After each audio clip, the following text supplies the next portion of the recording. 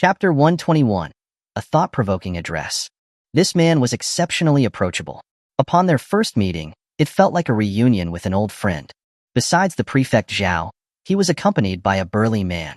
This man kept his eyes half closed, never once glancing at Xiao Jian, as if he were asleep. With such a follower, this Li Changhong was definitely not simple. Xiao Jian looked at him with surprise. Wasn't this the person who had gifted the plaque? Xiao Jian remembered a line of small characters on the bottom right corner of the plaque, presented by Li Changhong. The 600 sets of writing materials and over 1,000 sets of student uniforms must have all come from this man.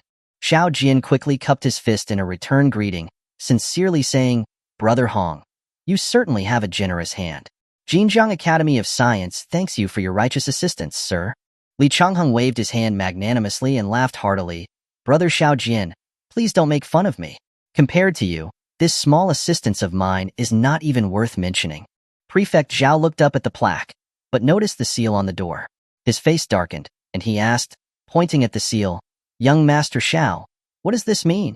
Xiao Jian spread his hands, saying, "The head of education, Zhou, sealed it. The academy cannot open, it seems. The 2 courtyards will have to be auctioned off soon. Poor children, where will they stay?"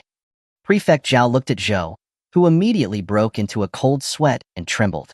Li Changhong glanced at the seal, his face also turning a little grim. He walked up to Zhou and asked, "Did you seal this?" Zhou looked at Li Changhong, nodding fearfully, then shaking his head, not knowing what he himself meant. He suddenly knelt on the ground and was about to beg for mercy when the burly man who had been squinting next to Li Changhong lashed out a foot, kicking Zhou square in the mouth. Zhou's mouth was a bloody mess, his teeth scattered all over the ground. He only had time to let out an "ah" before passing out cold. Prefect Zhao looked at the city defense soldiers nearby and said coldly, "Take him into custody and keep him in solitary confinement. No one is allowed to contact or speak with him." It felt like he was trying to silence him.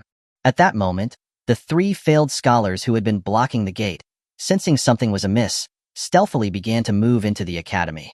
Xiao Jian stepped forward, grabbed them by the collars, and threw them out. "You're no longer academy teachers. What are you doing going inside?" He then said to Huang San, "Take these 3 away. They are not to be considered when we recruit personnel in the future." Huang San and a few city defense soldiers stepped forward to escort them away. Xiao Jian added, "Those teachers' robes they're wearing are academy property. They need to be returned." In the end, the 3 men were sent back to the refugee camp wearing only a loincloth to cover their modesty. The situation had taken an unexpected turn. The people who were about to leave now returned to the front of the academy.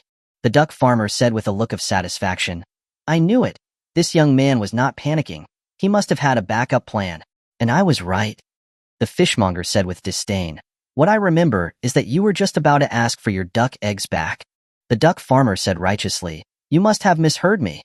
I said I would donate 2 more." The auspicious time arrived. The prefect stepped forward to pull off the red silk. A plaque with a black background and gold trim, bearing 5 bold, gilded characters, Jinjiang Academy of Science, was revealed. Immediately, the sound of firecrackers echoed, resonating across the sky. These firecrackers were specially made for the academy by the gunpowder workshop. They were real firecrackers, with gunpowder packed into bamboo tubes. The spectators scattered everywhere in a panic, having never seen such loud firecrackers before. After the plaque was unveiled, Prefect Zhao personally stepped forward and tore off the seal. The academy's gates slowly opened. The opening ceremony was held on the academy's sports ground. The sports ground was originally the outer courtyard.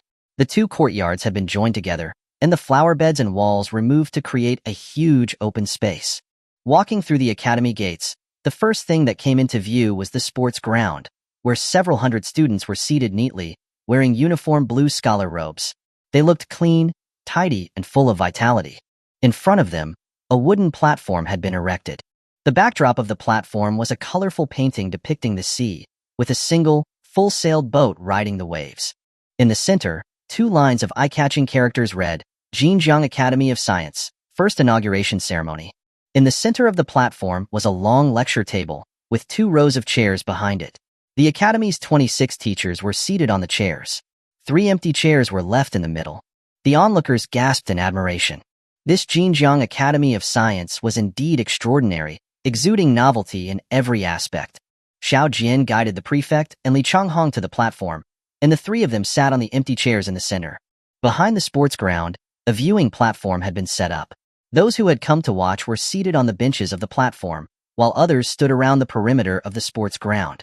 Prefect Zhao's daughter, Zhao Jin's, and her maid, Xiao Hong, were also seated on the viewing platform, waiting intently for the ceremony to begin. Ren Ruoguang, from the Academic Affairs Department, walked to the front of the platform and shouted loudly to the sports ground, "Everyone, stand!" The hundreds of students on the sports ground and the teachers on the platform all stood up. After everyone had settled, Ren Ruoguang shouted again, "Raise the school flag! Attention!" On the side of the platform, a straight flagpole had been erected. Next to the flagpole stood a male and female student, holding an orange silk flag. The male student unfurled the flag. In the center of the flag were 5 gilded characters, Xinjiang Academy of Science. The female student slowly pulled the rope. All the teachers and students watched the flag rise slowly, without uttering a single sound. As the flag was raised, Ren Ruoguang said calmly, "Heaven's movement is ever vigorous. A gentleman should constantly strive for self-improvement. It tells us that people need to have a spirit of striving and never giving up. All the teachers and students present today came from the refugee camp. We have all experienced hardships, but I hope that everyone, no matter what difficulties we face, will never give up. We cannot change the environment, but we can change ourselves. We cannot change the past, but we can change the present. We cannot predict tomorrow, but we can grasp today." By the time he had finished these words, the flag had risen to the top of the flagpole. Ren Ruoguang's voice was like background music to the flag-raising ceremony. "Salutations complete. Now, please, Mr. Xiao Jian will give a speech," Ren Ruoguang announced. The entire audience, both teachers and students, sat down. Xiao Jian walked to the front of the platform and said solemnly, "The Xinjiang Academy of Science is a completely new institution of learning. It will help you clear away the fog, allowing you to see the world clearly. It will be the cradle of new technologies." He explained the importance of technology by illustrating how the development of tools and weapons had changed society and life. Finally, he said, "We must respect technology, learn technology, and develop technology, using more advanced technology to create a better future. This is the mission of the Xinjiang Academy of Science, and it is also the mission of all the teachers and students of the Academy. I hope you will always remember your mission." After speaking, Xiao Jian bowed and returned to his seat. A warm round of applause echoed throughout the platform and the audience. Chapter 122. A large-scale attack on Xianren Plain. Ren Ruoguang stepped forward and said, "Please, Prefect, give a speech." Prefect Zhao stood up and said, "Mr. Xiao has given me a good lesson today. Now that I think about it, we have indeed ignored the importance of technology.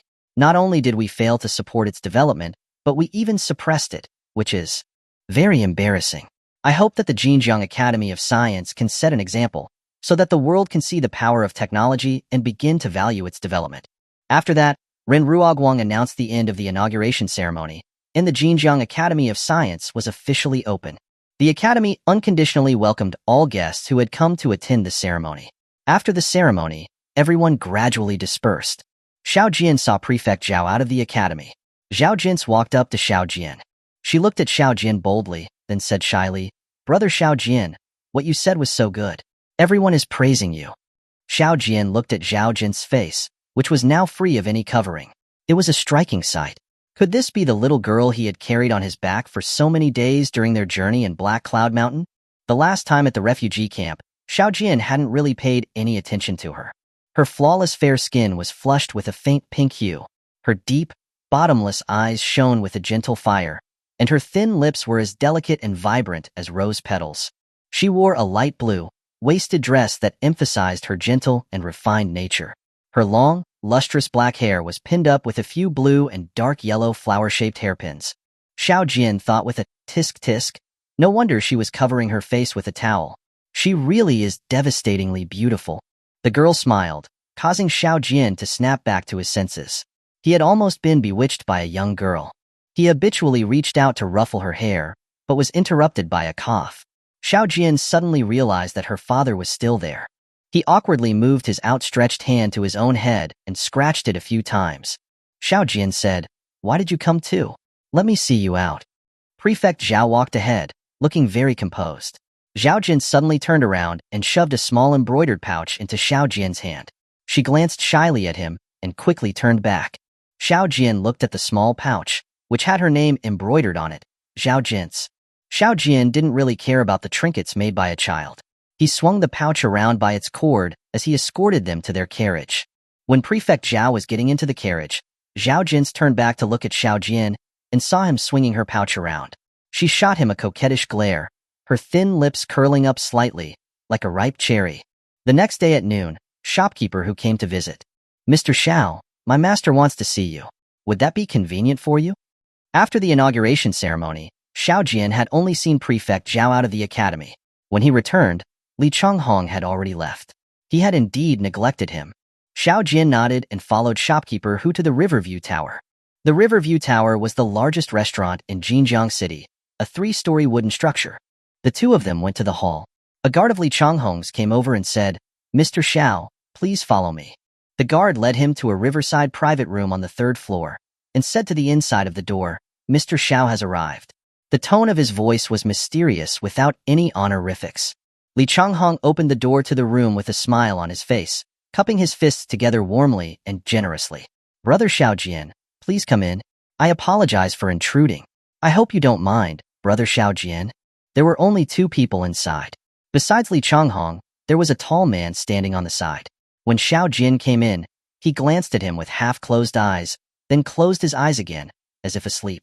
He was the one who kicked Zhou unconscious in front of the academy gates.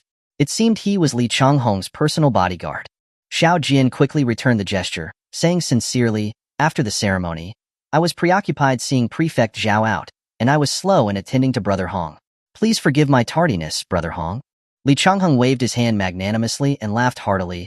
I also had to leave in a hurry that day, so of course I don't blame you, Brother Xiao Jian. He added sincerely, it is Brother Xiao Jian's speech at the inaugural ceremony that has opened my eyes and has been like thunder in my ears. Xiao Jian said with cupped fists, you flatter me, Brother Hong. Li Changhong poured a cup of wine for Xiao Jian and another for himself, laughing, let's not be so polite. Brother Xiao Jian, I've been waiting for you for a long time. Let's eat and chat. As soon as they sat down, Li Changhong raised his wine cup and said, meeting Brother Xiao Jian is my greatest achievement on this trip to Jinjiang. I'll drink this first as a sign of respect. With that, he drank the entire cup of wine in one go. It was Xiao Jian's first time drinking wine, and given how bold his host was, he couldn't refuse.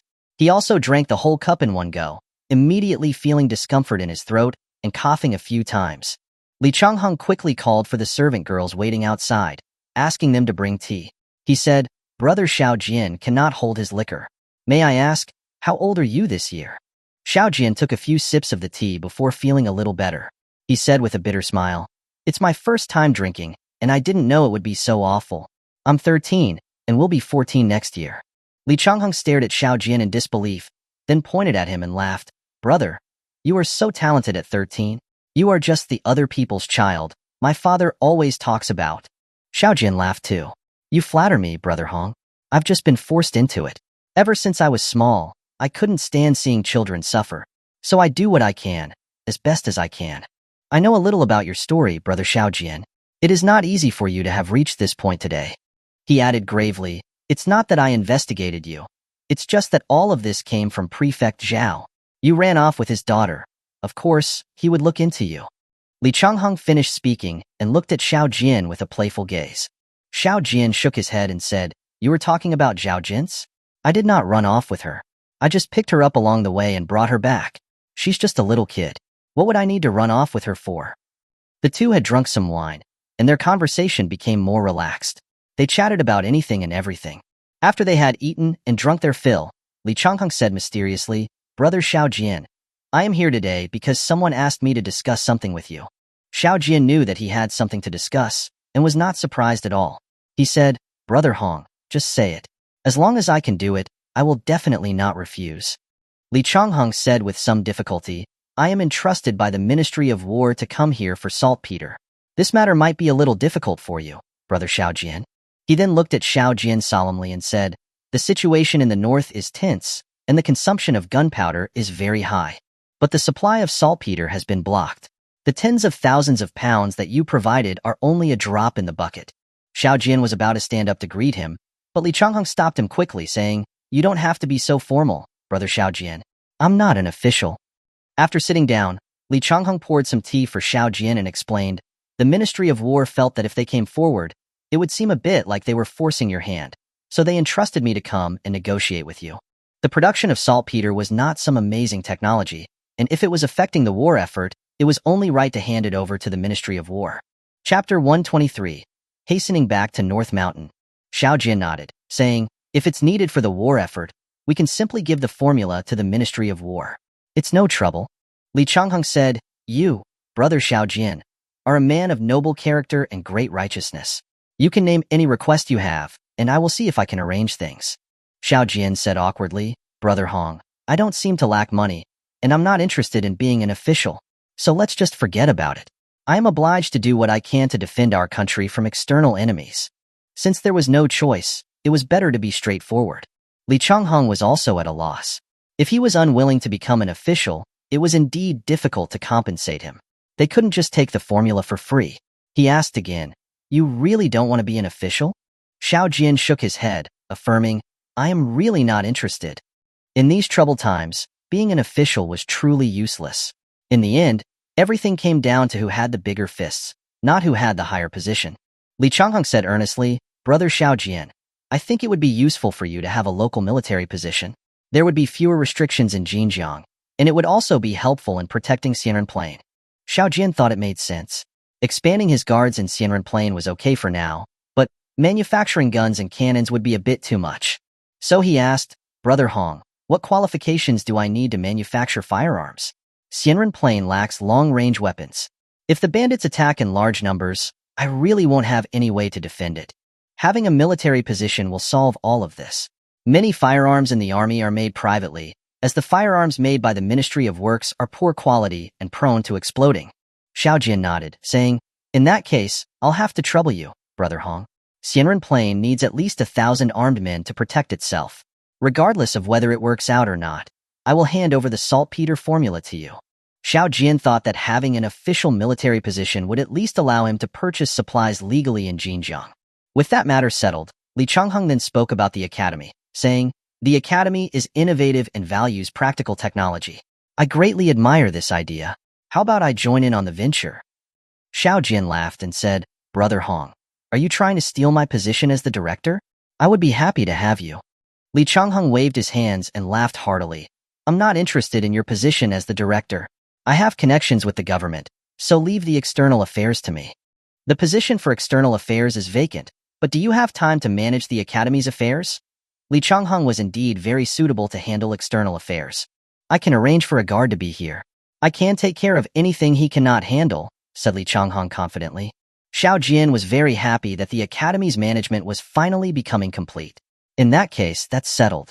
Tomorrow we'll go to the academy and appoint you as the head of the external affairs department. He then said playfully, I'm just a hands-off director. Don't you learn from me.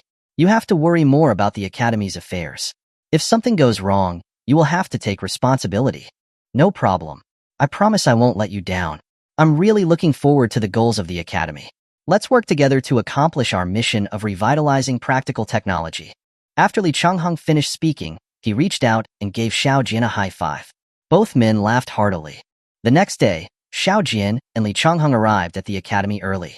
They called all the teachers and students to the sports ground and solemnly announced the appointment of Li Changheng as the first deputy director of the Xinjiang Academy of Science and the head of the External Affairs Department. Li Changheng then gave a passionate inauguration speech. Xiao Jian saw Li Changheng to the academy gate. A guard hurried to Li Changheng's side and whispered a few words. Li Changheng nodded, asked the guard to prepare the boats, and prepared to depart to return to the Ministry of War. Li Changheng said seriously, Brother Xiao Jian, I have just received news that there has been a movement of bandits in Huzhou. They might be targeting Xianren Plain. This time, the bandits have gathered over 10,000 men. Xiao Jian's pupils suddenly contracted, and his face turned pale. It had been over 2 months since he had taken back Xianren Plain, and it was indeed time that the bandits reacted. Has there been any movement in Shangzhou? Since the bandits in Huzhou had already moved out, Shangzhou was even closer, so there was no reason why they wouldn't have moved. Li Changheng shook his head and said, I don't have any channels of information in Shangzhou, so I don't know what's happening. If both sides attack at the same time, you won't be able to hold it. I suggest you evacuate immediately. Xiao Jian couldn't figure out what these bandits wanted. Why send so many people to seize a broken ironworks? The information Li Changhong received was already delayed even through pigeon post. He had to return to North Mountain Village immediately. So he cupped his fists and said to Li Changhong, "Forgive me for not seeing you off, Brother Hong. I must return immediately. I wish you a smooth journey." Li Changhong patted Xiao Jian on the shoulder, saying with concern, "Take care of yourself, brother. It's just a small ironworks. It's not worth taking the risk to defend it. You should evacuate to Jinjiang as soon as possible." Xiao Jian frowned slightly, looking up at the sky. There was a trace of worry in his eyes.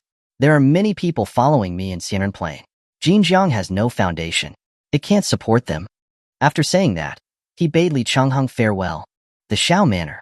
Xiao Jian ordered Fu Guwei, "Immediately gather all of the direct troops, take enough millet, and rush back to North Mountain Village." Horses needed to be fed high-quality feed if they were to run at high speed. Millet was considered a good feed for horses in that era. Xiao Jian's direct troops galloped along the official road. It only took them a little over 3 days to reach the foot of North Mountain. The official road turned north here, leading directly to Shangzhou. To the right of the official road was a newly built road leading directly to North Mountain Village. This road was built by Zhang the steward, using the bandit prisoners as labor. Xiao Jian pointed to the north and said to Lai Fu, "Go to Xianren Peak and inform Luingjia. Have him immediately lead his men back to North Mountain Village. There's no need to bring back the materials. Bury them in place." Lai Fu rode his horse, speeding towards Shangzhou. Xiao Jian, then, led his men along the newly built road to the east, back to the village. The surface of the newly built road had been compacted with pebbles, cooked earth, and lime. It was smooth and firm, and much easier to travel on than the official road. There was lime used here, which meant that the village must have built a lime kiln. Cooked earth was yellow soil that had been burned. The road surface paved with cooked earth and lime was firm, durable, and wouldn't grow bugs or grass. Zhang, the steward, was indeed a competent steward. He always managed to fill in the gaps. When Xiao Jian was at home, he hadn't even thought of building a lime kiln or building a road connecting to the official road. Yet Zhang, the steward, had silently done these things, and done them well. Chen Bihua was just a woman, after all, and had less initiative. She would do well in the things that were assigned to her, but she would not see or think of anything that had not been assigned to her. Entering the new road, the cavalry only needed half a day to reach North Mountain Village. Starting from Jinjiang City, it took them less than 4 days in total. The speed was too fast, and the horses were foaming at the mouth from exhaustion. Fortunately, they had plenty of millet, or else they might have died. When Xiao Jian first saw the village, he hardly recognized it. The large straw houses and thatched kitchens that had been built first had been removed. They had been joined with the earlier open square to create a huge threshing ground. Behind the threshing ground, against the mountain, many 2-story brick and tile houses had been built, arranged in cascading rows like stairs. A cylindrical water tower had also been built on higher ground behind the mountain. Chapter 124. Iron-cased grenades and makeshift cannons. The entire village appeared clean and orderly, neither encroaching on cultivated land nor lacking in beauty or practicality. It seemed the 300 bandit prisoners hadn't been eating for free. The village's construction definitely had their contribution. The first to spot Xiao Jian and his group were a bunch of children gathering firewood halfway up the mountain. Some of the children were robust and boisterous, others were clever and bright. Each of them was lively and full of energy. Most of these children knew Xiao Jian. Seeing him, they began to shout excitedly, "Young master is back! Young master is back!" With their small frames and bundles of firewood on their backs, they chattered non-stop, crowding around the cavalry. Xiao Jian jumped down from his horse. He walked up to a 5 or 6-year-old child, took the firewood off his back and held it in one hand. Then he scooped the child up into his other arm, shouting happily, "Let's go home." The commotion on the mountainside alerted the adults in the village. By the time Xiao Jian arrived at the threshing ground with the child in his arms, a crowd had already gathered. Little Ling pouted her small mouth, tugged on Xiao Jian's sleeve, and looked at him pitifully, calling, "Brother." Little Ling was upset that he was holding someone else. Xiao Jian dropped the firewood he was carrying and scooped Little Ling up as well. Her silvery laughter rang out. Chen Bihua came over, took Little Ling's hand, and said, "Your brother just came back and you want him to carry you already. Aren't you afraid of tiring him?" Xiao Jian laughed and said, "That's right. You 2 kids are hogging me. Your sister Bihua has a share too." Chen Bihua blushed and glared at Xiao Jian, taking both children from his arms. Xiao Jian looked at Chen Bihua, saying gravely, I've received news that the bandits from Huzhou have sent a large force, and their target is most likely our Xianren Plain. The memory of the last attack on the new village by the Xiao family was still fresh in their minds. If it hadn't been for Xiao Jian blowing up the dam at the last moment, North Mountain Village would have been destroyed long ago. Chen Bihua asked with a face full of panic, "How many are there? Can we defend against them?" Xiao Jian also looked grave. He replied, "There are more than 10,000 from Huzhou. We don't know about Shangzhou yet. We need to prepare for a potential evacuation. We need to hide our food and supplies first." He then looked around and asked, "Where's Baozi? How's the training for the 600 new guards that he brought back?" Chen Bihua's face was pale, and her voice was shaking. "Baozi and the others are stationed on South Mountain Peak for training. Some of the 100-man guards are working in the workshops, and others are building houses." Xiao Jian nodded, holding her small hand, saying, "Don't be afraid. I'm here. How much gunpowder, saltpeter, and other supplies do we have?" Chen Bihua let Xiao Jian hold her hand.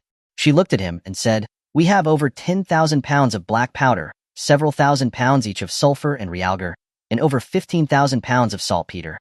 Last time, they were in dire straits because they had not had enough time to make gunpowder. Chen Bihua had been frightened by the experience and had stockpiled sufficient gunpowder this time. Xiao Jian nodded and asked, "What about the grenades?" "Right. How are the iron-cased grenades going?" Chen Bihua said softly, "There are only 800 grenades. They are all iron-cased. My brother said these grenades still have some defects, which is why not too many were made. But they are more powerful than bamboo-cased grenades." The supply of grenades was not enough, and Chen Bihua felt somewhat guilty. Xiao Jian said to Fu Gu, "Immediately notify Baozi. Have him lead all members of the guard back to the village. Also, notify Zhang Chun to arrange defenses on Nine Dragon Mountain, and then come back immediately." He glanced at the sun setting in the west. It was still early. He said to Chen Bihua, "Notify the carpenter and Chen Wenshuan to come back." Chen Bihua sent people to notify the carpenter and Chen Wenshuan. She also had people set up tables, chairs, and paper for writing on the threshing ground. Zhang Erlang was the first carpenter hired from Shangzhou. The carpenters here were all led by him. As soon as Xiao Jian sat down, Zhang Erlang ran up, panting, and asked, "Young master, what's so urgent?" Xiao Jian pointed at the chair. After Zhang Erlang sat down, he asked, "Is it possible for carpenters to hollow out 3 or 4-inch holes in tree trunks with straight and smooth walls?" Zhang Erlang said, "Hollowing out trees is not difficult. You can burn an iron rod red hot and press it into the tree trunk, and then polish it with fine sand." Xiao Jian nodded, handing a blueprint to Zhang Erlang, saying, "This is a large wooden musket, or rather a wooden cannon." Zhang Erlang looked at the blueprint and said, "Since it's being used as a cannon, the tree trunk would be better if it was made of hardwood, like elm or jujube. There are many of those in the mountain behind us." Xiao Jian then looked at the blacksmith, Zhuzi, saying, "You need to put a few hoops around the wooden cannons, especially at the base. Put extra hoops there." Zhuzi said readily, "That's not a problem. We have a steel converter furnace. We can now easily make flat steel and round steel. Making tools and hoops is very easy."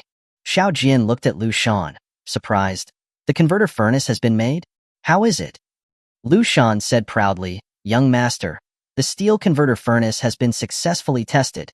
We can mass-produce steel and wrought iron now." Xiao Jian nodded with satisfaction.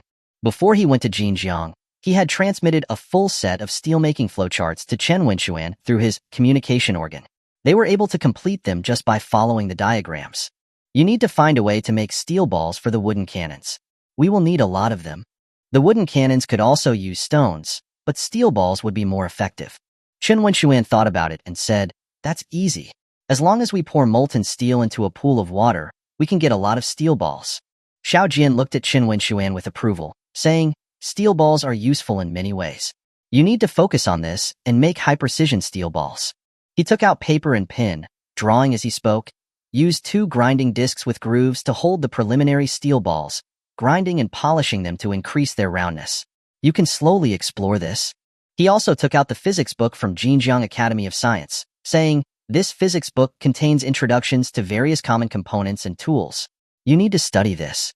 There were several volumes of the physics textbook. Xiao Jian handed them all to Chen Wenshuan, saying, "There are detailed answers here to the static electricity problem you've been trying to figure out." Chen Wenshuan handed 2 metal grenades to Xiao Jian and accepted the textbooks that Xiao Jian gave him. After just flipping through a few pages, Qin Wenxuan said happily, "Young master, there's a solution for the leaking problem in the iron-cased grenades. If we use a screw thread to tighten the filling hole, we can seal it securely." Upon hearing that Qin Wenxuan had found a potential solution to the sealing problem, Lu Shan and the others gathered around. They had discussed this problem many times, but had never been able to come up with an effective solution. Seeing the screw threads in the book, everyone understood instantly. They immediately began discussing how to use screw threads to seal the filling hole. The place was buzzing with energy. Xiao Jian was left to the side. He looked at the iron-cased grenades in his hands. The outer shell of the grenade was like a small melon, with grooves pre-cut on the surface. There was also a hook on the edge of the shell, making it convenient to hang the grenade on one's waist. A fuse extended from the grenade's filling hole. The area around the fuse was sealed with hardwood, which would definitely affect the power of the grenade. Using a metal screw to seal the filling hole would indeed solve the problem of air leakage. Chapter 125. The Secret of the Strange Space. After they came to a conclusion, Xiao Jian casually hung 2 grenades on his waist and asked, "How long will it take to make grenades with these screw threads?" Qin Wenxuan said, "It will take 3 to 4 days to fire the ceramic inner mold with the screw thread. The other components will be able to keep up with this pace." Xiao Jian thought about it and said, "Then, produce the new style grenades with screw threads as quickly as possible. Don't waste the old inner molds. Use them to make the iron casing for the grenades."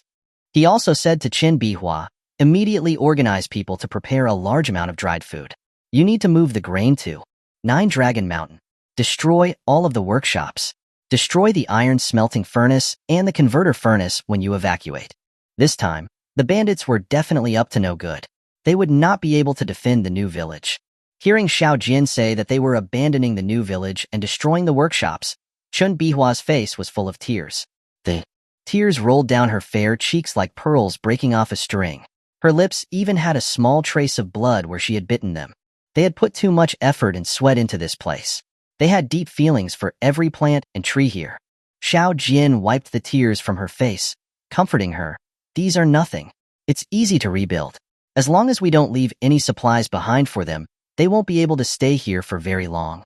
Qin Bihua looked at Xiao Jian and nodded, making a sound of agreement. Near the mountain at the back of the village, Zhang, the steward, had built a separate small courtyard for Xiao Jian. Although the flowers, plants, and trees in the courtyard had not yet been planted, the various rooms had been completed. Xiao Jian gazed at the courtyard, feeling the daily changes that were happening in the village. All of this was the result of everyone's unremitting efforts, and he couldn't bear to have it destroyed by bandits. Xiao Jian sighed. He was still too weak to protect all of this. He came to the study in the courtyard, staring out the window in a daze. He had entered 2 spaces. One was a strange space where the sun was covered by a giant net, and there was a small tree. The other was the unknown space, where he had planted crops and fruit trees. When he entered the unknown space next time, the crops might have already ripened, right? Unfortunately, neither space could help this world in its current state. In fact, the development of these 2 spaces was not even as good as North Mountain Village. Xiao Jian shook his head with a bitter smile. Even if they could help this world, he was unable to enter and leave these spaces freely, or to use them. The time to enter the unknown space was determined by an unknown force, even being forced upon him. He had absolutely no control over it. Moreover, every time he entered the unknown space, he would experience a strong sense of dizziness, as if he had gone through a long-distance teleportation. In contrast to this, the method of entering the strange space was different from the unknown space. Every time he entered the strange space, he would arrive almost instantaneously. It seemed like this strange space was right in front of him. He did not feel anything out of the ordinary. Xiao Jian suddenly remembered that in the unknown space, the small tree that he had dug up from the invisible beast had inexplicably run into the strange space. Could this strange space be inside of him? He couldn't help but think about the pendant on his chest. He had never understood what it was, and it was the only item he possessed. Could the strange space that he had entered multiple times be inside this pendant? Xiao Jian took off the pendant on his chest and looked at it carefully. From the translucent window around it, he seemed to see a trace of green inside it. The inside, which had originally been murky, had also become much clearer. Just as he was staring at the pendant, his perception ability suddenly activated. The moment an image of the pendant appeared in his mind, he entered the strange space. Xiao Jian was overjoyed. This was the first time he had been able to actively enter this space. He looked up at the sky. The The red sun covered by the net was still hanging in the sky. Xiao Jian touched his body and was surprised to find that the 2 grenades that Chen Wenxuan had handed him were still hanging on his waist. This was the first time he had realized that he could bring items into this space. He quickly took the grenades from his waist and placed them carefully on the ground. He needed to test whether the items he brought in could be stored in this space. Then, a new problem arose. He could enter the pendant space simply by activating his perception ability while looking at the pendant, but how could he get out? He turned around, looking all around. He didn't see any exit. He couldn't help but mutter to himself, "I want to get out. Let me out." Just as Xiao Jian was muttering to himself, he felt a flash before his eyes, and then he was back in the courtyard. He quickly reached out to touch his waist. His waist was empty. He checked the ground again. There were no items on the ground. He immediately breathed a sigh of relief. The grenades he had left in the space had not come out with him. He picked up the pendant and looked at it again. It was much easier to exit the pendant space than to enter it. Xiao Jian went to the threshing ground and found Chen Bihua. He asked her for 10 grenades. Holding the 10 grenades, he returned to his courtyard alone. The secret of the pendant space must not be revealed to anyone yet. He closed the door to his study and focused his attention on the pendant again, activating his perception ability. He entered the space again. As soon as he entered the space, Xiao Jian looked down at his feet impatiently. He was relieved to see that the 2 grenades he had placed here before were still lying on the ground. After confirming that he could bring items in with him, he removed the 10 grenades from his waist and placed them on the ground. When he counted to 8, he reached for his waist again but found nothing. Looking down, he confirmed that there were no more grenades on his waist. But he clearly had 10 grenades on his waist. He squatted down, counting the grenades on the ground. Including the 2 that he had placed here earlier, there were only 10. 2 grenades were missing. Xiao Jian said softly, "Exit the space," and returned to his study in the courtyard. Looking down, he saw 2 grenades lying at his feet. He bent over and picked up the grenades. He held them in his hands as he entered the space. But after entering the space and opening his hand, he was shocked to see his hand was empty. There were no grenades. It seemed that the number of items that could be brought into this pendant space was limited. He looked at the misty edges of the space. The space seemed to be much larger than it had been before. Could this pendant also be upgraded? The limitation on carrying items must be related to the level of the pendant space, but Xiao Jian did not know how to upgrade the pendant space. Could it be related to his level of cultivation? Xiao Jian sat down cross-legged and began to practice the cultivation technique he had learned from the cave in North Mountain. The spiritual energy circulated smoothly in his body, but when he inhaled, he did not get any spiritual energy replenishment. There was no spiritual energy around. He could only shake his head and sigh. There was no spiritual energy in this world. Without the soul-devouring evil spirit crystal core, he still could not cultivate. As soon as Xiao Jian left the courtyard, Baozi greeted him. He called from afar, "Young master, why have you returned? I was just about to send someone to Jinjiang. You know about the bandit attack, young master?" Xiao Jian was somewhat surprised. Could the bandits already have arrived at Xianren Plain? Baozi, when did you receive the information? Chapter 126, 2 groups of bandits attack simultaneously. Baozi said, Lu Yingjie sent someone yesterday, saying that there was unusual activity among the bandits in Shangzhou, but they did not know the direction of their attack. Xiao Jian's face instantly darkened. It was indeed a 2-pronged attack. Zhang Chun sent someone today, saying that there are more than 10,000 men in Huzhou, heading towards Xianren Plain. They are expected to arrive at the southeast exit in 5 or 6 days. Zhang Chun must have discovered the bandit forces on the way.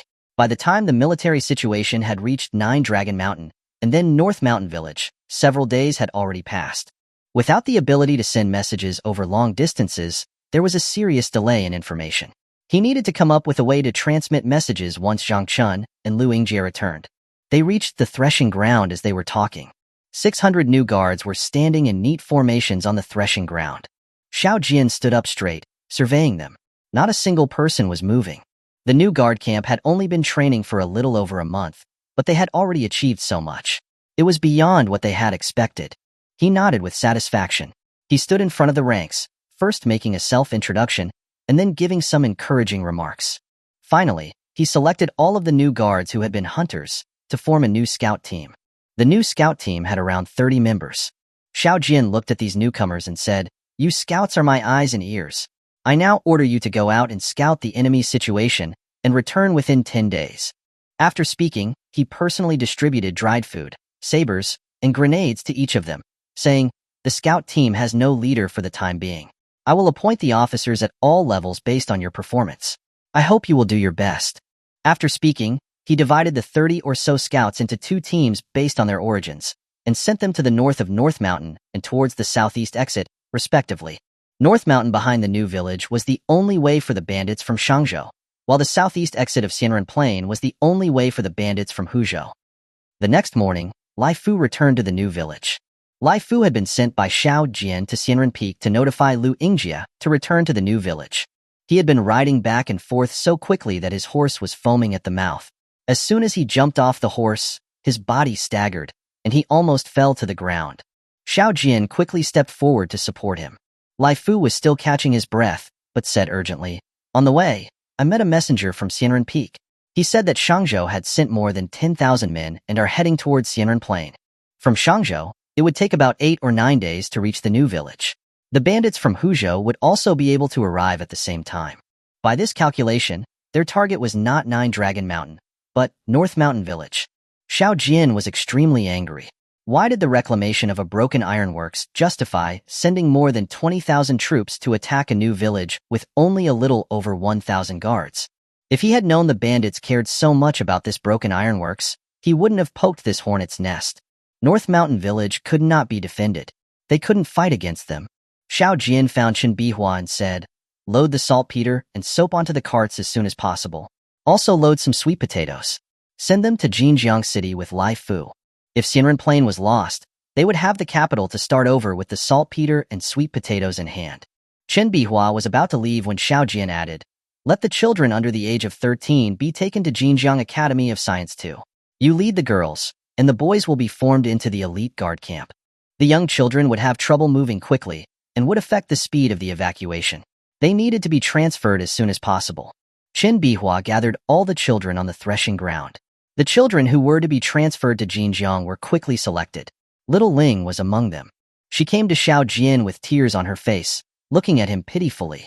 Xiao Jian picked up Little Ling and comforted her. "It won't be long before I go to Jinjiang too. There are many children in the academy. You are the captain. You need to take care of them, okay?" Hearing that she would have more playmates, she wiped away her tears and said happily, "Will I be in charge of the children at the academy too?" "Of course. All the children will be under your care." Xiao Jian lightly pinched her nose. This was a little official wannabe. Little Ling immediately became happy and began to chatter, telling Xiao Jian about the recent funny things that had happened. "Yesterday at noon, I saw a shooting star, and I even made a wish. Do you want to know what I wished for, brother?" Xiao Jian asked suspiciously, "How could you have seen a shooting star in the middle of the day?" "I just saw it. There were 2. When they fell, they made light." Xiao Jian frowned instantly, looking up at the sky with a serious expression. The soul-devouring evil spirits had still not stopped entering this world. It was truly a troubled time. He hadn't even solved the bandit problem, and the soul-devouring evil spirits were secretly plotting as well, and their purpose was still unknown. Xiao Jian was worried. He had to speed up the development process. He had a feeling that sooner or later, he would have to face the soul-devouring evil spirits head-on. Looking at the current situation, he was far from their match, whether it was in terms of cultivation or technology. At this time, the supplies on the threshing ground had been loaded onto the ox carts. Lai Fu led 60 guards, neatly cupping their fists together in a greeting to Xiao Jian, before his thoughts were pulled back. Little Ling and the large group of children were all sitting on the ox carts, waving goodbye to Xiao Jian. Xiao Jian stood at the village entrance, watching the convoy disappear into the distance. Qin Bihua came to his side, held his hand, glanced at the threshing ground, and said softly, "They are all waiting for you." On the threshing ground, there were around 50 of the remaining older boys. These were all members of the youth team, which had always been led by Black Charcoal. Xiao Jian went to Black Charcoal and asked, "Has the youth team participated in training?" Black Charcoal immediately stood up straight, cupped his fist and bowed, saying, "The youth team participates in training whenever we are free. Our training intensity is even higher than that of the new guard camp." Xiao Jian patted him on the shoulder and said, "You have done a good job. I am now changing the youth team to the elite guard team and will be part of the guard army. I am appointing you as the captain of the elite guard team." The youth team was not a military unit. Black Charcoal said loudly, Black Charcoal and the elite guard team will not let you down, young master. North Mountain behind the new village. In the forests of North Mountain, the scouts assigned to probe the Shangzhou side first rushed into the forest, then went their separate ways to the north. The two who were running in the front were running at about the same speed. They only focused on going forward and did not talk. When it got dark, they noticed that no one else was around them. The small, skinny scout looked around. The terrain was too low, and he could not see what was happening far away. He suddenly leapt up, rapidly climbing up a tall tree trunk. He stood on the top of the tree trunk, glanced around a few times, and then turned back, jumping down onto a slender branch. The slender branch sagged under his weight. Just as the sagging branch was about to break, he suddenly darted forward, grabbed the tip of the branch and swung gently, landing steadily on the ground. The tall guy who was following behind him looked at him in disbelief. Was this a person or a monkey? The tall guy was stunned for a long time. He laughed and asked, "Little monkey, what did you see?" The little guy's eyes rolled around a few times. He asked in surprise, "Hey, big guy, how did you know my nickname? We don't seem to know each other, right?" The tall guy almost laughed out loud. "With your skinny build, a peach-like face, and a flat nose, isn't the nickname written on your face? Now we know each other. I'm Zhang Jihao from Shangzhou. Where are you from, brother?" The tall guy took out some dried food, ate a few bites, and looked at him with a smile as he drank water. "I'm also from Shangzhou City. They all call me Little Monkey. Is this your first time scouting? Why don't we team up? You're taller than me, so I'll listen to you." Chapter 127. The Achievements of Two Scouts. Zhang Jihao rubbed the food scraps off his hands, agreeing readily, "All right. It really is a bit inconvenient to do things alone. Let's team up then." As he spoke, he hung his water container on his waist and asked, "What's the situation ahead? Did you see clearly?" Little Monkey quickly took out his dried food and ate a few bites, saying, "There is the official road to Shangzhou at the foot of the mountain. There is a small path going down the mountain not far ahead." Zhang Jihao stood up and said as they walked, "Let's go then. Traveling on mountain paths at night is too slow. We'll go down the mountain and take the official road. Let's find the bandit forces first." After descending the mountain, the two ran forward along the official road, only eating some dried food along the way to replenish their strength. It wasn't until the afternoon when they encountered a small bandit scout team that they went into the forest to rest. It was the first time Little Monkey had met someone who could keep up with his speed. He asked curiously, "Big guy, what did you do before? You run pretty fast." Zhang Jihao was observing the bandit scouts and replied casually, "I used to walk the grasslands." The scout team in front of them was made up of 2 cavalrymen trotting slowly at the front, with 5-foot soldiers closely following behind, occasionally glancing around. They didn't go into the mountains to search. Little Monkey was eager to wipe out this scout team, but Zhang Jihao waved his hand, stopping him. Other scouts would deal with these bandits. He wanted to see what the situation was with the main bandit forces. After resting for the better part of an hour, the bandit scout team had already gone far away. The two of them then continued to make their way along the official road. It wasn't until the next afternoon that they heard a clamor in the distance. The two of them immediately climbed up a small hill to take a look. It was the vanguard of the bandit forces. The vanguard consisted of about 3,000 men, including over 100 cavalrymen. They had a dozen or so carts. Because they were being followed by foot soldiers, their march was slow. The two of them continued to rest on the small hill. When the bandit forces got closer, they saw that the carts were carrying several cannons, and that the foot soldiers also had over 100 firearms. After seeing the bandits' equipment, the two immediately climbed down the hill, heading back the way they came that morning. They retreated over 20 li before stopping. Here, there was a gentle hill, and at the foot of the hill, there was a spring. It was also the only source of water they had seen after leaving North Mountain Village. They had rested here briefly when they had passed by the area that morning, refilling their water containers. After arriving on the hill, they erased all the traces that they had left behind that morning. Little Monkey found a large tree and climbed up it in a flash. Zhang Jihao hid near the cliffside. As expected, the bandit vanguard stopped moving after arriving at this area. A team of foot soldiers patrolled the perimeter and then began to set up camp on the hill. If any of the veteran guards were here, they would have laughed out loud. This hill was the same place where they had fought the bandits last time. Even the barricade that the bandits put up was the same as last time. They put up a row of wooden barricades only on the side facing the official road. Not far from where Zhang Jihao was hiding, the bandits had herded over 100 warhorses. The carts carrying the cannons and gunpowder were also pushed to the cliffside, just a few yards away from Zhang Zhihao. The top of the hill was the area for the cavalry to rest. There was a tent in the center, which was the place where the vanguard's general would rest. Further ahead was the area where the foot soldiers rested. The foot soldier resting area was very simple. They had just spread a layer of thatch on the ground. They were lying on the thatch in groups of 3 and 4. At night, after the camp was noisy for a while, it slowly grew quiet. Zhang Zhihao secretly climbed up to look around for a moment.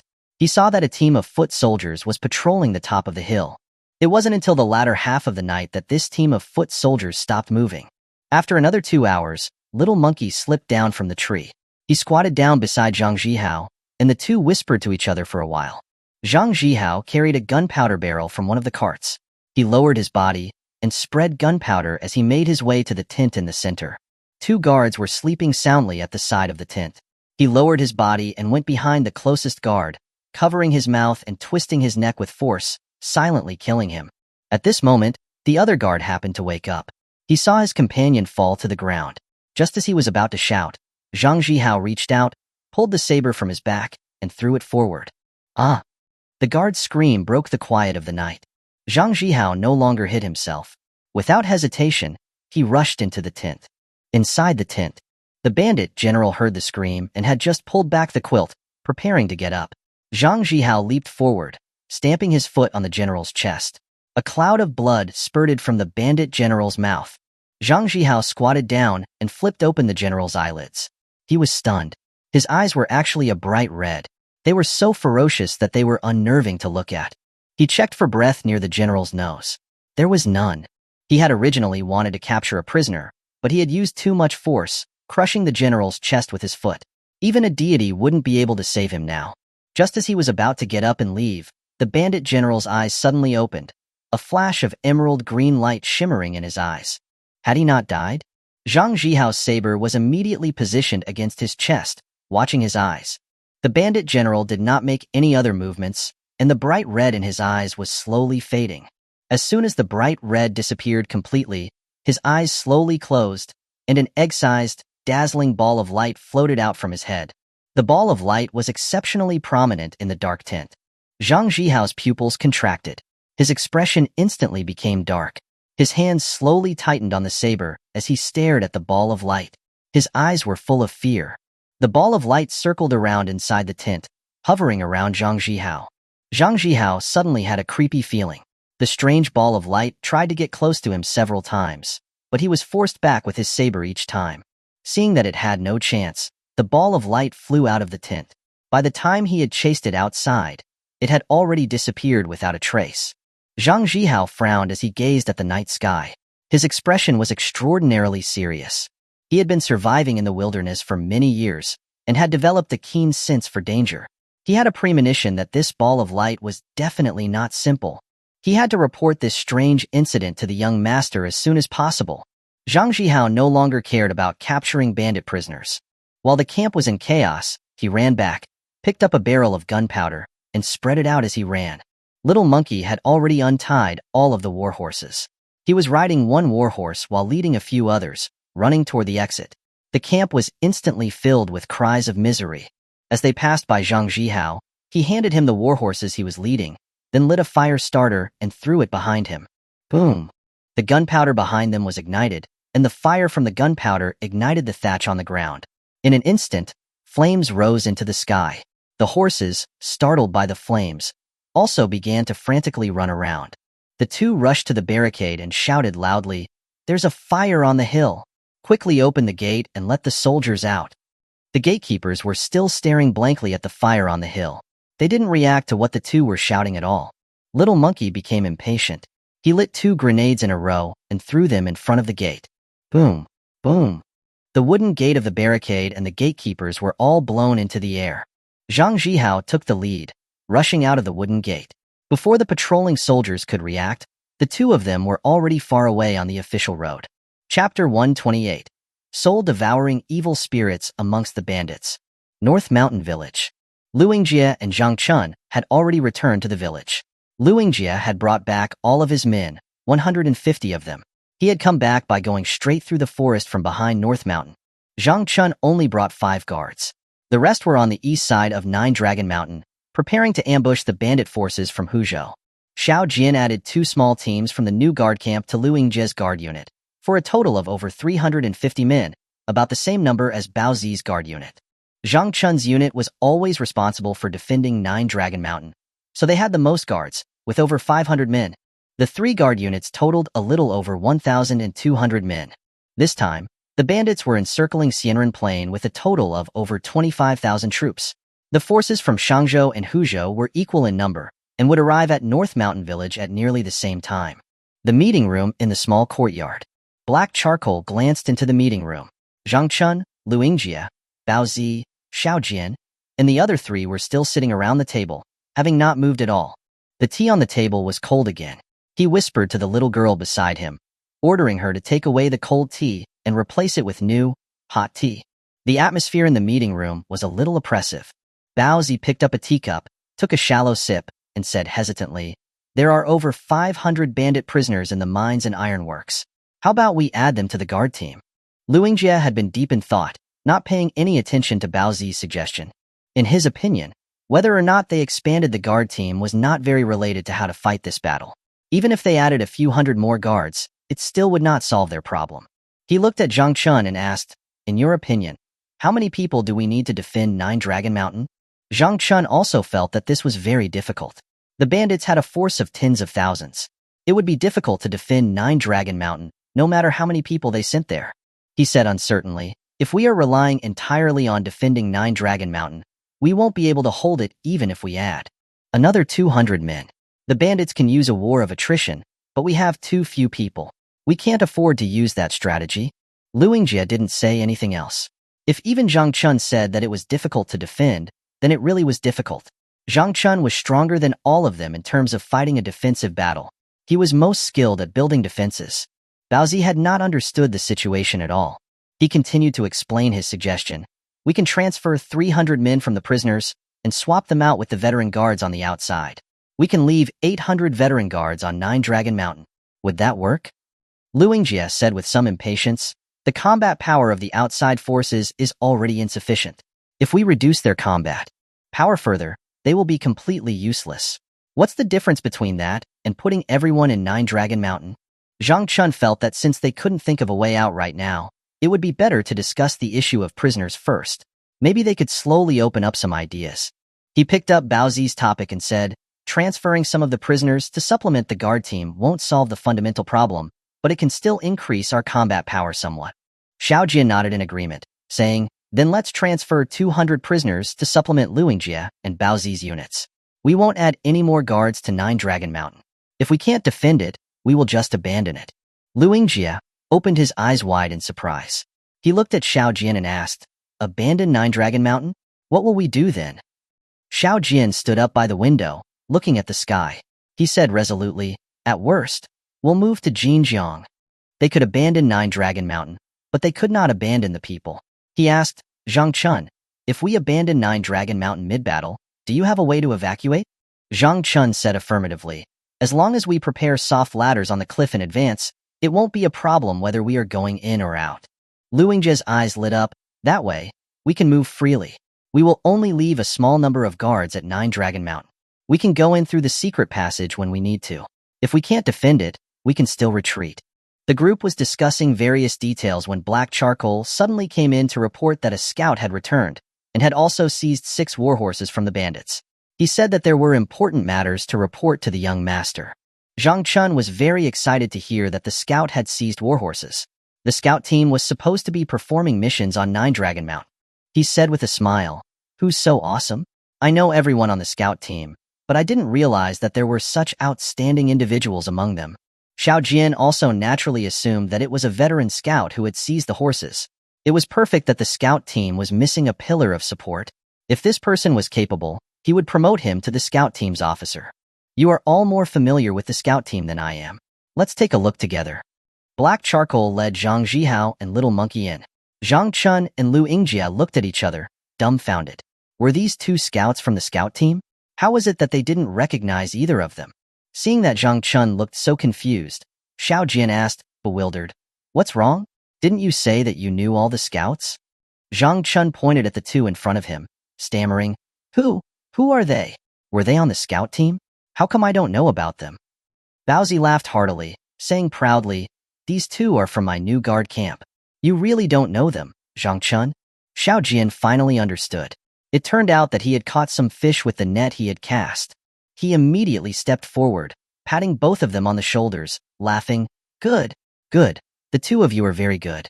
Quick, tell me, what are your names, and how did you manage to seize the warhorses?" Little Monkey was excitedly gesticulating as he jumped up and down. He told their story in detail, but he did not know about the strange ball of light. Zhang Chun and the others were stunned. How was that possible? They had basically crippled the bandit vanguard. A large fire. Who knows how many people had been burned to death, how many supplies had been destroyed. After hearing their explanation, Xiao Jian was happier than anyone else. He had finally found some talent. He was afraid that they would run away. He immediately appointed Zhang Zhihao as the captain of the scout team, and appointed Little Monkey as the captain of the first scout squad. Zhang Zhihao was not happy because of his promotion. Instead, his expression was as dark as water. He looked around and said gravely, "Young master, there is another matter that I need to report privately." Seeing his serious expression, Xiao Jian took him to the study, asking, "What is so urgent that it needs to be kept secret even from Zhang Chun and the others?" Zhang Zhihao immediately explained the matter with the ball of light in detail. Xiao Jian also had a serious expression on his face.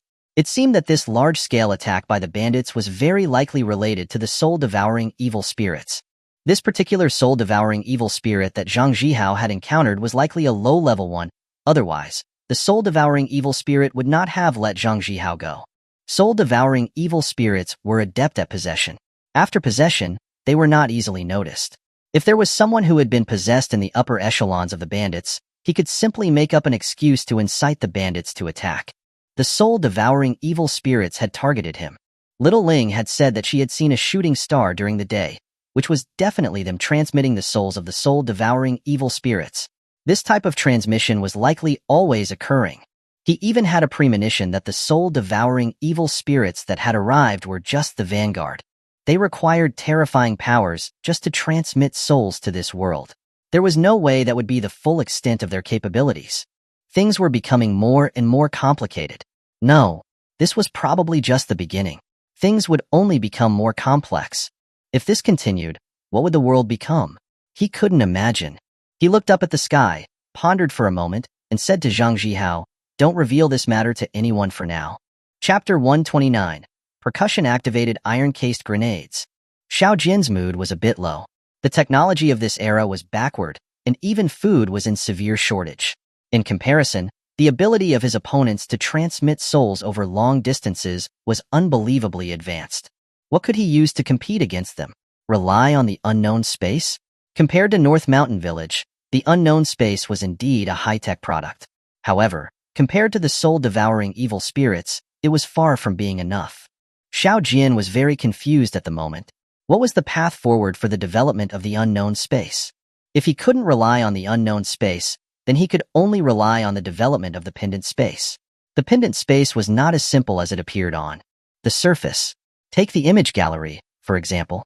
Xiao Jian had only seen a very small part of it, and the images in the entire gallery must be all-encompassing. However, he had not seen the image gallery in the few times he had entered the pendant space later. Xiao Jian believed that it would definitely reappear in the future. He looked at the sun on the horizon. He thought about the red sun that was always hanging in the sky in the pendant space. Could it be this sun? What was the black net that was around the red sun? What was the purpose of hanging it around the sun? And what about the square box at the end of the black net? The box was constantly accumulating a golden liquid. It suddenly occurred to him, could this black net be storing energy? If they were really storing energy, this energy would be terrifying. Why were they storing such powerful energy? There must be a huge conspiracy hidden within this, and since the pendant space had shown him this scene, it was definitely not baseless. The road ahead was long and arduous. Xiao Jian shook his head, sighed, and walked out. There was no need for Xiao Jian to participate in the details of the defense of Nine Dragon Mountain. He instructed the three men to continue their discussion while he went to the kiln. He had no intention of participating in this battle with the bandits. It would be completely led by Zhang Chun, Luingjie, and Bao Zi. In front of the ceramic kiln, Zhang Xiong was directing the firing process. Xiao Jian picked up an iron-cased ceramic inner mold that had recently been fired. The neck of the inner mold had smooth screw threads. He didn't disturb Zhang Xiong. He then went to the steel converter furnace. Not far from the steel converter furnace, there was a brick house. When Xiao Jin entered, Chen Wenxuan and Lu Shan were gathered together, discussing something. On the square table behind them, there were several short iron cylinders. Xiao Jin picked up an iron cylinder and examined it. The iron cylinder was less than an inch long, and about the same thickness as the neck of the ceramic inner mold. The surface had the same screw threads. There was a movable projection at the top of the iron cylinder. He found a stone and smashed the projection. After a moment, a spark erupted from the tail end of the iron cylinder. It was the impact fuse for the grenade. Xiao Jin's mood improved slightly. Just as he was about to leave quietly, Chen Wenxuan happened to look up and see him.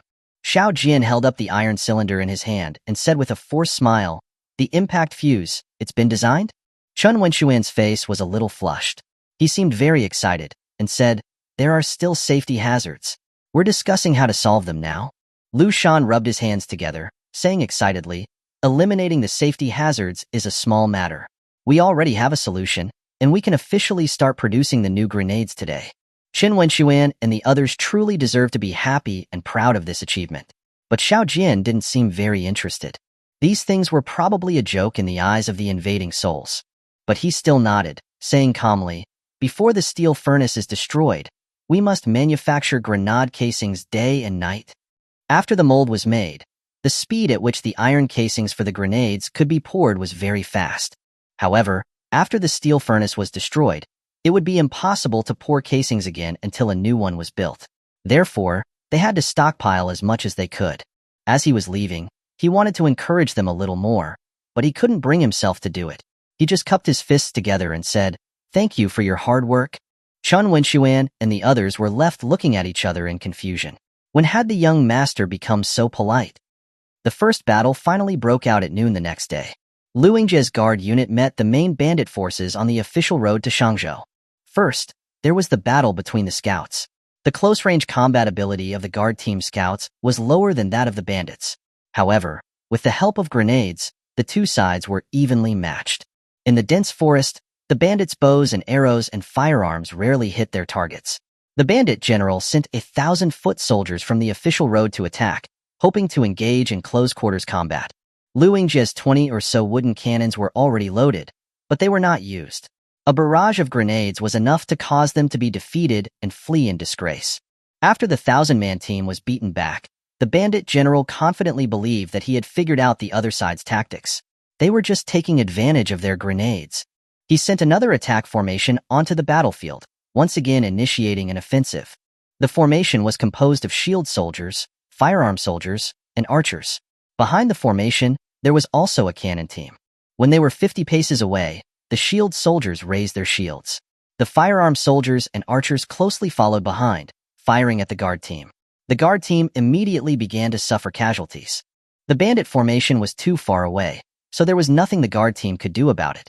Even the strongest of them could only throw a grenade about 40 paces away. Without the grenades, the guard team could only be passively beaten.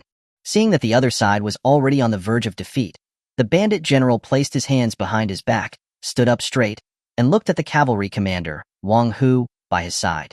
He suddenly paused, then understood. He frowned and said with a dark face, "Wang Hu, young people must know how to exercise restraint. Look at your eyes, they're as red as blood. Don't fall in a woman's belly when you haven't even fallen on the back of a horse." This was the fiercest warrior under his command, but he was too infatuated with women. Wang Hu's expression became solemn. He unconsciously took a half-step back. He lowered his head and cupped his fists together in a greeting, saying, "Thank you for your concern, General Zhao." The moment he lowered his head, a strange light flashed in his eyes. The red in his eyes miraculously disappeared without a trace. Just after the firearm soldiers and archers had finished firing, the bandits' cannons began to roar. Dozens of iron balls rained down from the sky, making it feel as if the sky had darkened. Hearing the sound of the cannons, General Zhao, no longer concerned with his personal affairs, turned to look at the battlefield and said to Wang Hu, "Prepare to attack." The bandits' cannons caused massive casualties to the guard team, making Lu Yingzhe's heart bleed. He ordered the fuses of the wooden cannons to be lit, and immediately retreated. These wooden cannons all used extended fuses. The guard team retreated far away, and the fuses were still not completely burnt. Seeing that the other side was retreating, General Zhao pulled out his saber and raised it. Just as he was about to give the order to the cavalry to pursue, he suddenly heard a low roar and a violent explosion coming from the front. Boom! Crash! The explosions were from several wooden cannons that had blown apart. Luingjia had fully loaded all the wooden cannons. If none of them had exploded, it would have been strange. Over a dozen wooden cannons successfully shot the dozens of pounds of steel balls inside. In an instant, the steel balls flew in like a dense swarm of bees, covering the sky. Chapter 130. The bandits occupy North Mountain Village. The first to be hit were the archers, firearm soldiers, and shield soldiers in the formation. They were completely covered by the dense steel balls. Even the cavalry that had gathered behind the formation, preparing to pursue, were knocked down. When the dust settled, the scene in front of them was like a purgatory, too terrible to look at. General Zhao swallowed, looking at the battlefield in a daze. Only a handful of people in the complete attack formation were still standing. He luckily patted his chest. He was grateful that he had given the order a moment too late. If the cavalry had pursued, it was estimated that not many would have survived. The foot soldiers were dispensable. They could be recruited from the refugees at any time. However, if the cavalry was gone, then he would really have nothing left. After dark, the bandits set up camp on a hill. Luingjia wanted to use a trebuchet to throw gunpowder packages and bombard the camp, but the range was not sufficient, so they had to give up. The trebuchets made by the carpenter's workshop were only simple versions.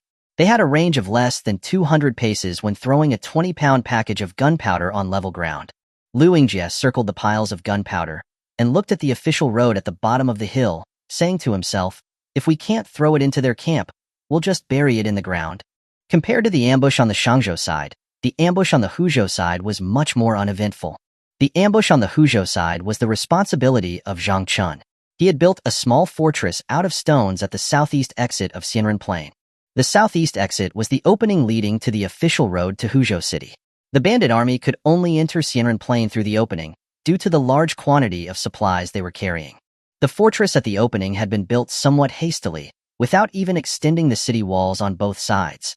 The bandits used countless large and small cannons on this site for a day, and the foot soldiers attacked countless times, but they still failed to take it down. The bandits were also starting to get frustrated. They transported large amounts of firewood from the vicinity, piling it up under the fortress, burning the stones of the fortress red.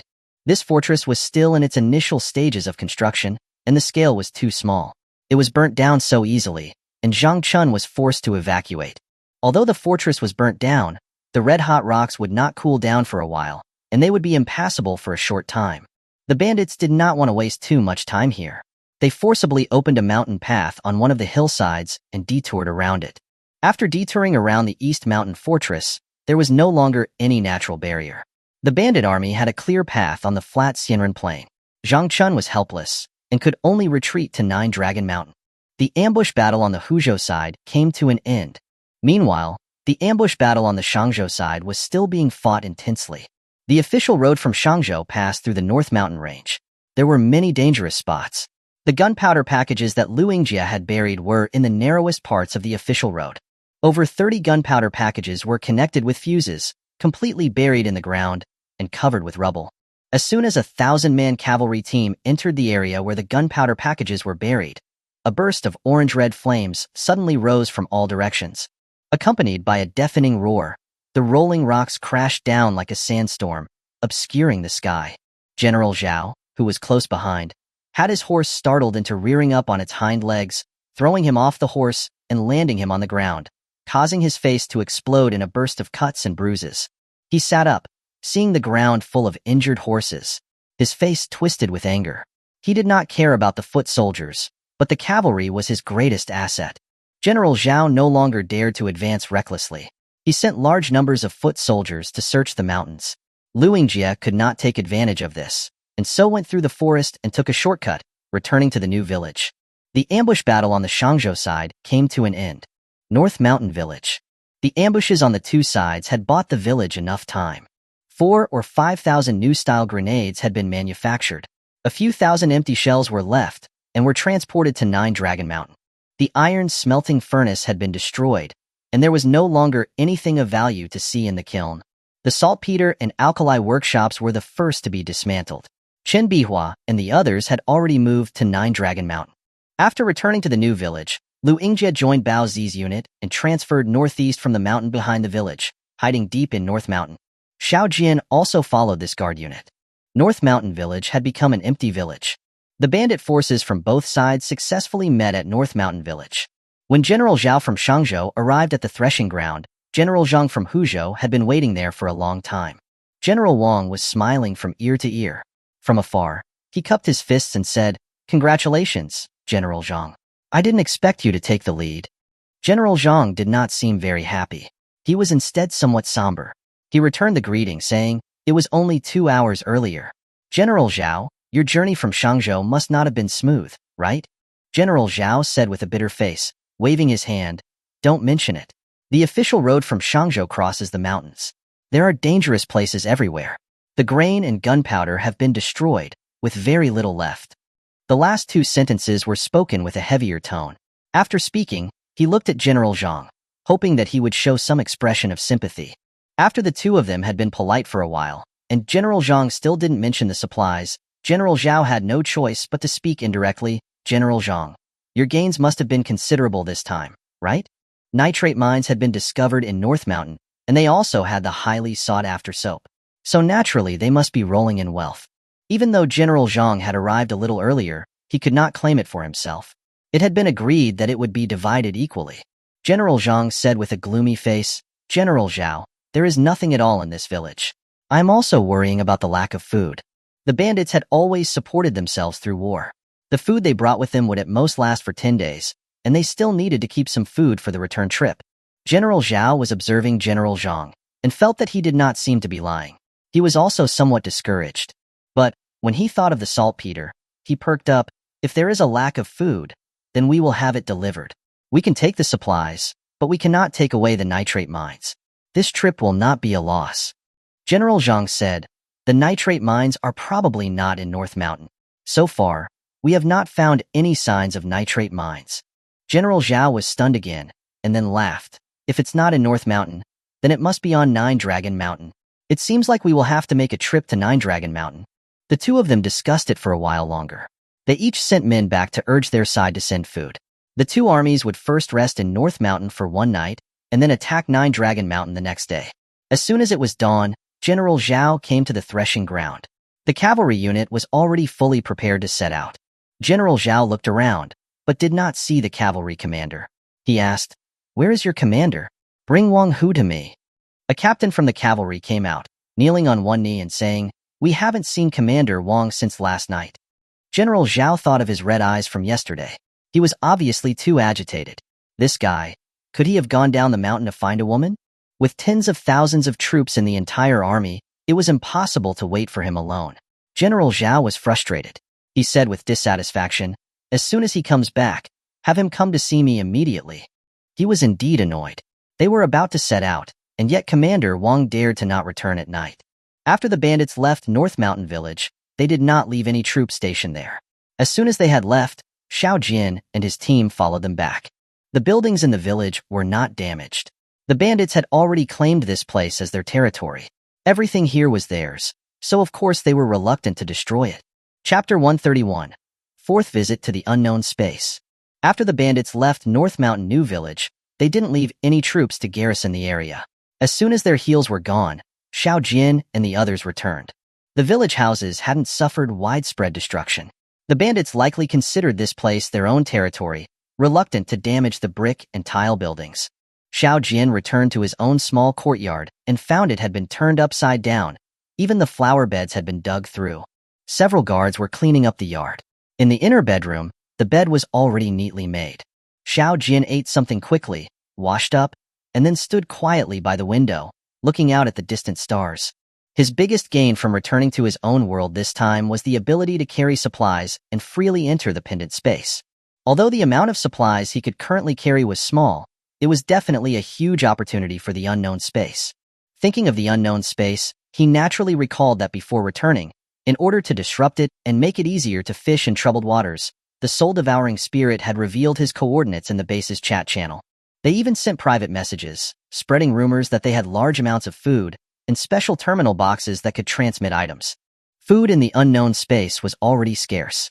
After seeing the information sent by the soul-devouring spirit, many people were eager to take action, even publicly threatening to rob his supplies. However, their return was imminent at that time, so they temporarily didn't act. Now that they were going back to the unknown space, those people with ulterior motives would probably make their move.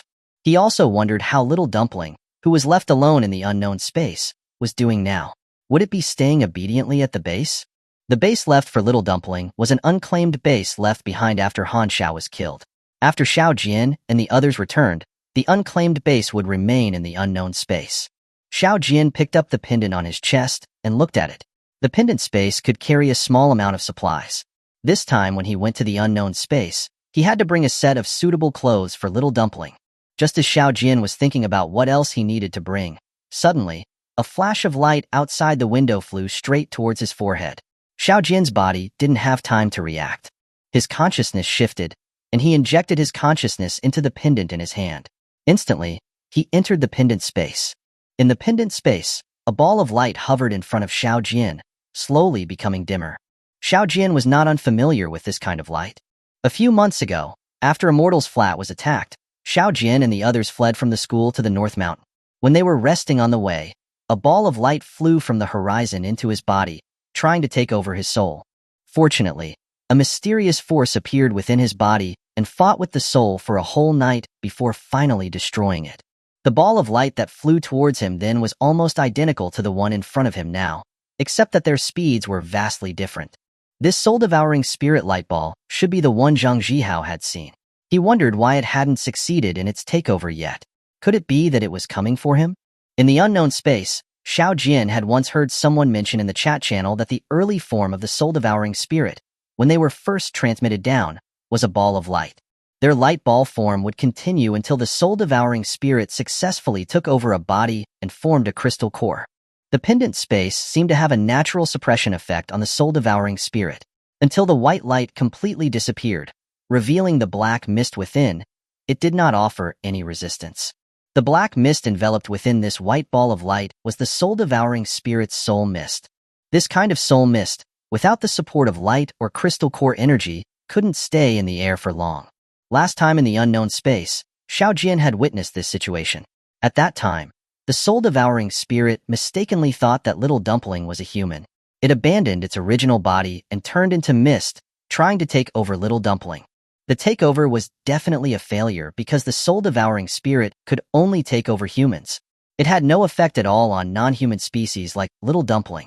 Xiao Jian took advantage of this opportunity to stab out the crystal core from its original body with his sword. The soul mist lost the energy support of the crystal core and was neutralized and completely disappeared in an instant. But this time it was different. The soul mist of the soul-devouring spirit didn't neutralize and disappear out of thin air. Instead, it slowly turned into a mist of spiritual energy. A mist of spiritual energy. Xiao Jian was overjoyed. His cultivation progress had been stagnant because he lacked spiritual energy supplements and didn't have any evil spirit crystal cores to cultivate with. Now that he had the opportunity, how could he miss it? Xiao Jian had just sat cross-legged, preparing to start cultivating and absorb this spiritual energy when his vision blurred. He was kicked out of the pendant space. It seemed that the pendant space also needed this spiritual energy and wouldn't let Xiao Jian absorb it. As soon as he left the space, a progress bar appeared in his mind. He shook his head speechlessly. The progress bar appeared at the wrong time. He was still in the middle of fighting with the bandits here. But when he entered the unknown space wasn't his to control. There was no point arguing, so Xiao Jian helplessly got up and began to prepare for entering the unknown space. After a moment of dizziness, Xiao Jian opened his eyes and found that he had returned to Han Zhao's base. Dumpling! Xiao Jian looked around the hall. Not seeing Little Dumpling, he called out, his voice echoing in the base. But there was no response from Little Dumpling. His heart instantly tightened. He quickly searched through the base, but Little Dumpling wasn't there. Xiao Jian rushed out of the base, the scene before him making his heart tremble. In the planting field, Little Dumpling was hugging a heavy rock, moving forward step by step. Suddenly, a stone under its feet rolled, its body swayed, and it fell with a plop into the slippery mud. It struggled a few times, its legs wobbling as it stood up. It picked up the rock again with both hands and continued to move forward. But it had only taken 2 steps when its feet slipped again, and it fell heavily to the ground, the rock in its arms crashing down on its body. Dumpling! Xiao Jian shouted in alarm, tears streaming down his cheeks. He quickly ran to Little Dumpling's side, moved the rock off of it, and picked it up. Only then did he notice a low wall built from rocks around the planting field. Underneath the wall was the corpse of a wolf-like beast. Gaga, Fluffy, Woo-Woo, Fluffy broken. Seeing Xiao Jian, Little Dumpling immediately began to cry in grievance, pointing its small hand at the vegetable field not far away. In the vegetable field, there were obvious signs of animals trampling on it. Many fallen vegetables had been propped up with soil, but many had still withered. Xiao Jian didn't care about the withered vegetables, but noticed that Little Dumpling's fingers seemed to have cuts with traces of blood. He nervously checked Little Dumpling's body. Finding no abnormalities, he grabbed its hand and saw many blood blisters and wounds. Chapter 132. A storm is brewing. Xiao Jian gently wiped away the tears from its face and said softly, "Don't cry, Dumpling. We can plant the crops again if they're ruined. Look at your hands. Why didn't you heal yourself?" Little Dumpling shook its head blankly. Seeing that Xiao Jian didn't seem to understand, it blew on its palm and rubbed its fingers a few times, then held its palm up in front of Xiao Jian. Xiao Jian's eyes widened as he looked at the wounds on its palm. The wounds were still bleeding, showing no signs of healing. This was strange. Little Dumpling could quickly heal his injuries, so could it not heal itself? Xiao Jian wasn't a doctor and didn't have any medicine, so he could only tear off strips of his clothes and carefully bandage its little hands to prevent infection. "Did you kill this beast with a bow and arrow?" Xiao Jian kicked the beast's corpse and pulled a thin steel rod from it. This steel rod was exactly the one he had used as an arrow when he made the bow. Imitation. Little Dumpling nodded repeatedly, then slipped down from Xiao Jian's body, picked up the bow from the ground, and pulled the bowstring forcefully. It managed to pull the bow halfway open. Xiao Jian had been focused on Little Dumpling and hadn't noticed the bow on the ground. This bow was made from steel pipes he found in the wreckage before his return. The bow's arms were very hard, and even he needed all his strength to fully draw it. It was already very impressive that Little Dumpling could pull the bow like this. By human standards, it was still just a child. The bow made of steel pipe was too hard and long and unsuitable for Little Dumpling. It needed a suitable wooden bow. Xiao Jian thought of the green space occupied by the invisible beast. There were many tall trees there, and he should be able to find suitable wood for making bow arms. Wood was also very important to him. Many things that needed to be done here required wood. In fact, apart from the steel plates and steel pipes that could be found in the wreckage, there was no material that he didn't lack. Leaving these thoughts aside, he carried Little Dumpling around the planting field. It wasn't just the vegetable field that had been trampled on. The millet crops had also been damaged quite badly. In the millet crops, he also saw the corpses of several rat-like animals, but these rats were much bigger than wild cats. Xiao Jian picked up a broken plant. Its leaves were wide and long, and the stalk was thick. It looked a lot like sorghum, but the plant was less than 5 feet tall. Like rice, it had ears, and the ears were full of seeds like rice grains, but the grains were twice the size of rice. Xiao Jian guessed that this should be a high-yield dryland rice. Looking at the number of grains on the ears, the yield per acre of dryland rice was estimated to be over 2,000 pounds. The grains on the ears had begun to turn yellow. They would be ready to harvest in a few days. With this batch of dryland rice, he would not be short of food for a short time. Xiao Jian and Little Dumpling together collected the dryland rice that had been trampled on by animals. After bringing them back to the base, they tapped them on steel plates, and the grains fell from the ears. This dryland rice was also very easy to process into rice. Xiao Jian rubbed the grains on the floor with a steel plate, and the grains were removed from the husks. Xiao Jian picked up a grain of rice and put it in his mouth. The grain was too hard, and he couldn't even bite it. This grain couldn't be eaten raw. Xiao Jian brought a pot through the pendant space this time. He also brought 2 fire starters and some oil and salt. The pendant space could carry too little, and the amount seemed to be calculated by weight. Xiao Jian didn't even bring a ceramic bowl, only a few large bamboo tubes. He also had materials for making a fire. The straw of dryland rice could be used as firewood. Xiao Jian entered the pendant space and took out all the items, including 2 hand grenades and the clothes he brought for Little Dumpling. Gaga, Gaga, I want. As soon as Xiao Jian took out the clothes, Little Dumpling saw it and was immediately captivated. It hugged the clothes and kept calling Xiao Jian, Gaga, afraid that Xiao Jian would take the clothes back.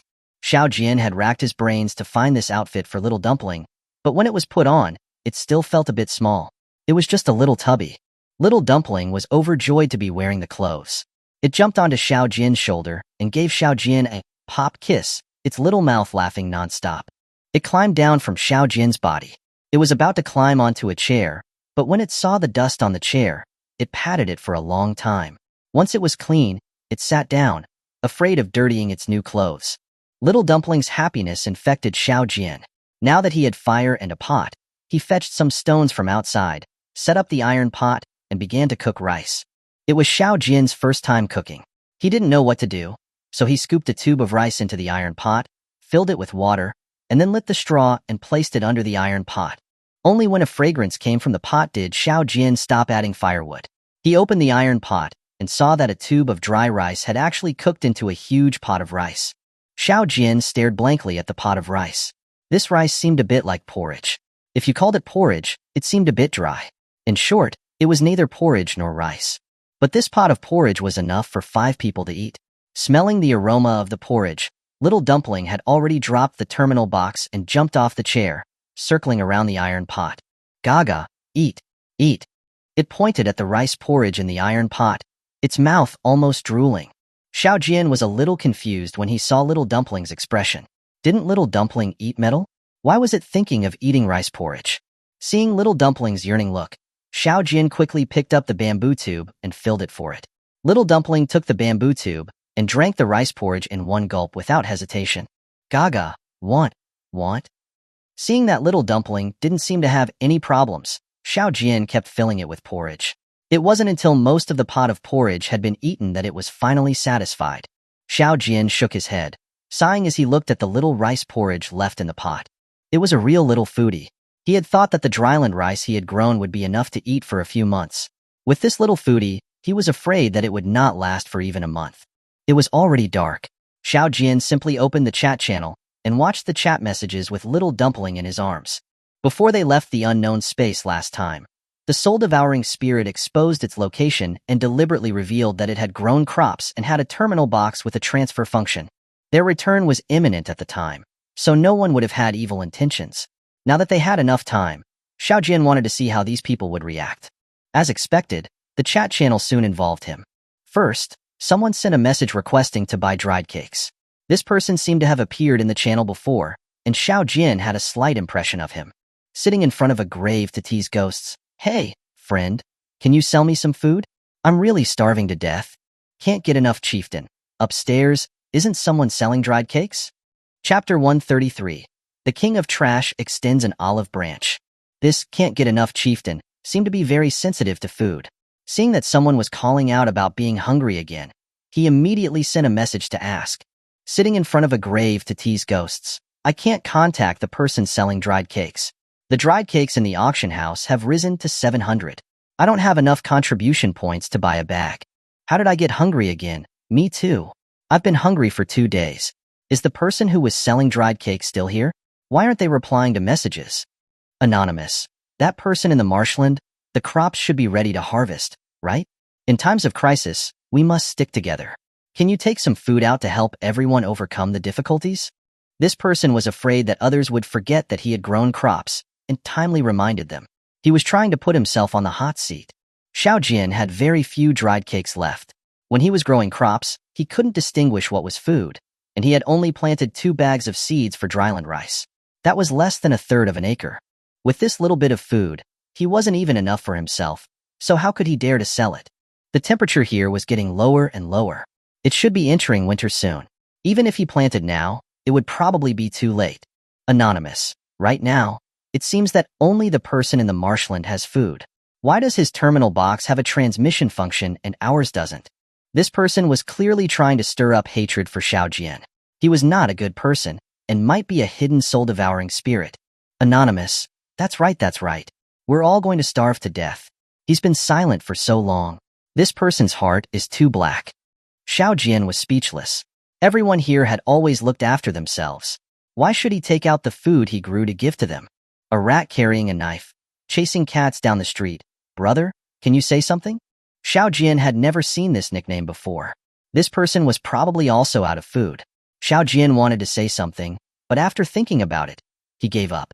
Food could not be sold unless he found a way to plant during the winter. Otherwise, no matter how much he said, the result would be the same.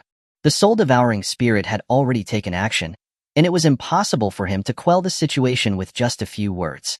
Since this fire had been lit, it would not be easily extinguished. Anonymous, we're all going to starve anyway. I'm going to the marshland tomorrow. If he won't sell it, I'll just take it myself. Sitting in front of a grave to tease ghosts, I'm going to. With a few more people, we won't be afraid of encountering soul-devouring spirits on the way. The situation quickly escalated. Xiao Jian shook his head and closed the chat channel. Let them come. If they wanted to rob his things, they would have to see if they had the ability. At this moment, the terminal box beeped twice. Xiao Jian opened it and saw that it was a private message from "Please call me King of Trash." Brother, do you need help? We're not too far from each other. Xiao Jian looked at the message in surprise. How would he know that the person by the marshland was him? He hadn't sent many messages in the chat channel, and they had all been anonymous. Xiao Jian pondered for a moment and suddenly recalled that he had added many friends when he used millet seeds to exchange for spherical seeds. He had made a big commotion. The King of Trash must have analyzed this. This person was really not simple. If he had no character issues, he could be befriended. Since the other party had already recognized him, there was no need for him to hide anymore. He immediately sent back a message. Thank you for your concern, brother. They are just a few jumping clowns. Xiao Jian wasn't really afraid. With his physique and his ability to perceive, dealing with a few ordinary people was nothing. At worst, he could hide in the base to protect himself. There was no problem. However, to be on the safe side, he should harvest the dryland rice in the planting field in advance. Please call me King of Trash. Image him. This should be the soul-devouring spirit playing tricks.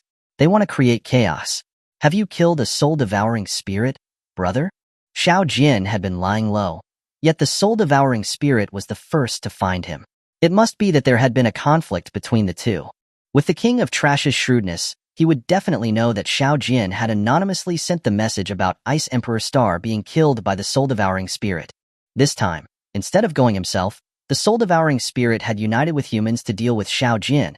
It must be that it was somewhat wary of Xiao Jian.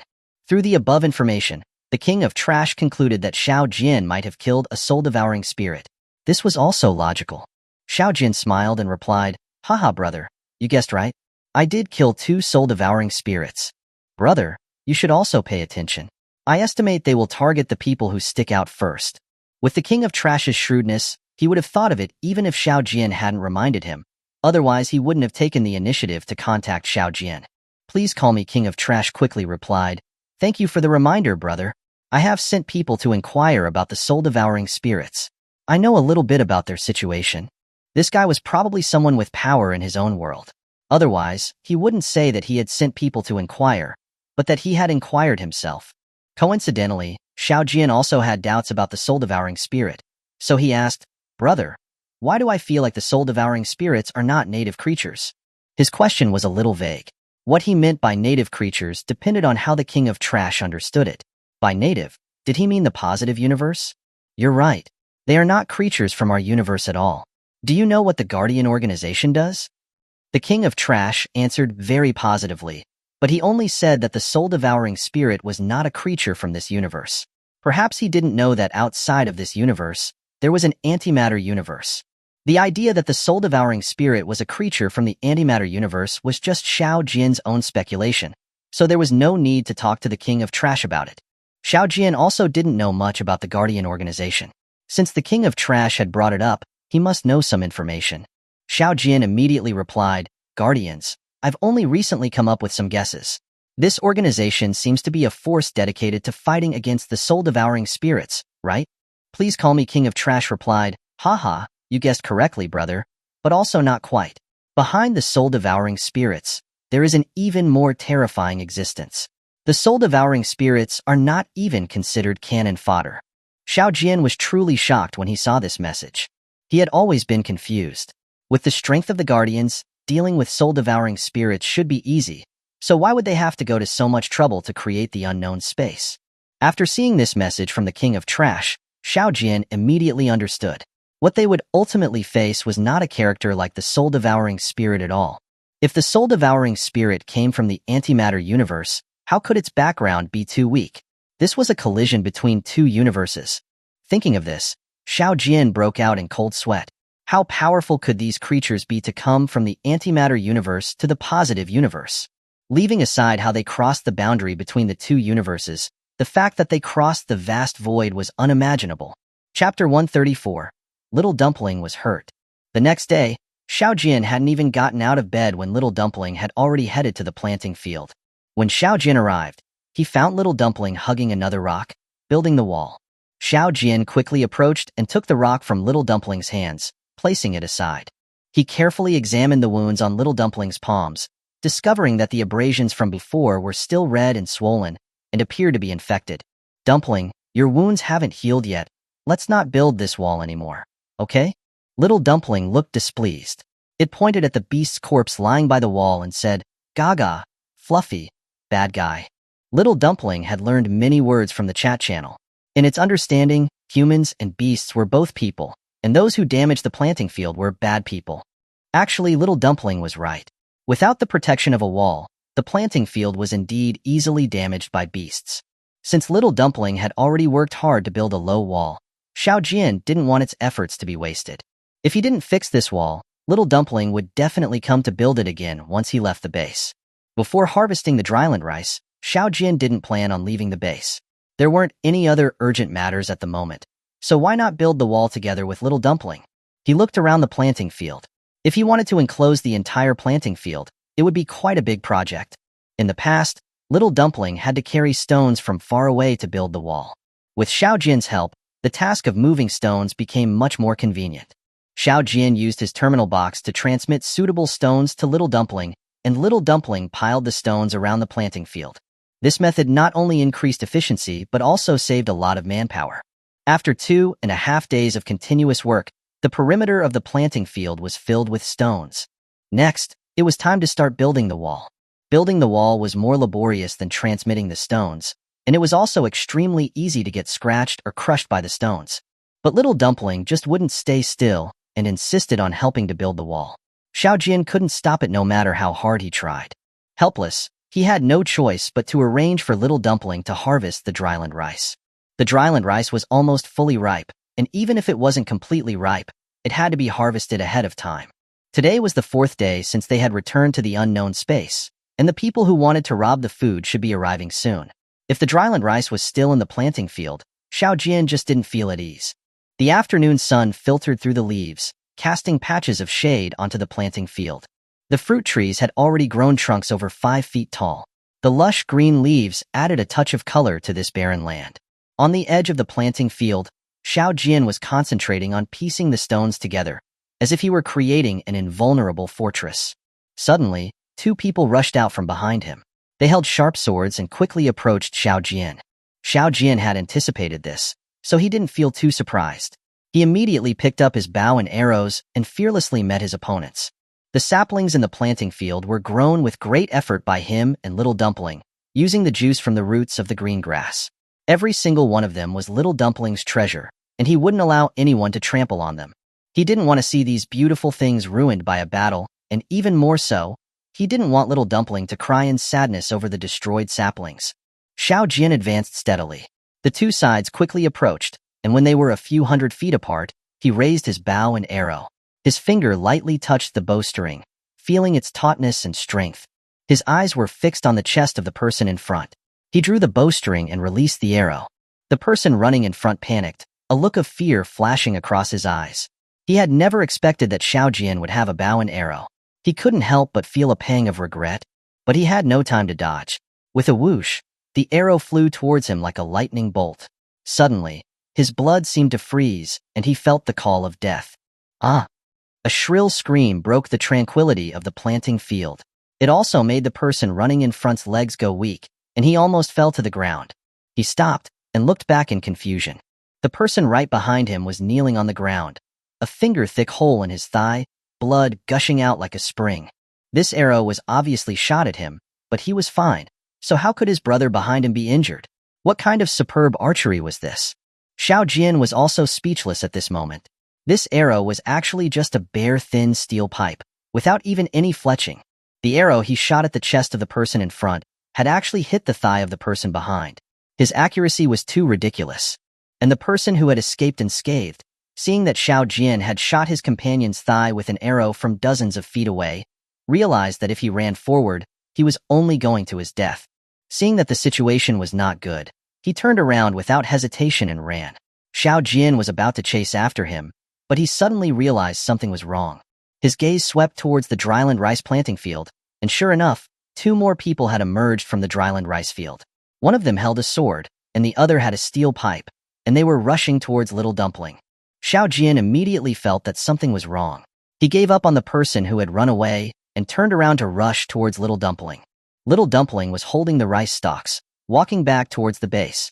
The sword that was used to cut the dryland rice was still in the dryland rice field. At this moment, the 2 people in the dryland rice field had already surrounded Little Dumpling. Xiao Jian didn't have time to think. He aimed at the person holding the steel pipe behind Little Dumpling and shot an arrow. The distance was still too far, and he didn't know where the arrow had flown. Using a thin steel pipe as an arrow was too inaccurate. Xiao Jian didn't dare shoot again, fearing that with a bit of bad luck, he would hit Little Dumpling. The 2 people who had surrounded Little Dumpling didn't even know that an arrow had flown past them. The person holding the sword attacked first, swinging his sword at Little Dumpling. The person behind Little Dumpling also swung the steel pipe in his hand, smashing it towards Little Dumpling's head. Xiao Jian's heart stopped beating in fear. He wasn't worried about the person swinging the sword. Little Dumpling's hand had already reached for the sword, but he was worried about the person behind Little Dumpling. Sure enough, the sword that was slashing at Little Dumpling had just come into contact with its palm when the sword broke into 2 pieces and flew away. But it did not dodge the steel pipe that smashed down behind it. With a low thud, the steel pipe hit Little Dumpling's head. Little Dumpling swayed for a moment and slowly fell down. Dumpling! Xiao Jian was furious, his eyes wide like copper bells, staring intently at the person who was holding the steel pipe and was about to smash Little Dumpling again. Just at that moment, his ability of perception suddenly activated. From the predictive shadow, he had already seen the scene where the steel pipe landed on Little Dumpling's head, bursting into a cloud of blood mist. Xiao Jian could no longer think of anything else. He placed the last arrow on the string, raised his arm, and aimed at the back of the person holding the steel pipe. At this moment, in the predicted image, a virtual line suddenly appeared. This virtual line extended from the arrow that was about to be shot. Chapter 135. A leaf saves Little Dumpling. Xiao Jian moved the bow and arrow, and the virtual line moved with it. It indicated the trajectory of the arrow as it flew. Xiao Jian fine-tuned the direction of the bow and arrow. When the virtual line was aimed at the person's back, he released the arrow without hesitation. With a whoosh, the arrow instantly flew through the air, piercing straight into the person's back. The person's body stiffened. The hands holding the steel pipe fell limply, and the steel pipe slid from his hands, smashing onto the rocks with a crisp clang. Immediately after that, a stream of blood mist spewed from his mouth, choking his scream in his stomach, and his body fell stiffly to the ground. Only then did the person holding the sword realize what had happened. He threw away the sword hilt that was only half left in his hand, cried out strangely, and turned to flee. When Xiao Jian looked at him, his perception ability instantly locked onto him. Unfortunately, Xiao Jian was out of arrows. He could only raise the bow in his hand and aim at him as he ran in a panic. Just as Xiao Jian was preparing to throw the steel pipe bow, another curve appeared in front of Xiao Jian's eyes. This curve was the flight path of the steel pipe bow that he was about to throw. He immediately adjusted the arm holding the bow until the end of the curve landed on the opponent's back, and then threw the bow out. Throwing the bow like a hidden weapon was not as accurate as shooting an arrow. Even with the guidance of perception, the bow that was thrown still deviated from its intended target. The bow that was aimed at the person's back instead hit his leg, and with a thud, the person was knocked to the ground by the steel pipe bow. He tried several times to get up and run, but did not succeed. One of his legs was probably broken by the bow. Xiao Jian didn't even look at them. He quickly picked up Little Dumpling and ran towards the base. Shaken by the running, Little Dumpling woke up in Xiao Jian's arms. Gaga! Little Dumpling stretched out its little hand and touched Xiao Jian's face, calling out softly. He placed it on the bed and pulled aside its hair, which was stuck together with blood. He saw that a 1-inch wide wound had been smashed open on its head. Blood was still oozing out of the wound. Dumpling, does it hurt? It's my fault. I didn't protect you well. Xiao Jian covered Little Dumpling with the blanket and stroked its small face, his lips trembling slightly, and his eyes were filled with tears. Gaga, Dumpling doesn't hurt. Gaga, don't cry. Just as Xiao Jian was at a loss, His mind suddenly went buzz, and the scene before his eyes instantly changed. He was already familiar with this scene. It was his pendant space. A red sun hung in the sky. Around the red sun was a large net. In the net was a transparent pipe, with the end of the pipe connected to a box. In the pipe, a steady stream was still flowing into the box, and the golden liquid in the box had risen a bit more than the last time he saw it. He could freely enter and exit this pendant space in North Mountain New Village. As long as he concentrated on the pendant and activated his perception ability, he could enter the pendant space.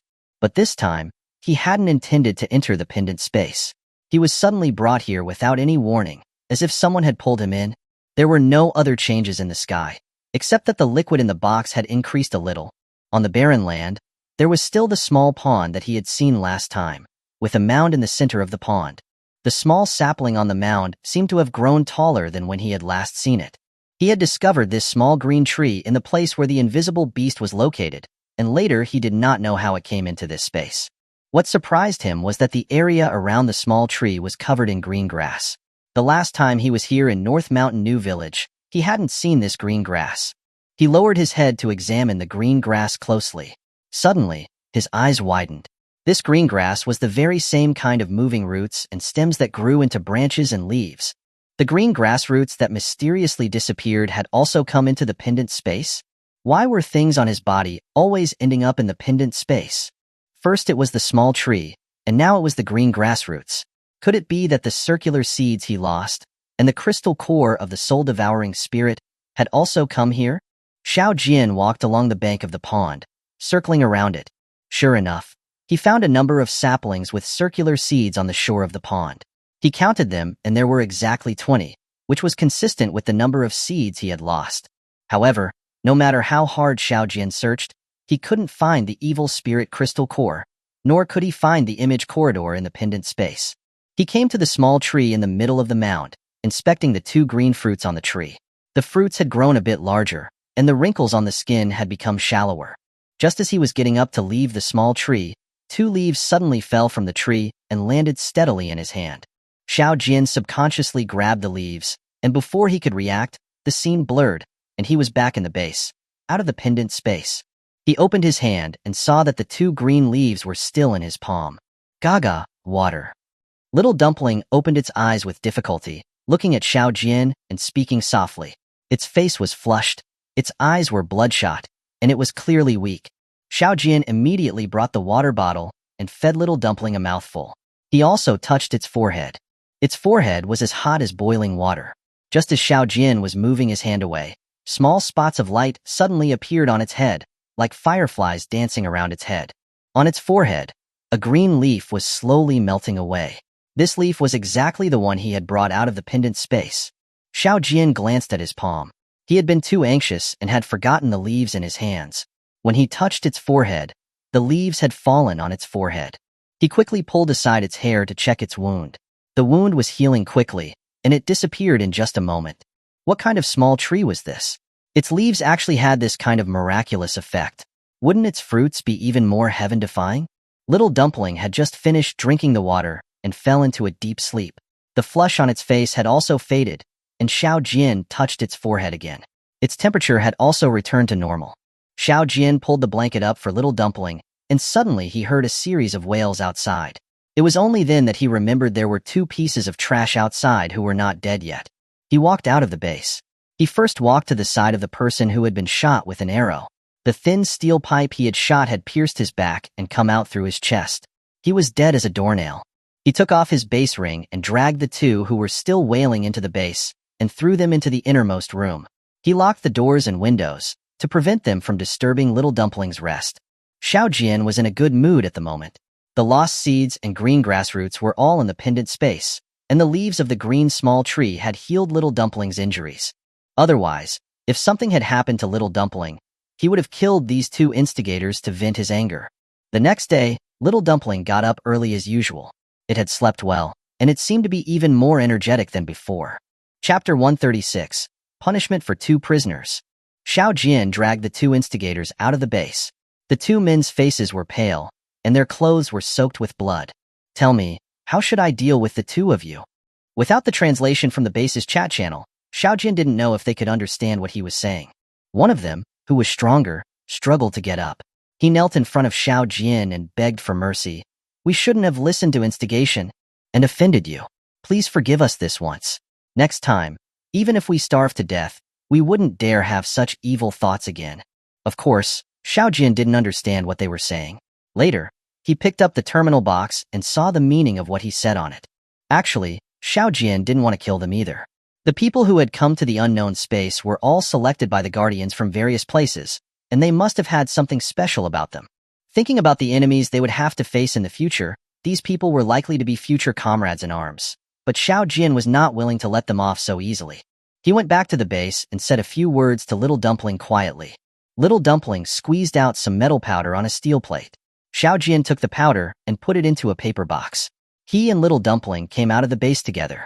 For the sake of the Guardians, I can let you go and heal your wounds. The condition is that you help me build the wall around the planting field and then get lost. From now on, you're not allowed to step within 100 miles of this area without permission. Little Dumpling held the terminal box in front of them.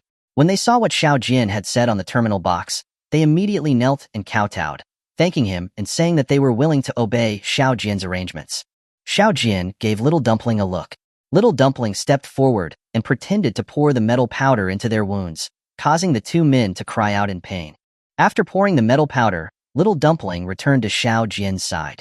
After waiting for a moment, seeing that the two men were about to pass out from the pain, Xiao Jian nodded to Little Dumpling, signaling it to continue the treatment. Little Dumpling pretended to pour some cold water on the wounds and massage the area around the wounds a few times, secretly using its healing magic. The two only felt a coolness, and the pain in their wounds quickly disappeared. They thought the liquid that was poured on their wounds was some kind of miracle drug, and were immediately extremely grateful. Their wounds began to heal rapidly, but because of the metal powder, they could not fully recover. In the afternoon, the two men could move freely. Xiao Jian gave each of them a bag of dried cakes and asked them to set up a base nearby. Then, he took them to start building the wall. The two men did not dare to slack off. Their wounds had not completely healed, and they were worried that Xiao Jian would stop giving them medicine. The so-called medicine was actually Little Dumpling using clean water to gradually wash out the metal powder from the wounds. But the two men did not know this, and they thought that this clear water was a medicine.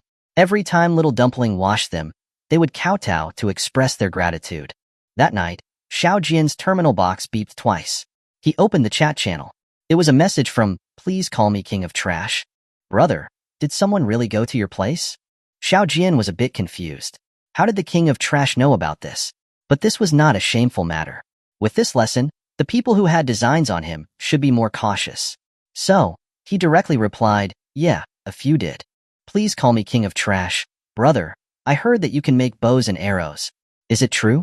Can you sell me one? The price is negotiable.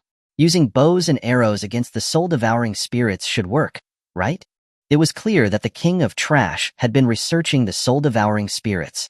The speed and skills of soul-devouring spirits far surpassed humans. It was difficult to win in close combat with them.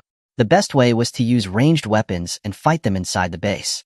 Once the soul-devouring spirit's head was injured, it had to recover before it could continue to attack. If you could find a way to remove its crystal core while it was recovering, it would die.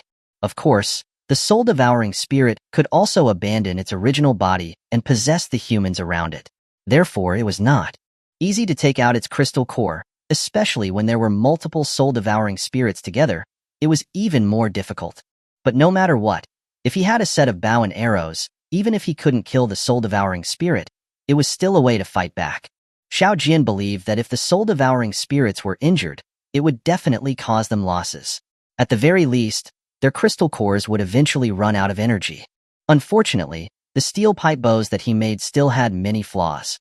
The sinews of the horned beast that were used as the bowstring were limited. He only had a few. It was impossible for him to sell bows and arrows on a large scale. Sending a set of bows and arrows to the King of Trash was not a big deal, but he was afraid that he would not be able to draw this kind of bow at all. Giving him a bow would only be a decoration. Xiao Jian thought for a moment and decided to ask the King of Trash first. He tentatively replied, "King of Trash, the materials for my bows are hard to come by, and the accuracy is terrible. The bow arms are also very hard, and the average person can't draw them." Seeing that Xiao Jian hadn't refused, the King of Trash seemed very happy. He replied, "Haha, brother, I just happen not to be an average person. I definitely won't bury your bows and arrows. Just name your price.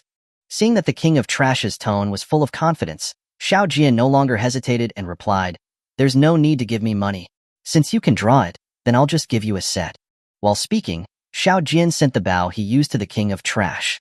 He had only made 2 of them. Little Dumpling's bow was always being held in its hands like a treasure. Xiao Jian didn't dare take its bow to give away, or it would definitely cry. The walls of the planting field would be completed tomorrow. With the lesson learned from the failures of these 4 people, it was likely that there wouldn't be any more people who would dare to cause trouble here in the short term. It was time to go to the invisible beasts territory. There were many trees there, and there would be no problem finding some hardwood for making bows and arrows. The steel pipe bow arms were too long.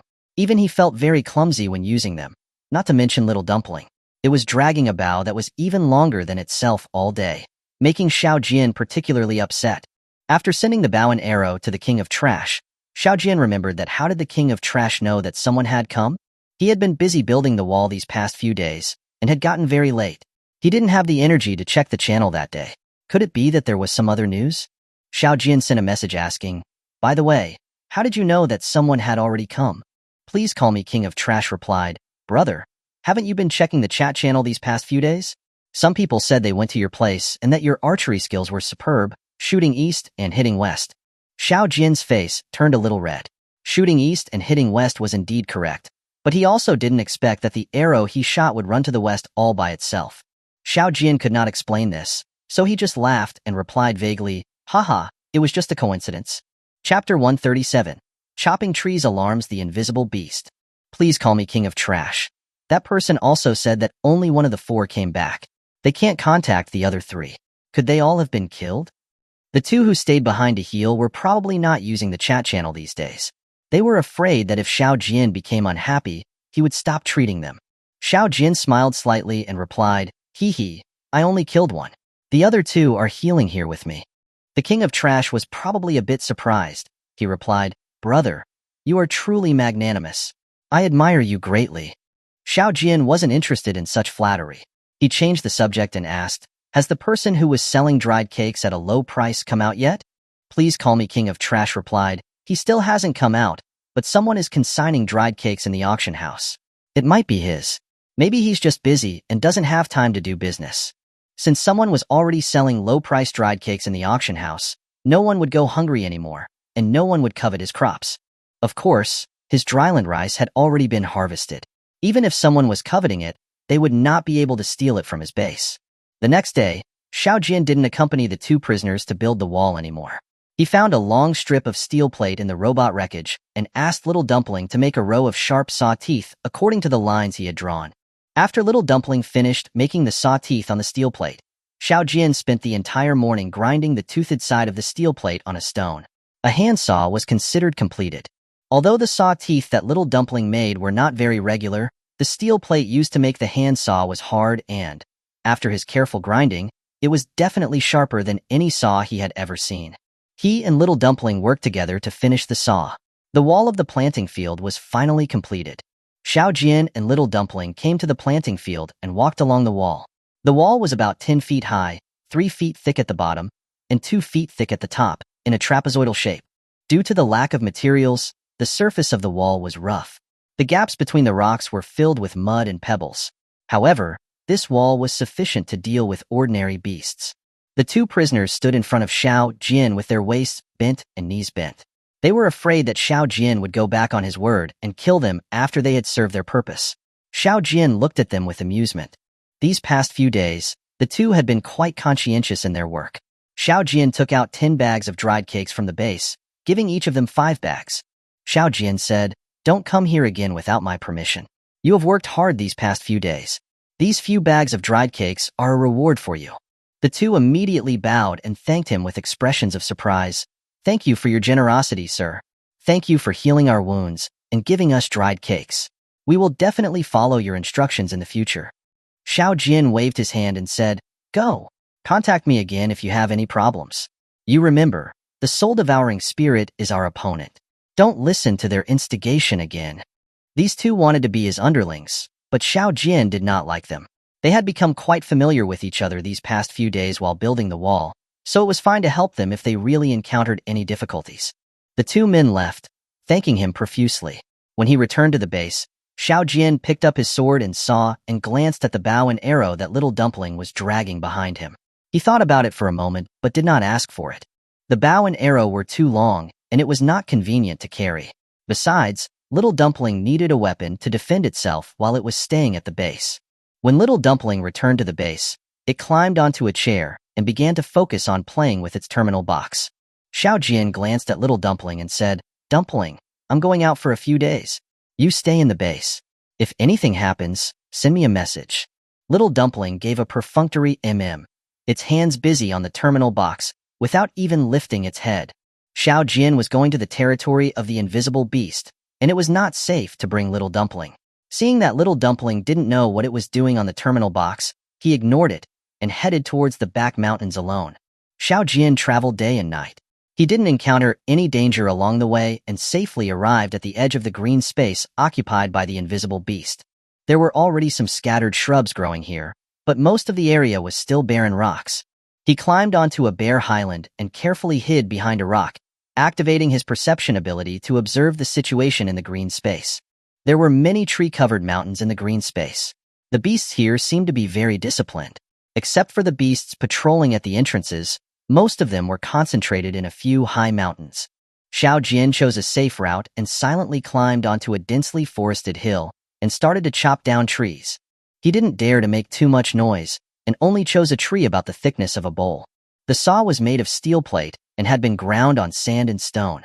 It was already very sharp, but it took Xiao Jian 2 hours to saw through this tree the thickness of a bowl. After transporting the trunk back, Xiao Jian stretched his aching back. This kind of tree was too hard, and he couldn't saw down many trees in a day. He looked around and discovered that there was a small tree about the thickness of an arm at the vent of the ridge.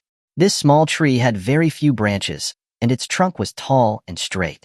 Xiao Jian was very satisfied with this small tree. If all of its trunk could be used, it would be enough to make more than a dozen wooden bows. What Xiao Jian did not expect was that this small tree, only about the thickness of an arm, was much harder to saw than the previous tree that was about the thickness of a bowl. When he started sawing, he did not feel anything unusual, but who knew that the closer the saw came to the center of the tree, the harder it became. It was as hard as steel. What came out of the saw was not sawdust but sparks. Xiao Jian sawed for 2 hours without stopping, and the trunk was only half sawn through. He wanted to give up at one point, but he was very unwilling to do so. He kept sawing until nightfall, when he finally cut it down. The trunk of this tree was more than 4 yards high, and the trunk seemed extremely heavy. Boom! The small tree fell like an iron tower, smashing the rocks on the ground, and a ball of sparks burst out. In the quiet night, it was extremely dazzling. Xiao Jian was dumbfounded. What kind of trees were these? How could they be so heavy? The noise was too loud, and it would probably alarm the beasts here. As soon as Xiao Jian transported the tree back, countless green dots appeared on the mountain below, quickly approaching him. Xiao Jian threw away the steel saw that had been worn flat and quickly retreated. The night did not seem to affect the vision of these beasts. No matter where Xiao Jian hid, they followed closely behind, and were getting closer and closer, and there were more and more of them. Oh! Wuyo wuyo roar. Suddenly, a deafening roar broke the tranquility of the night. That annoying invisible beast had come out again. Xiao Jian had heard this roar from the invisible beast several times. It seemed to be issuing orders, and the beasts here all obeyed its commands. But this time, the roar it made was obviously filled with terrifying anger, as if Xiao Jian had stolen its most precious treasure. Chapter 138. Re-entering the industrial ruins. The invisible beast was probably not angry because he was chopping down trees. It was likely because he had dug up the small green tree, which had angered it. The small green tree grew on the small island in the middle of the pond. The island was almost barren except for the small tree, and had obviously been carefully tended. The small tree was probably planted by it on the island. As soon as the invisible beast's roar fell, the green dots all over the mountain, like countless meteors streaking across the night sky, howled as they gathered towards Xiao Jian. Xiao Jian could no longer care about hiding his tracks. He identified the direction with the fewest lights, got up and ran. If he was surrounded here, he would be torn to pieces. When the beasts saw Xiao Jian speed up his escape, they immediately roared and rushed towards Xiao Jian. Xiao Jian had only run a few dozen steps when the beasts caught up behind him. The howls echoed all over the mountains, causing waves of air to ripple through the area. But at this moment, Xiao Jian discovered in despair that there was no path ahead. No wonder there were the fewest beasts surrounding him from this side. It turned out that there was a cliff here. When Xiao Jian discovered the cliff, one foot was already on the edge of the cliff. A rock was broken when he stepped on it and fell into the valley. The rumbling sound echoed in the mountains for a long time. He abruptly stopped, but before he could turn around and stand steady, a beast like a wolf had already pounced on his back. The wolf's claws grabbed his back, and a burning pain immediately came from his back. Then, the huge force from its claws pushed him towards the cliff. Just as Xiao Jian fell off the cliff, his foot snagged on a vine. His body fell towards the bottom of the cliff, and the vine quickly stretched out, becoming taut in a very short time. Under the pull of the vine, Xiao Jian swung back towards the cliff wall. He reached out and grabbed the rocks on the cliff. But the beast above the cliff didn't let Xiao Jian off. It actually followed Xiao Jian's figure and jumped off the cliff, trying to attack Xiao Jian with its fangs and claws. The beast's huge figure crashed down like a small mountain. This beast was trying to die with him. Xiao Jian felt a chill. How much hatred did they have for him that they would risk their own lives to kill him? Was it just because he had dug up one of their small trees? Did it have to be this life-and-death situation? Xiao Jian kept complaining in his heart. The vine that he had hooked with his foot would definitely not be able to withstand this impact, but even if he grabbed the rocks on the cliff, he would probably be knocked down by this beast. Even if he was not knocked down by the beast's body, the claws that it swung would tear his body apart. Xiao Jian had no choice but to give up on the rocks on the cliff. He suddenly used the vine as a fulcrum, arched his body, and grabbed the beast's front paws that were reaching for him. Although the beast was strong, its body had lost its support. It was just brute force that it couldn't use. Xiao Jian grabbed its front paws tightly, and with a forceful swing downwards and a kick with both feet, his body and the beast instantly changed positions. He was now riding on the beast's body. Xiao Jian was also going all out. Since this beast wanted him dead, he would let it be his pad. The beast was unwilling to let Xiao Jian ride on its body. It kept swinging its front paws, but its front paws were firmly grabbed by Xiao Jian, and its hind paws couldn't reach Xiao Jian's body. Its body kept twisting, but it couldn't shake off Xiao Jian. Xiao Jian rode on the beast's body, like an immortal riding a pet, and fell rapidly down the cliff. Bang! The beast's body was scraped by a protruding rock on the cliff. Its body flipped over in an instant. Xiao Jian only felt his body shake, and he was thrown out by a huge force. The beast's body was scraped open by the rock, creating a huge gash. Its head and tail were folded together, forming a strange shape, and it hung on the cliff without any movement. If it hadn't been for this beast blocking for Xiao Jian, he would have been torn to shreds. He was not in much better shape at the moment. The moment the beast's body was caught by the rock, his body was flung out. Now, he was far away from the cliff. Although he would not be scraped by the rocks on the cliff, he could not grab the rocks on the cliff and stabilize his falling body.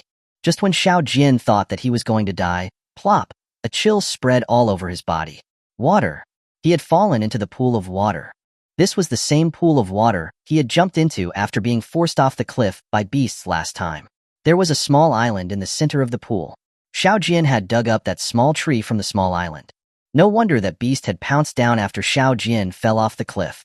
It should have known that even if Xiao Jian fell off the cliff, he would only fall into the pool of water and not die. Xiao Jian was about to float to the surface when plop, plop, plop, sounds of falling into water came from the surface. These beasts had really gone crazy today. They had all jumped off the cliff. Last time, the beasts had also chased after him to the pool, but they had all gone around to come down. This time, they had jumped down without caring about their lives. The invisible beast was really not to be underestimated to be able to push these beasts to this extent. Xiao Jian did not float to the surface.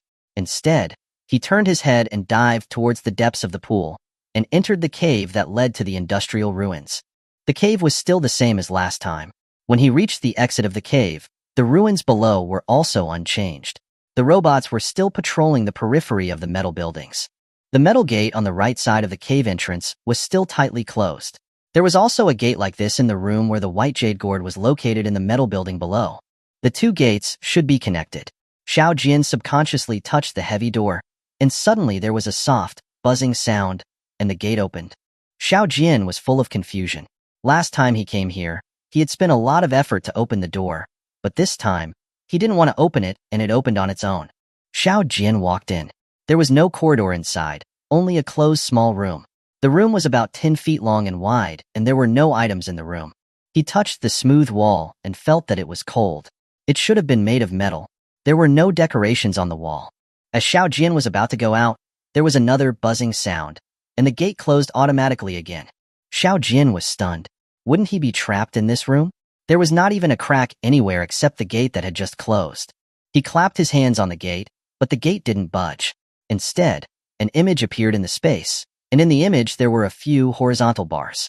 Xiao Jian touched a horizontal bar with his finger, and he felt that his body became light and his feet suddenly dropped. He was so frightened that he wanted to grab the wall, but there were no handholds on the smooth wall. Fortunately, the room stopped steadily very quickly, and the gate opened automatically again. Xiao Jian patted his chest and breathed a sigh of relief. He was really scared to death. It seemed that this should be an automatic elevator. When he walked out of the automatic elevator, there was a large hall outside. This hall should be underground. There were no windows around, but the hall was very bright. The walls and the roof of the hall seemed to be emitting a faint light. Chapter 139. The manufacturing machine in the underground hall. On the right side of the hall, there was a machine. This machine was more than 30 feet long and wide. The front half was covered by a transparent dome, through which the precise parts inside could be seen. The back half, however, was a metal shell with sharp edges. The surface of the shell was smooth as a mirror, and the workmanship was very fine. It was definitely a valuable machine. Not far from the machine on the ground, there was a metal-built base. The size of the base was similar to that of the machine's base. It should have been prepared for installing the machine, but for some reason, the machine had not yet been installed on the base. Xiao Jian was very puzzled. The volume of this machine was obviously larger than the automatic elevator he had come down in. How was it transported to this underground hall? Looking around the hall, sure enough, he saw another large gate on the right side of the hall. The appearance of the gate was similar to the automatic elevator gate Xiao Jian had come down in. Inside should be a large automatic elevator. The precision machine in front of him should have been transported in through this large automatic elevator. Xiao Jian took out the terminal box from his waist and shined it on the machine in front of him. The terminal box immediately popped up the information of the machine, stacked automatic manufacturing machine. Below this message, there was also a simple introduction. Manufactures items based on the provided blueprints. Requires a supply of corresponding materials. An automatic manufacturing machine? A machine that can manufacture items? This is a good thing. Xiao Jian was immediately excited. Without thinking, he transmitted the machine back to the base. As soon as the terminal box had finished the transmission, alarms suddenly began to sound, woola woola, in the hall. The walls and ceiling of the hall also lit up with flashing red lights. Damn, had he caused trouble again? Xiao Jian glanced at the base on the ground. It must have been the act of transferring the machine that had triggered its alarm. This machine must be very important. Otherwise, they would not have installed a dedicated alarm device for it. As the alarm continued to sound, the small automatic elevator made a buzzing sound. Xiao Jian immediately felt that something was wrong. The robots in the metal building were coming down in the elevator. He definitely couldn't take this small automatic elevator anymore. He immediately ran towards the large automatic elevator. The large automatic elevator hadn't shown any signs of starting yet, so it should be safe for the time being. On the way, he also saw an exquisite small box. This box might contain the machine's data, and he also casually transmitted the box back. Just as he reached the large automatic elevator, the gate of the small automatic elevator opened, and 5 robots rushed towards Xiao Jian with their swords drawn. Xiao Jian was extremely depressed. It seemed like he was always the one being chased, and he could only blame himself for being too weak. Despite feeling depressed, he had to escape quickly. These robots were not something he could deal with. He ran to the gate of the large automatic elevator. Just as he was about to bang on the gate, the automatic elevator sensed his approach, and the gate automatically rose up. Xiao Jian quickly slipped inside. After Xiao Jian entered the automatic elevator, the gate of the elevator began to descend. But just as the gate was about to close, a robot quickly ran towards it and stretched its arm towards the crack in the gate. Seeing that its arm was about to enter the crack, if it succeeded, the gate would definitely retract and open again. In a panic, Xiao Jian touched the hand grenade hanging on his waist. He pulled out the hand grenade, tapped it against the wall, and threw it towards the approaching robot. The robot was stunned for a moment. It didn't understand what Xiao Jian had thrown. It actually reached out and caught the hand grenade, and suspiciously raised its arm to look at the metal thing in its hand. Boom! Before the robot could figure out what was going on, the hand grenade suddenly exploded. The metal arm holding the hand grenade was instantly blasted into two pieces. Its body was also overturned on the floor by a sudden shock wave. But the power of the hand grenade was not enough to break through the robot's metal shell. Hand grenade fragments smashed into its body, creating sparks, and then bounced off, making squeak, squeak, squeak sounds as they flew through the air. The robot only had a few shallow scratches on its body. This robot staggered and got back up. It stretched out its half-severed arm, wanting to continue to prevent the automatic elevator from closing the gate. It didn't seem to realize that its arm had been blown off. The broken arm was pointing at the crack in the gate, but it was much shorter. The gate of the automatic elevator fell with a clang, and an image appeared in the space that allowed him to choose the exit. The image that popped up on this automatic elevator was slightly different from the image on the small automatic elevator. In this image, there was not only a vertical exit that went upwards, but also a horizontal line at the very bottom of the image. The horizontal line only had one exit, located at the very end. Xiao Jian immediately clicked on the exit at the end of the horizontal line. He now understood the meaning of the images on the automatic elevator. The horizontal bars going upwards represented upward movement. He definitely couldn't go up right now. This underground hall and the metal building above ground were one structure. If the automatic elevator went up, it would eventually enter that metal building. He had been inside that metal building before and had accidentally awakened the giant in the white jade gourd. He had almost been killed there. There was also a robot storage room in the metal building that contained a large number of robots. The robots in the storage room had definitely been awakened by the alarm. If he foolishly went up now, it would be like throwing himself into a trap. The horizontal line of the automatic elevator was definitely not within the patrol range of the robots. Their mission seemed to be to protect only the metal building. Under normal circumstances, they probably wouldn't enter the automatic elevator. Otherwise, the energy mines in these automatic elevators would have been depleted by now. After Xiao Jian selected the exit for the automatic elevator vibrated slightly and began to move horizontally. This time, the automatic elevator traveled for more than a quarter of an hour before slowly coming to a stop. When the automatic elevator stopped, Xiao Jian activated his perception ability to scan the scene outside the gate. He didn't know where this exit was. In case he encountered another group of robots, he could prepare in advance. After he activated his perception ability, a three-dimensional perception image was quickly generated in his mind. This three-dimensional perception image showed the surrounding area outside the gate. His perception ability was very magical. It seemed to emit a strange substance. This substance could resonate with space and eventually restore the scene in space into a three-dimensional image. Xiao Jian had seen an introduction to a kind of magical particle in the image corridor of the pendant space. These magical particles always appeared in pairs. As long as the state of one of the particles changed, the state of the other particle would also change. Chapter 140, The Mysterious Underground Mine. What was most magical was that these particles had no volume, so there was no concept of space, and without space, there was no time. The rules of space and time did not apply to them. Wasn't the perception ability in his mind exactly this mechanism? Perception ability ignored any obstacles. It could even restore the three-dimensional image of the internal structure of metal. It was just that the level of his perception ability was still in its initial stage. It could not display the more basic structure of matter, and the detection distance was also limited. Now, the perception image in his mind showed a dim space. The surrounding area was all hard rock walls. On these hard rock walls, there were small bright spots that were shining, like stars in the sky. Xiao Jian brought his consciousness closer to these bright spots and cautiously observed them.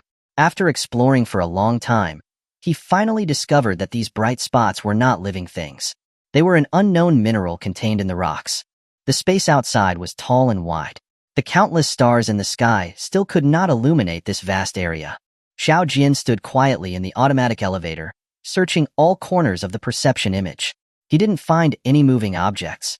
Xiao Jian breathed a sigh of relief.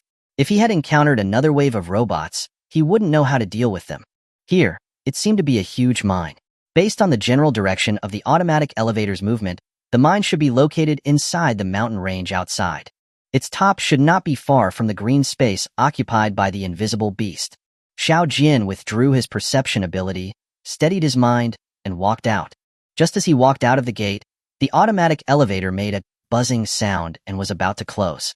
He casually picked up a rock and wedged it in the crack of the gate. When the gate touched the rock, it quickly retreated. If the automatic elevator could not close the gate, it would not return, and the robots in the underground hall would not be able to come here. The light in the mine was dim. Xiao Jian stood still for a moment, and his eyes quickly adapted to the environment. Ever since he had fused with the external soul, his eyesight had become exceptionally sharp. Even in a completely dark environment, he could see the surrounding objects clearly without using his perception ability. The place he was standing was on a flat area of 100 acres. There were many pillars supporting the top in the flat area, and the surrounding and top were all smooth rock walls. On the east side of the flat area, there was a mine tunnel several miles long. At the end of the mine tunnel, there was a faint white gate, blocking Xiao Jian's view. From a distance, this white gate fell from a height of dozens of feet and sealed the entire mine tunnel. It was tall and imposing, and gave people a sense of awe. Looking away and turning to the surrounding rock walls, there were many circular doorways on the rock walls. The doorways were filled with a thick layer of dust. They had probably not been opened for a long time. The surface of the flat ground was also covered with a thick layer of dust. Every step that he took on it would stir up dust, leaving a deep footprint. As soon as Xiao Jian took a few steps, he suddenly tripped on an object, almost falling on his face. He looked down in confusion and saw that it seemed to be the claw of a monster, buried in the dust. He crouched down and brushed away the dust around it to see the full appearance of the monster. The monster's body was flat, less than 3 inches thick, but it had 6 legs and 4 arms, like a large spider. What puzzled Xiao Jian was that the claws that grew out of its 4 arms were different. Some were like a sharp shovel, some were like a sharp drill, and one arm was covered with long hair like whiskers. Xiao Jian touched its long hair and felt that these long hairs were not as simple as they looked. They should be a kind of moving, thin filaments that could instantly wrap around any object. On the last arm, there were dozens of thin fingers. Its fingers were completely different from human fingers. Each finger was over 2 feet long, and each finger consisted of dozens of bone joints, like a centipede whip that could be arbitrarily bent and deformed. Xiao Jian watched for a long time, but did not see its nose, ears, or mouth. Its head was only the size of an adult's fist and was bald. There were 3 whip-like things growing on it. Other than that, there was nothing else. It looked extremely comical. The whip on its head was even thinner than chopsticks. The texture was soft and, like the long hair on its arm, it also seemed to be able to move. The whip was uniformly thick, more than a foot long, and at the tip of the whip was a round eye. This small eye actually grew on a whip. Xiao Jian could imagine that these eyes could squeeze into any narrow gap and see the scene behind the obstacles. Its body was very light. When Xiao Jian flipped its body over, he found that it was carrying a square bottle on its small back. At the bottom of the square bottle, there was a soft, thin tube connected to its body. When Xiao Jian saw this, he suddenly realized this was no monster at all. It was obviously a strangely shaped robot. It was only because it was covered with a layer of flesh-red skin that Xiao Jian mistook it for a living creature. The skin covering its surface was soft and very elastic and was definitely not made of metal. Judging from its external structure, this could very well be a mining robot from here. Xiao Jian stood up and carefully searched the surrounding area. Only then did he find that these robots were lying everywhere in the open areas of the flat ground and the mine. It was just that their bodies were covered with a thick layer of dust, which made them difficult to detect without careful examination. He looked up at the tall white gate at the end of the mine tunnel. Outside this gate should be the mining area, right? Just as Xiao Jian approached the gate, his terminal box kept flashing red light and a warning box popped up in front of him. Strong magnetic interference detected ahead. Approaching will be dangerous.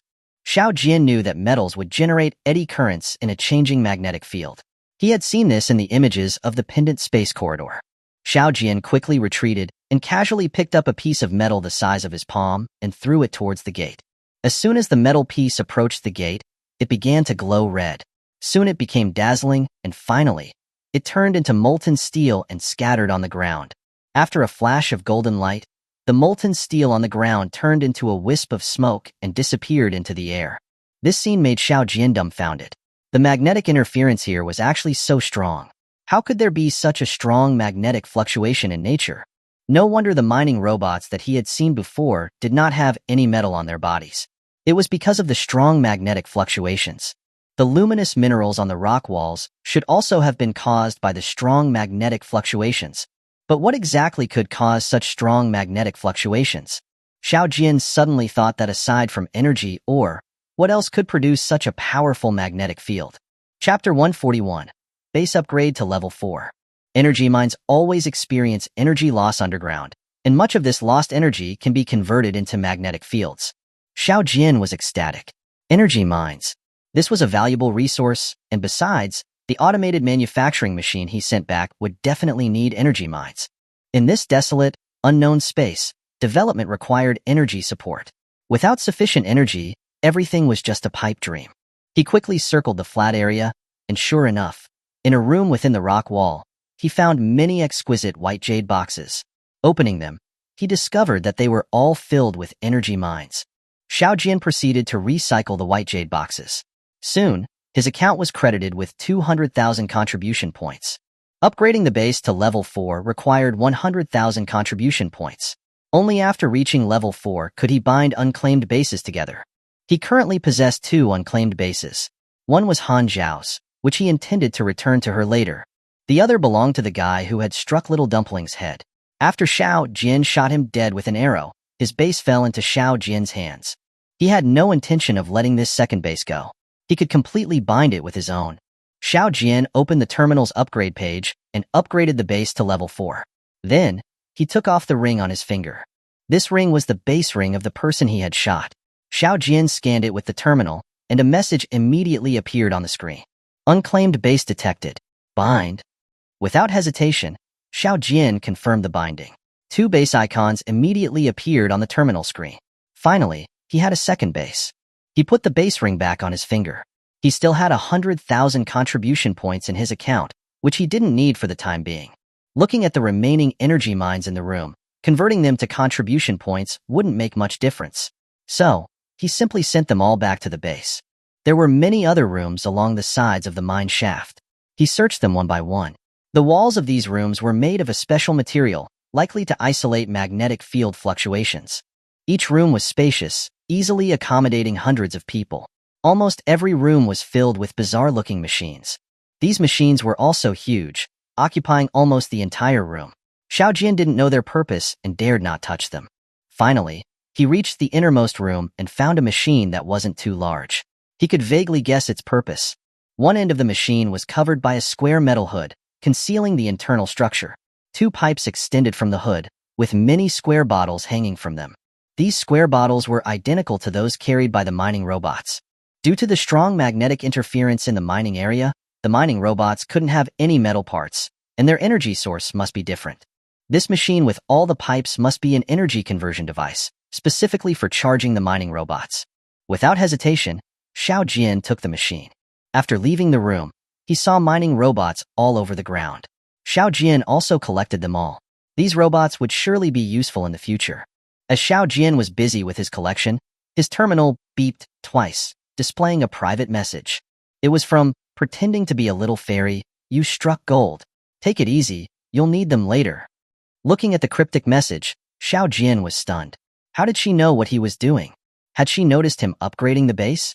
Or had she seen the items he sent back to the base? This terminal with the teleportation device was given to him by the little fairy. It was highly likely she knew about the items he was sending. This was an upgraded version of the terminal. Xiao Jian wasn't aware of all its functions. Perhaps she could intercept information from it and see what he was transmitting. If she found out he sent back mining robots, she could deduce he was in a mine. Her message was likely a reminder, afraid he'd be reckless and collect all the equipment in the mine. She was right. Actually, he didn't recognize any of this equipment, and some of it could be essential for maintaining the mine's environment. If he collected them carelessly, he could ruin the mine. Just then, another message arrived on his terminal. It was from Little Dumpling. Xiao Jian was puzzled. Little Dumpling rarely sent him messages. Could she be in danger? "Brother, come back quickly, Wu. Bad people are hitting my people, Wu. I want to fight the bad people." Xiao Jian's heart tightened upon reading Little Dumpling's message. He immediately replied, "Dumpling, don't leave the base. Brother will be right back to help you fight the bad people." He was afraid Little Dumpling would go out alone. Her people couldn't defeat the opponents. She'd just be walking into a trap. Xiao Jin knew that the bad people Little Dumpling was talking about weren't necessarily human. They could be beasts. She seemed to have a misunderstanding of the word bad person. Beasts? Xiao Jin suddenly thought of the invisible beasts. Could it be that the invisible beasts couldn't find him and had turned to attacking Little Dumpling's people? Little Dumpling didn't reply for a long time. Xiao Jin's heart sank. She had most likely left the base already. He quickly sent her another message. Dumpling, where are you? What do the bad people who are attacking your people look like? This time, Little Dumpling replied quickly. Brother, one of my people found me and said invisible bad people are hitting our people. I want to fight the bad people. It was indeed the invisible beasts. Xiao Jin was furious. The invisible beasts had actually ventured out of the green zone to find him. It seemed that if he didn't teach them a lesson, they'd really think he was afraid of them. Xiao Jin stood up and walked towards the automated elevator gate. As he entered the automated elevator, he sent Little Dumpling another message. Dumpling, send me your coordinates. Wait there. You can't defeat them. He quickly received Little Dumpling's coordinates. They were not far from his current location. Little Dumpling's people were likely also near the green zone where the invisible beasts lurked. The only exit Xiao Jin knew in the mine was this large automated elevator. He kicked away the rock that was jamming the gate. After the gate closed, Xiao Jin hesitated, looking at the image displaying the exit options. Besides the underground hall exit, there were also several exits from the underground hall leading towards the surface. The mine and the underground hall were on the same level, without other exits in between. He wasn't sure if the robots were still waiting in the underground hall. If he chose other exits from the underground hall to the surface, he worried that he wouldn't find the small automated elevator and wouldn't be able to get back to the cave on the rock wall. Chapter 142. Trapped in the underground hall. He hesitated only for a moment and chose the underground hall exit. He didn't know where the other exits led, and if he couldn't get out, it would be more troublesome if the robots blocked him. If Little Dumpling couldn't wait for him and went to help her people alone, she would surely suffer a big loss. He had to get out as soon as possible and find her. As soon as the automated elevator stopped, Xiao Jin activated his perception ability, and a perception image instantly formed in his mind. When he looked at the underground hall in the image, his expression immediately changed. The robots outside hadn't left the underground hall. Outside the automated elevator gate, 3 robots stood in a triangle formation, blocking his exit. On the other side of the hall, in front of the small automated elevator that connected to the cave on the cliff, stood 2 more robots. They were clearly trying to trap him in this underground hall. If he didn't come out, they'd probably keep guarding this place. At that moment, the automated elevator gate was slowly opening, and the 3 robots outside reacted. They took a synchronized step forward, raising their swords towards the gate, blocking the exit. Xiao Jin could see in the predictive image that no matter which way he went out, he would be cut to pieces by their swords. Faced with such a huge disparity in strength, his perception ability was useless. No matter how he wielded his sword, he couldn't block 3 robots attacking him at the same time. As the gate slowly rose, Xiao Jin's heart grew colder. What did he have left? Xiao Jin suddenly remembered the grenade at his waist. He only brought 2 grenades in total. He used one when he escaped here last time, leaving one remaining. He immediately took the grenade from his waist. He hit it on the metal wall of the automated elevator, and then he threw it out through the gap at the bottom of the gate. The 3 robots held their swords, closely surrounding the gate, intently watching the doorway, completely unaware that a grenade was rolling under their feet. Boom! The gate had only risen about 2 feet when the grenade exploded outside the door. A huge shockwave, mixed with countless metal fragments, rapidly spread in all directions. A large number of shrapnel pieces flew towards the gate, creating a series of clanging sounds. The 3 unprepared robots were also knocked onto the floor by the sudden shockwave. Although the grenade couldn't break their metal bodies, the huge force of the shockwave caused them to lose their balance. Xiao Jin took advantage of the moment when the robots fell, immediately rushed out of the gate, and ran towards the small automated elevator on the side of the hall. There were no other exits in the underground hall. He could only take this small automated elevator to return to the cave on the cliff. Just as he reached the center of the hall, the 2 robots guarding the small automated elevator, brandishing their swords, charged toward him. Xiao Jin's grenades were all used up. He glanced at the sword in his hand. Using it against the robots was a fool's dream. This sword was sharp against flesh and blood, but it was useless against robots made entirely of metal. Seeing that he couldn't break through their blockade, and that the 3 robots he had knocked down with the grenade were getting back to their feet, he could see no way forward or backward. He had no choice but to run to the other side of the hall, avoiding the two robots attacking him. Meanwhile, the three robots that had just climbed back up stared blankly at the fully opened gate for a while, as if they hadn't recovered. The two robots chasing him saw that Xiao Jin ran to the side, so they changed direction and quickly moved to block his path.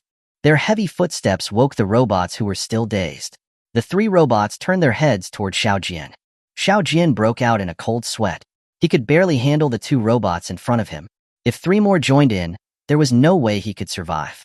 But regardless of whether Xiao Jin wanted it or not, the three robots that had recovered surrounded him from the side. 5 robots attacked him from all sides, forcing Xiao Jin back to one side of the hall. His back was against the metal wall of the hall, and in front of him, the 5 robots formed a fan-shaped encirclement, blocking all his exits. There was no escape.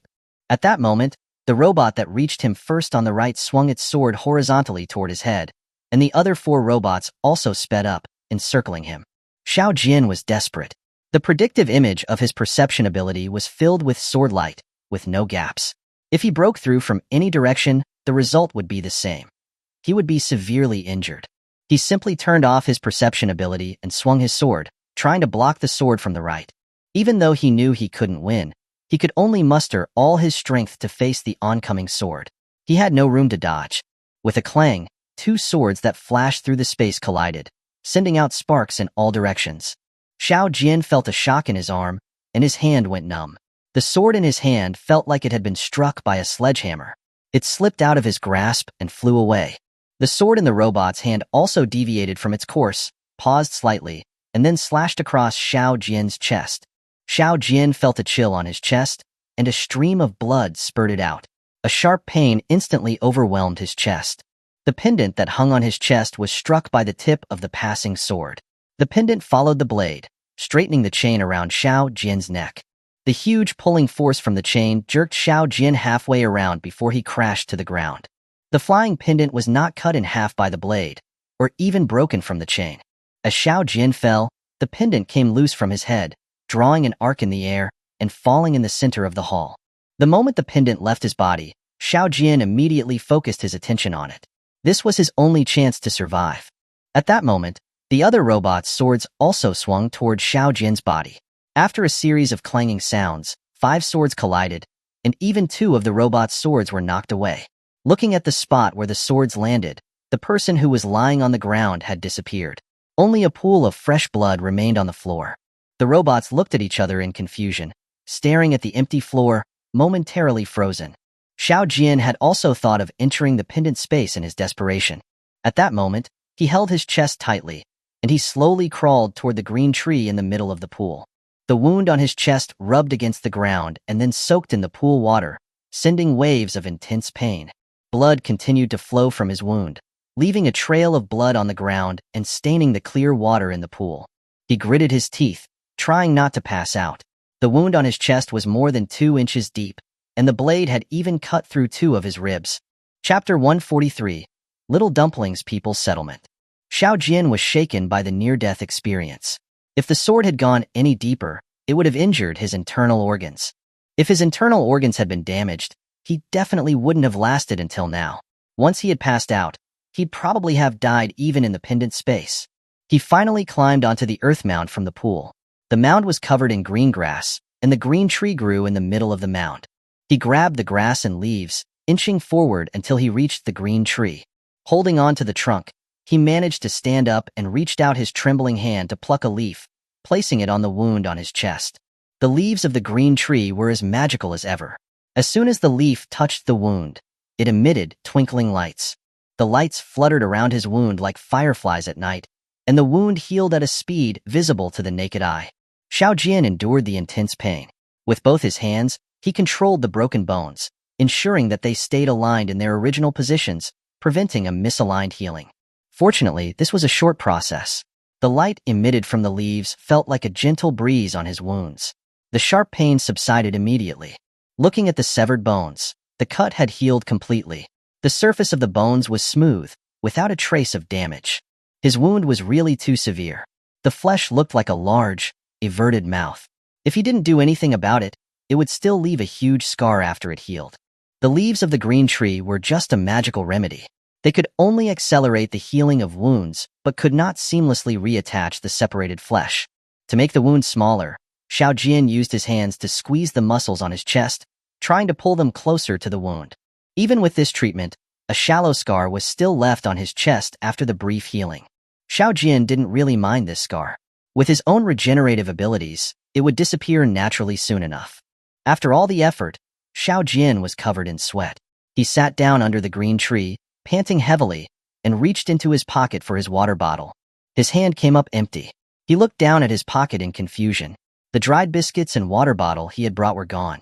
He quickly reached for his waist. The terminal was too bulky to fit comfortably in his pocket. He had always kept it hanging on his waist. Luckily, the terminal hadn't disappeared. It was still hanging at his waist. How could the dried biscuits and water bottle have disappeared for no reason? His heart suddenly sank. Could it be that he couldn't bring external items into the pendant space while he was in the unknown space? The more Xiao Jian thought about it, the more likely he thought it was. He even began to doubt whether his physical body had really come to the unknown space. He remembered the joke the first time he returned from the unknown space. Many people thought that if they ate enough in their world, they wouldn't be hungry when they came back to the unknown space. But the truth was, no matter how full you were before you came, your body here would still return to its state before the return. The two seemed to have no connection. If his physical body hadn't come here, all of this made sense. It was also possible that the fact that he couldn't carry items into the pendant space here was related to his physical body. From this perspective, the pendant space could currently only transfer items one way, allowing items to be taken into the unknown space, but not back from it. After resting for a while, Xiao Jian's body had mostly recovered. He got up and went to the pool, took a few sips of water, and began to think about his next course of action. His pendant was now in the underground hall, and he didn't know what would happen if the robots found it. Xiao Jian couldn't afford to delay. He had to get out as soon as possible and find Little Dumpling. Little Dumpling was still a child, and her personality was impulsive. If he didn't get to her soon, she would most likely go to help her people alone. The invisible beast's invisibility ability was particularly strange. Without being able to break their invisibility, anyone who encountered them would be at a disadvantage. Xiao Jian didn't hesitate any longer. He stood up and exited the pendant space. Back in the underground hall, Xiao Jian looked down, and the dried biscuits and water bottle he had brought were indeed at his feet. Looking up at the side of the hall, several robots were still standing there foolishly, staring at each other in confusion, at a loss. Xiao Jian appeared in the center of the hall, and none of the robots noticed him. Cough, cough, cough. Xiao Jian coughed softly a few times, and only then did the robots react, turning their heads to look in the direction of Xiao Jian. At that moment, the large automated elevator was still humming, and the heavy gate was slowly descending, about to close. Xiao Jian grinned at the robots, turned around, and ran towards the large automated elevator, quickly entering it. As he entered the elevator, he randomly tapped on the image displayed on the control panel a few times and hid next to the gate, quietly waiting for the robots to come in. The automated elevator detected someone entering and quickly reopened the gate. Seeing Xiao Jian running into the automated elevator, the robots ran over, rushing into the elevator to look for Xiao Jian. The space inside the automated elevator was larger than a room. Xiao Jian, crouched down in the corner, was not easily noticeable. After the robots had all entered the elevator, the gate began to lower. Xiao Jian quickly entered the pendant space.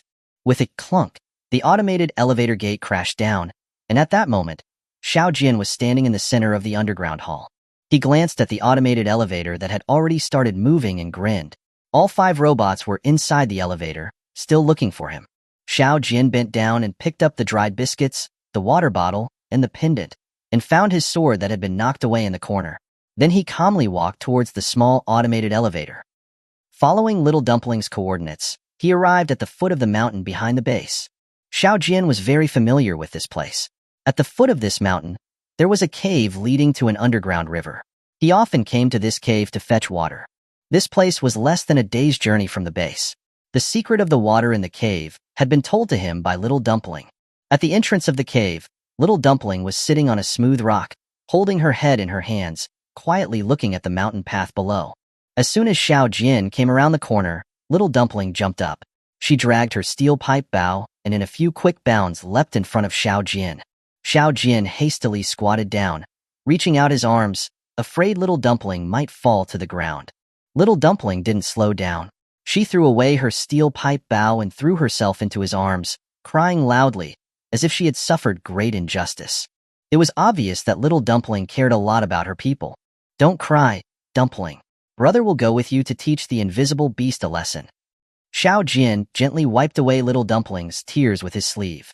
He gently patted her back, comforting her for a long time before she finally stopped crying.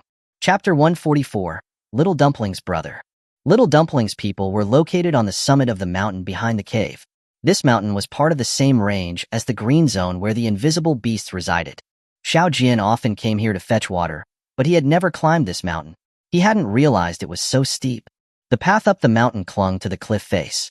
Below, there was a bottomless abyss. Just looking down made one's legs tremble. Xiao Jian carefully stuck to the cliff face with Little Dumpling, and after passing through a few hidden rock caves, they arrived at the summit. Without Little Dumpling, he would never have found this path up the mountain. Such a dangerous place could only be reached by invisible beasts, following the trail of Little Dumpling's people. Otherwise, just guarding one dangerous pass would be enough to keep out an entire army. It was no wonder that the mutant elves could thrive here. Because of their special physiques, every other species would covet their abilities. If the terrain didn't protect them, they would probably have been wiped out long ago. There was information about mutant elves in the base. Each member of their clan possessed at least one unique skill, and no two mutant elves had the same skill. These skills were coveted by other creatures. They were like the Tang monk's flesh in the eyes of all other living beings. Therefore, mutant elves were extremely rare throughout the universe, on the verge of extinction. Xiao Jian didn't know how there were any mutant elves here. Gah. Little Dumpling tugged at his clothes, bringing Xiao Jian back to his senses. He picked up Little Dumpling and looked up at the summit. The summit was surrounded by clouds. The mountain ridges were faintly visible amidst the white clouds, like mysterious floating mountains or flying dragons, a true fairyland. Standing on a high mountain ridge, a gentle breeze caressed his hair, causing it to dance in the air. Looking down at the land below, on the left was the location of his base. Straight ahead was the labyrinth-like circular swamp, and on the right was a sea of green, the very place where the invisible beasts resided. This mountain was separated from the green zone by a deep canyon. The pool in the green zone looked like a twisted worm, embraced by the green mountains. The green zone included countless high peaks and cliffs covered in dense forests, creating a vibrant scene full of life. In stark contrast, the mountain on which Little Dumpling's people lived was barren and desolate compared to the green zone across the valley. The terrain at the summit was flat, covered with small earth mounds. The whole summit was barren and infertile, without a trace of green, presenting a desolate scene. He wondered why plants were so scarce in the unknown space. And what was in the green zone? Why could dense forests grow there? Although the rainfall here wasn't abundant, it shouldn't be enough to prevent any plants from surviving. It had just rained heavily recently.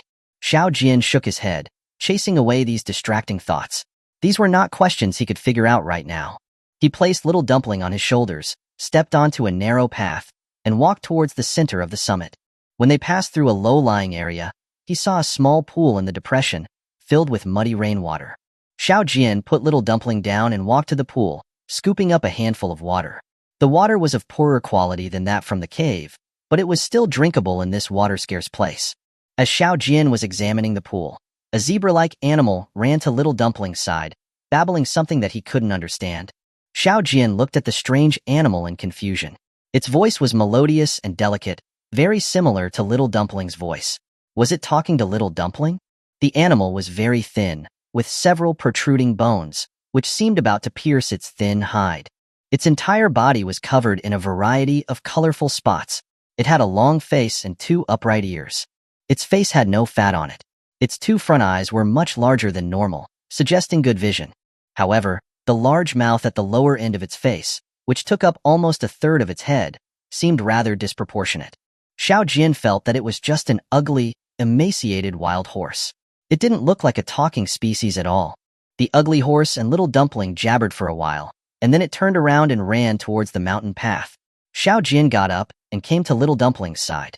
He pointed at the ugly horse that had already run far away and asked, not too confidently, "You guys, was that ugly horse just talking to you?"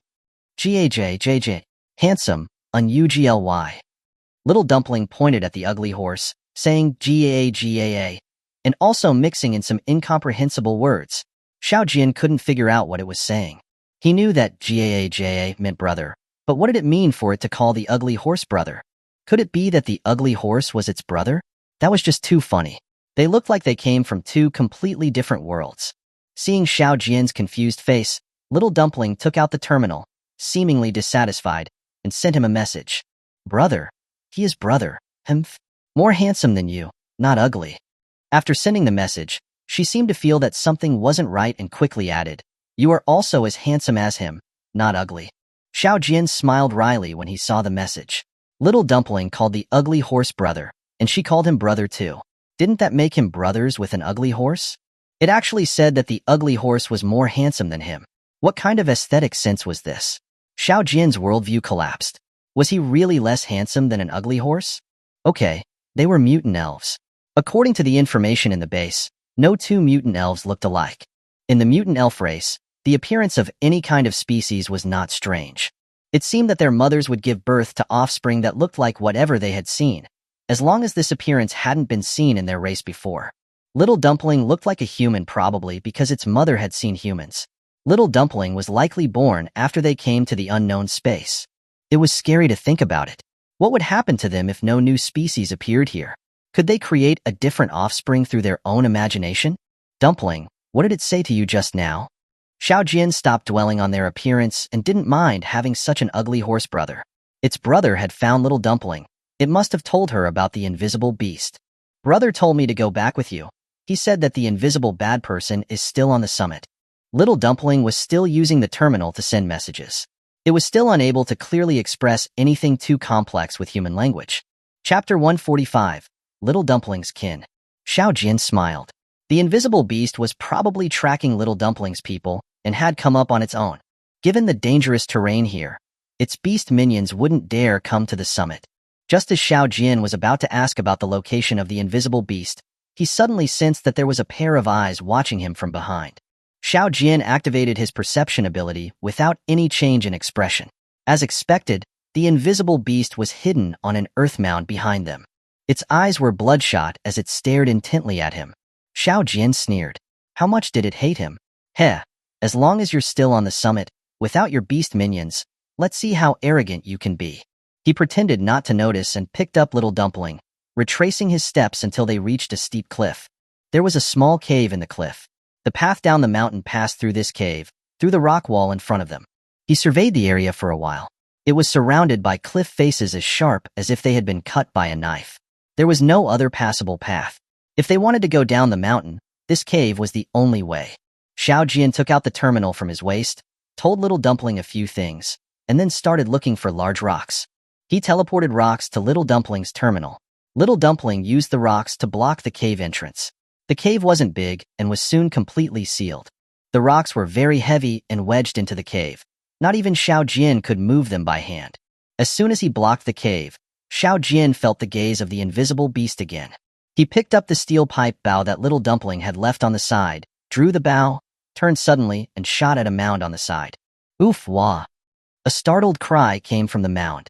The invisible beast could no longer bother to hide its body and quickly ran to the back of the mountain. The place where the invisible beast hid was dozens of steps away from Xiao Jian, separated by a steep cliff. Xiao Jian walked to the edge of the cliff and looked down. The cliff was more than 10 meters high. The surface was smooth with nothing to grab onto. It was a lost cause. In any case, the path down the mountain had been completely blocked, and the invisible beast couldn't move the heavy rocks on its own. At that moment, the ugly horse, Little Dumpling's brother, arrived with a group of its strangely shaped kin. Looking at this group of Little Dumpling's people, Xiao Jian finally understood why Little Dumpling said that its brother wasn't ugly. Among its kin, the ugly horse could indeed be considered handsome. Take a look at the monster walking next to the ugly horse. Its entire body was almost made of rock, and its legs were two asymmetrical rocks. The only part that wasn't rock was its arms. They were two tree branches growing out of the rock. Its head was a smooth pebble, with a few holes poking out, probably its mouth and eyes. Of course, Xiao Jian also knew that this guy just looked like rock. Its body was still flesh and blood. It was likely that its mother had never left the mountain and couldn't imagine a unique and beautiful appearance, which resulted in the birth of such a monster. The rock mutant elf could at least tell its limbs and body, but what the heck was the ball rolling behind it? Could it be that it was born in the shape of the sun in the sky? Xiao Jian even suspected that it had no limbs at all. It was just a round ball, with a nose and eyes on it. This ball rolled when it walked, and this guy had probably never left the mountain in its life. If he wasn't careful, he might roll off the cliff. At that moment, a horned beast, leaning on a crutch, limped up to them. Xiao Jian was so scared that he took a few steps back. He had fought a horned beast before. These things weren't easy to deal with. They were particularly cunning and had very powerful attacks. Seeing this, Little Dumpling quickly went over to support the horned beast and said to Xiao Jian, "Kin," at #Yuan%. Xiao Jian couldn't understand the words after that. When he looked at the terminal, it turned out that this old creature was Little Dumpling's grandfather. After Little Dumpling introduced her grandfather, she helped him sit down on a rock and talk to him while treating the injury on his leg. Her grandfather's leg injury had been inflicted by the invisible beast. No wonder Little Dumpling had been so anxious. It turned out that her grandfather had been injured. After Little Dumpling had healed the old man's injury, the old man took the terminal from Little Dumpling and said a few things into the terminal.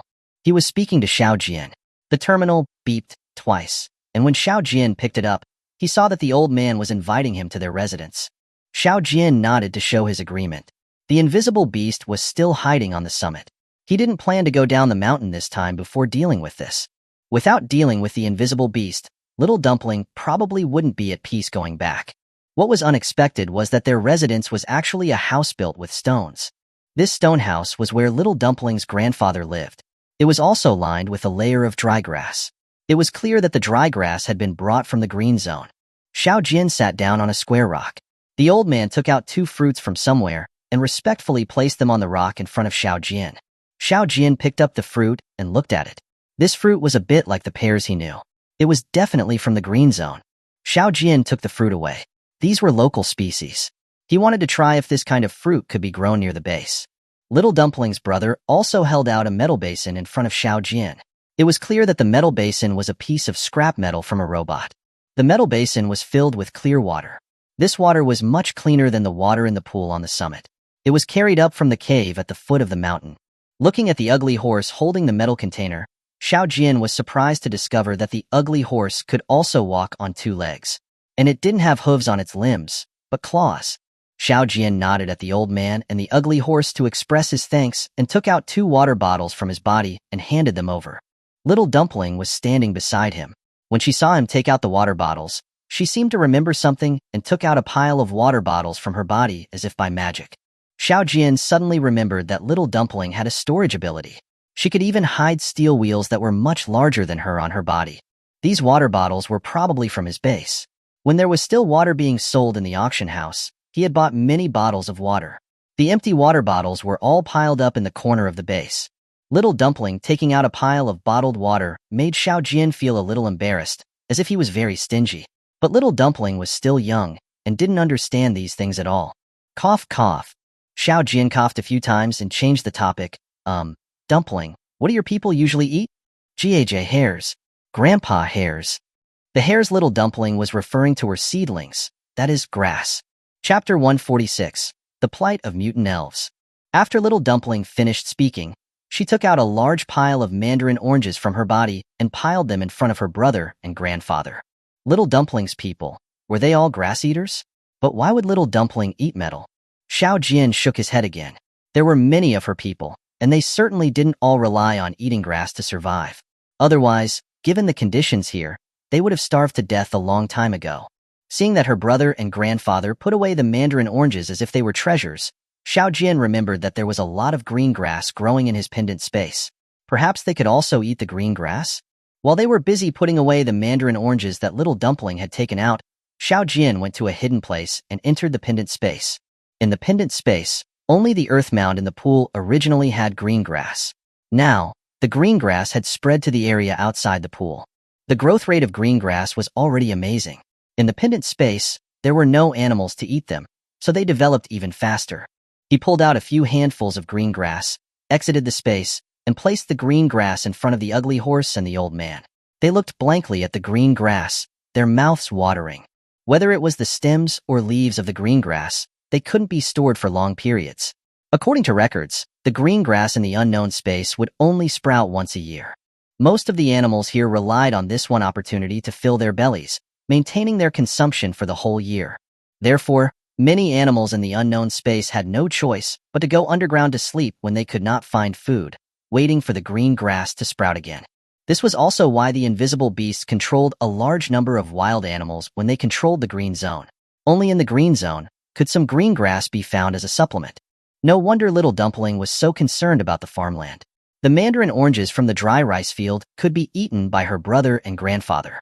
Xiao Jian divided the green grass in his hand between her grandfather and brother. Her grandfather looked at the green grass in the ugly horse's hand. The ugly horse very self-consciously handed the green grass to her grandfather. At that moment, the rest of Little Dumpling's people slowly gathered around. Little Dumpling's grandfather got up and chased them all away. He probably knew that his people were too strangely shaped and that their appearances might scare Xiao Jian.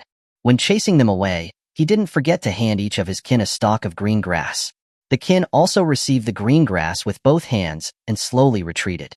It was clear that the green grass was very precious to them. Xiao Jian could also imagine that, because of their bodies, many of their kin were unable to go down the mountain. These people could only rely on the others to obtain food, and the green grass that only sprouted once a year was extremely important to them. Without green grass to sustain them, it was estimated that the entire mutant elf race would quickly become extinct. Little Dumpling's grandfather dismissed his kin, and in the end, only one stalk of green grass remained in his hand. He looked at the ugly horse and handed the last stalk of green grass to it. The ugly horse took the green grass and divided it in half, giving half to her grandfather before starting to eat. Xiao Jian watched them complete all of this, feeling a pang in his heart, but he did not enter the pendant space again. The secret of the pendant space was his biggest secret, and he couldn't let anyone know, not even Little Dumpling's people. As soon as the ugly horse and her grandfather ate the green grass, a miraculous scene appeared. Her grandfather had only eaten half a stalk of green grass, but he suddenly became full of energy, which had been weakened from age. The ugly horse had also undergone a big change. Its skin, which was originally yellow and dry, became smooth and glossy. Its body, which was originally so thin that it was all skin and bones, now had no visible protruding bones and was very strong. Xiao Jian recalled the scene when he first saw the horned beasts. When they had just emerged from the ground, they were also all skin and bones, even thinner than the ugly horse. But after they ate the green grass, they had quickly recovered to their peak condition. This green grass was simply the source of life. It not only promoted the rapid growth of plants, but it was also the ultimate supplement for all animals. No wonder that wild animals only ate one meal of green grass a year, and were able to maintain their energy for the whole year. Looking at the ugly horse and its grandfather, they had only eaten half a stalk of green grass, and their bodies had undergone such a huge change. If they could eat their fill, they would definitely be able to go for a long time without being hungry. After this incident, Xiao Jian also gained a new understanding of mutant elves. With the green grass being so important, the ugly horse and its grandfather didn't keep it for themselves, but distributed it to the others. Xiao Jian felt that the mutant elves should be considered an intelligent species, but their harsh living environment had affected their evolution. Mutant elves already had their own language and knew how to use steel plates from robot wreckage as tools, and they also knew how to build houses with stones. This had already completely broken out of the realm of normal animals. Especially Little Dumpling, whose intelligence was even higher than that of an average human child. After eating the green grass, Little Dumpling's people all lay prone on the ground from a distance, under the leadership of her grandfather. Xiao Jian was frightened by their actions and retreated a few steps, not knowing what ritual this was. Little Dumpling handed her terminal to her grandfather, and then muttered a few words to him. The old man communicated with Xiao Jian through the terminal. The first message it sent made Xiao Jian extremely surprised. Respected Guardian, thank you for your selfless help to the mutant elf race. Little Dumpling's grandfather actually knew about the Guardians? Could it be that Little Dumpling had told him? Xiao Jian immediately replied to him with a message, full of doubt. Do you know about the Guardians? The old man looked at Little Dumpling in confusion and spoke to Xiao Jian again, gibberish. Xiao Jian looked at the terminal, on which was translated message. Respected Guardian, you may not know, but the mutant elves were brought here by the Guardians from different places. As Xiao Jian had previously expected, these mutant elves were all gathered here by the Guardians from all over the universe. It was estimated that the Guardians had seen that they were on the verge of extinction, and that was why they gathered them here, to preserve their species. Mutant elves were a special existence. From the fact that each of their kin possessed a different skill, they could not be allowed to go extinct. Based on this one characteristic, they had the potential to breed infinite possibilities, giving the Guardians unexpected support. The mutant elves were probably transferred here a long time ago. Could this old man know something about what happened in the unknown space? Xiao Jin wanted to know what exactly had happened in the unknown space, and how there came to be so much robot wreckage. How did all of this happen? He sent a message to the old man and asked, "Do you know what happened here? Where did these robots come from?" The old man pondered for a moment and replied, "When we were transferred here, it was already like this. We don't know what happened here. I think that the Guardians from the upper levels should know." Xiao Jin shook his head in disappointment. The war here had been going on for an unknown amount of time. It was normal that the mutant elves didn't know about these things. It was getting late. Xiao Jin asked Little Dumpling to help her kin up. He then took off the second base ring and deployed it on an open space. The path down the mountain had been completely blocked by him. He wasn't worried that the invisible beast would escape from the summit. He hadn't examined the base carefully since it had been upgraded. He hadn't opened the chat channel for many days either. He wanted to know what was happening lately. As soon as he opened the chat channel, "Please call me Garbage King" sent him a private message. "Bro, why haven't you been online for so many days?" Xiao Jin replied, "I was delayed with some things. How is the outside world? Has anything new happened?" "Please call me Garbage King" replied, "A base has been upgraded to level 4. Is that your base, bro?" Xiao Jin did not deny it and admitted, "Yes, that's right. It's my base. How did you know?" Chapter 147. The soul-devouring evil spirits are causing trouble again. Xiao Jin thought to himself that he could accept the fact that the little fairy knew his situation, because it was she who sold him the upgraded terminal. But how did Garbage King find out about his base's upgrade progress?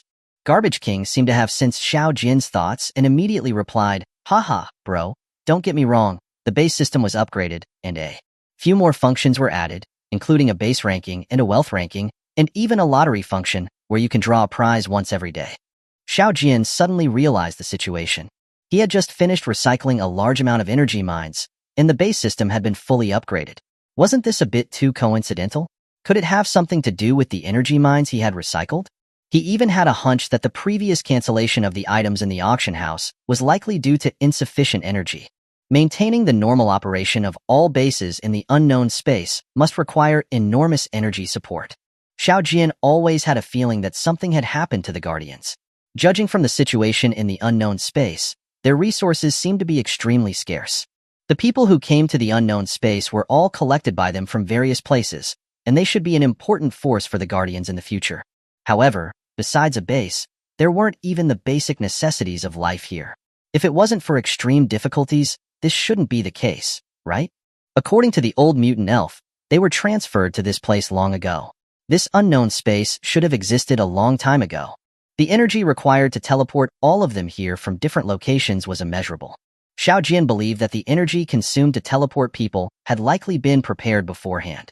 If not, given the current situation of the Guardians, Xiao Jin suspected that they wouldn't even be able to start this project.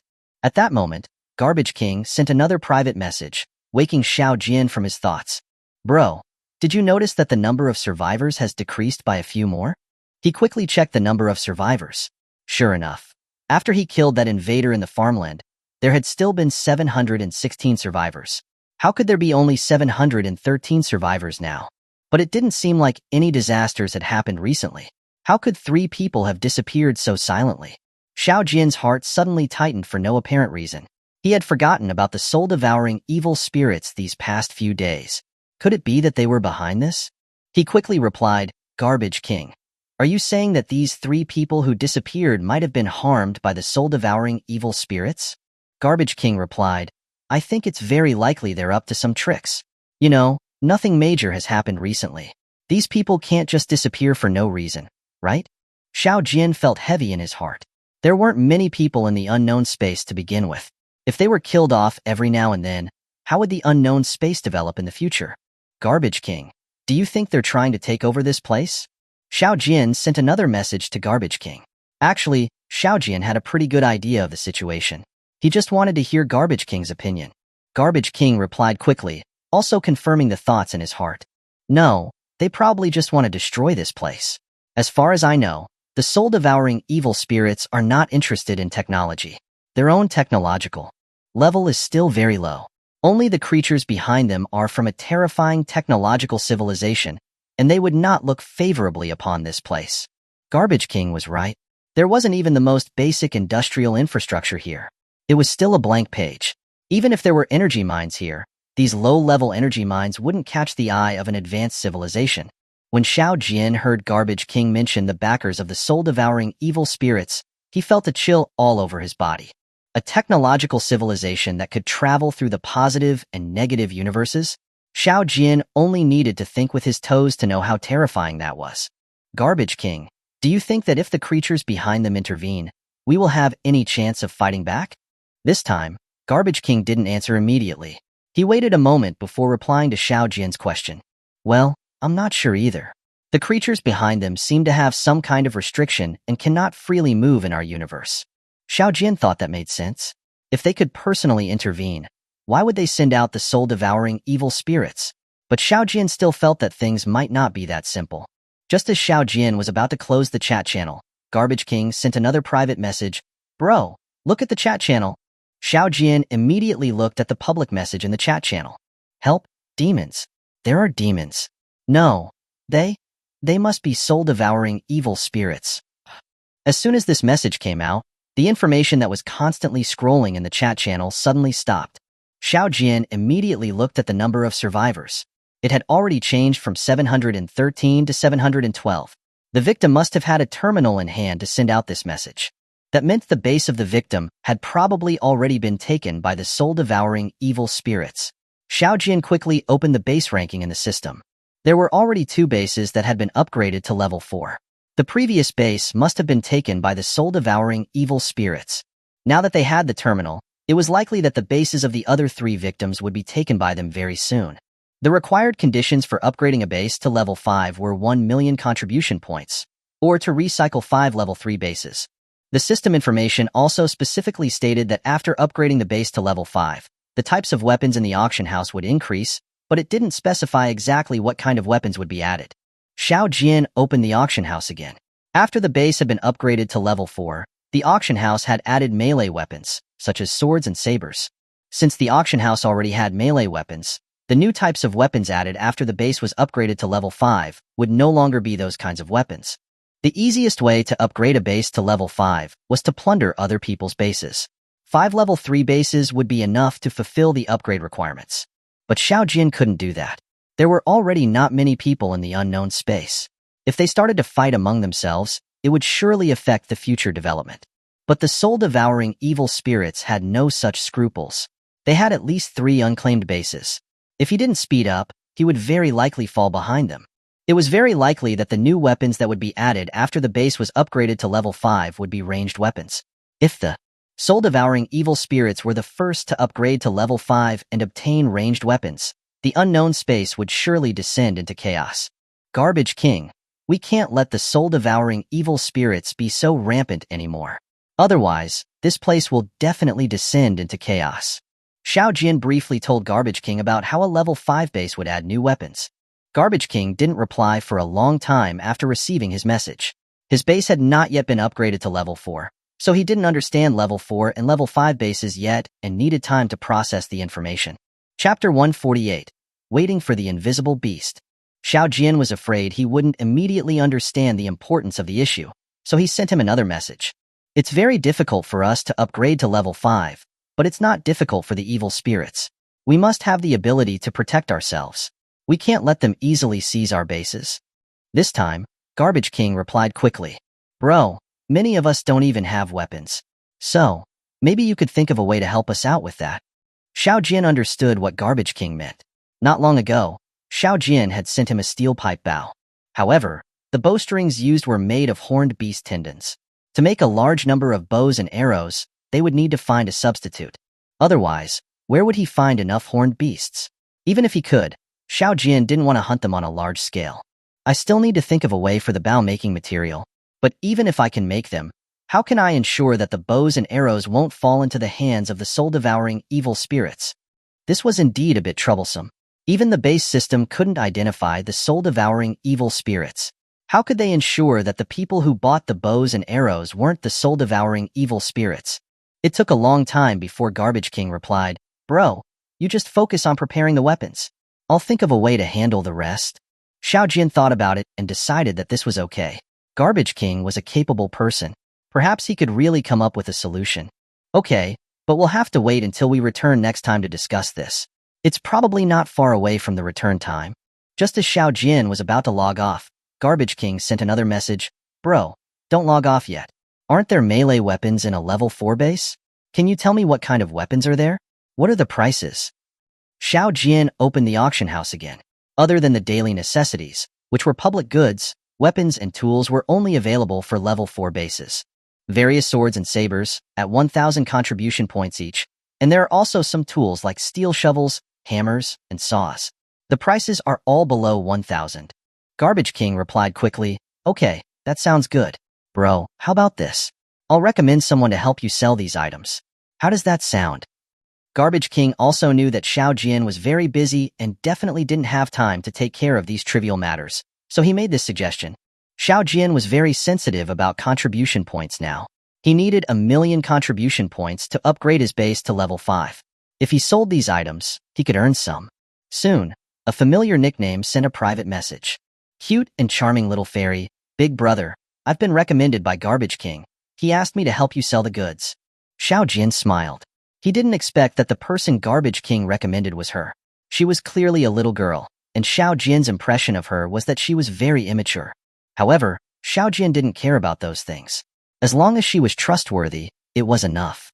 Since Garbage King had recommended her, it was likely that they had met in a video call. Garbage King was cautious in his work. The person he recommended must be reliable. Xiao Jian didn't say much to her. Garbage King would make specific arrangements. He only needed to send the goods to her. After closing the chat channel, Xiao Jian opened the lottery module. It showed that there was still one chance to draw a prize. Xiao Jian immediately clicked to start the draw. The lottery system whirled around in a dazzling array, and finally a message popped up saying, "Thank you for your patronage." Crap, the system gave him nothing on his first try. After working hard for half the night, Xiao Jian had finally finished sending all the items to cute and charming little fairy. It was sunrise the next day when Xiao Jian finally woke up from his daze. When he saw Little Dumpling and her brother, the ugly horse, standing outside the base, he remembered that he was still on the summit and needed to deal with the invisible beast. After washing up, he activated his perception ability and scanned the surrounding area. He didn't find any trace of the invisible beast. This invisible beast was very cowardly. It had run away once in the green zone. After what happened yesterday, it should have realized that its invisibility skill was likely ineffective against him. With him there, it definitely wouldn't dare approach.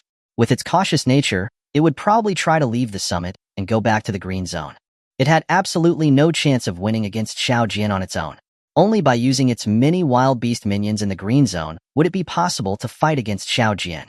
Seeing Xiao Jian coming out of the base, Little Dumpling ran to Xiao Jian, pointed at the ugly horse and said to him, "Gaa, Gaa, Gaa, Gaa together." When Little Dumpling saw Xiao Jian looking at it with confusion, she shook Xiao Jian's clothes, and tears were about to well up in her eyes. Xiao Jian picked up Little Dumpling, helped her wipe away her tears, and asked, uncertainly, "Do you want your brother to go to the base with us?" Little Dumpling immediately nodded her head like she was pounding rice, and even kissed Xiao Jian once, afraid that he would not agree. She also knew that her brother was a big burden and wouldn't be of much help. He would only add to his burden. Xiao Jian put Little Dumpling down, patted the ugly horse on its shoulder, and said, "Okay, from now on, you and Little Dumpling will stay by my side." It was probably his green grass that had touched the ugly horse. After what happened yesterday, Xiao Jian also realized the extraordinary nature of green grass.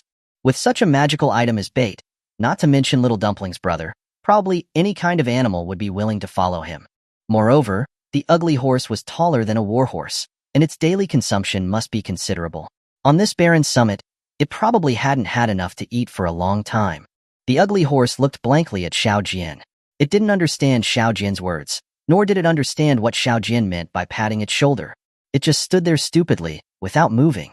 Little Dumpling quickly walked to the ugly horse, mumbled a few words to it, and the ugly horse fell to the ground with a thud, babbling something. Although Xiao Jian couldn't understand what it was saying, he knew that it was expressing its loyalty. He reached out and helped the ugly horse up, and patted away the dirt that was sticking to its body, and said, "In the future, you need to learn how to speak like Dumpling." Xiao Jian was very worried. The ugly horse didn't have his own terminal.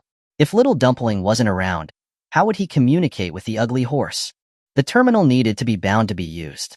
Xiao Jian had no idea how to do it. Little Dumpling's terminal had been given to her by the little fairy.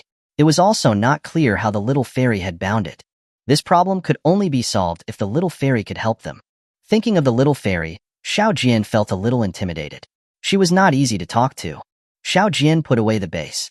Little Dumpling's brother, the ugly horse, led the way, walking towards the path down the mountain. The ugly horse was very familiar with the environment of the summit. It led Xiao Jian and Little Dumpling along a small path, coming to the place where they had blocked the cave yesterday. Xiao Jian looked at the rocks blocking the cave. There were indeed signs that they had been moved. However, the rocks were too large, and it was impossible to move them by hand. He guessed that the invisible beast must have been here again after he left yesterday. Xiao Jian wasn't in a hurry. He climbed onto an earth mound and sat down quietly to wait.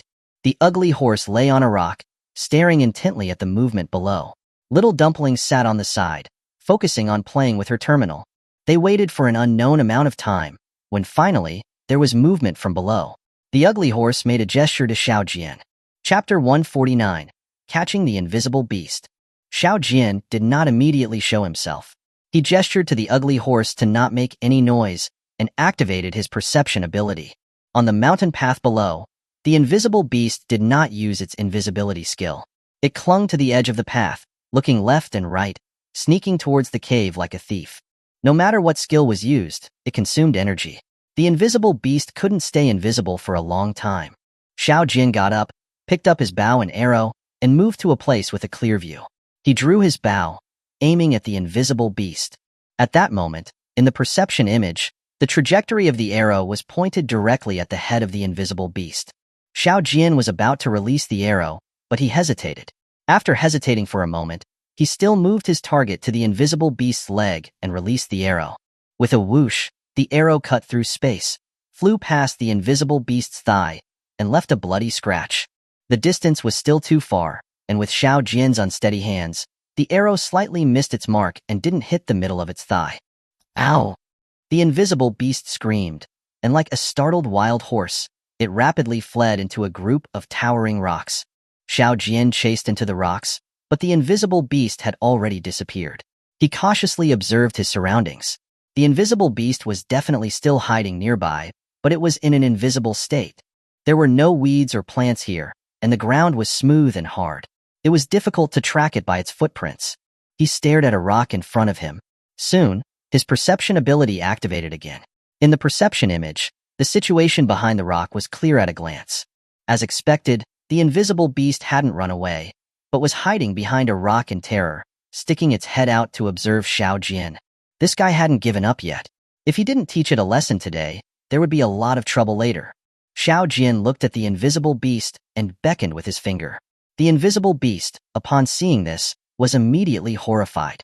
The invisibility skill was its greatest reliance, but it seemed to have lost its effectiveness in front of this human. The attack power of the invisible beast wasn't very strong.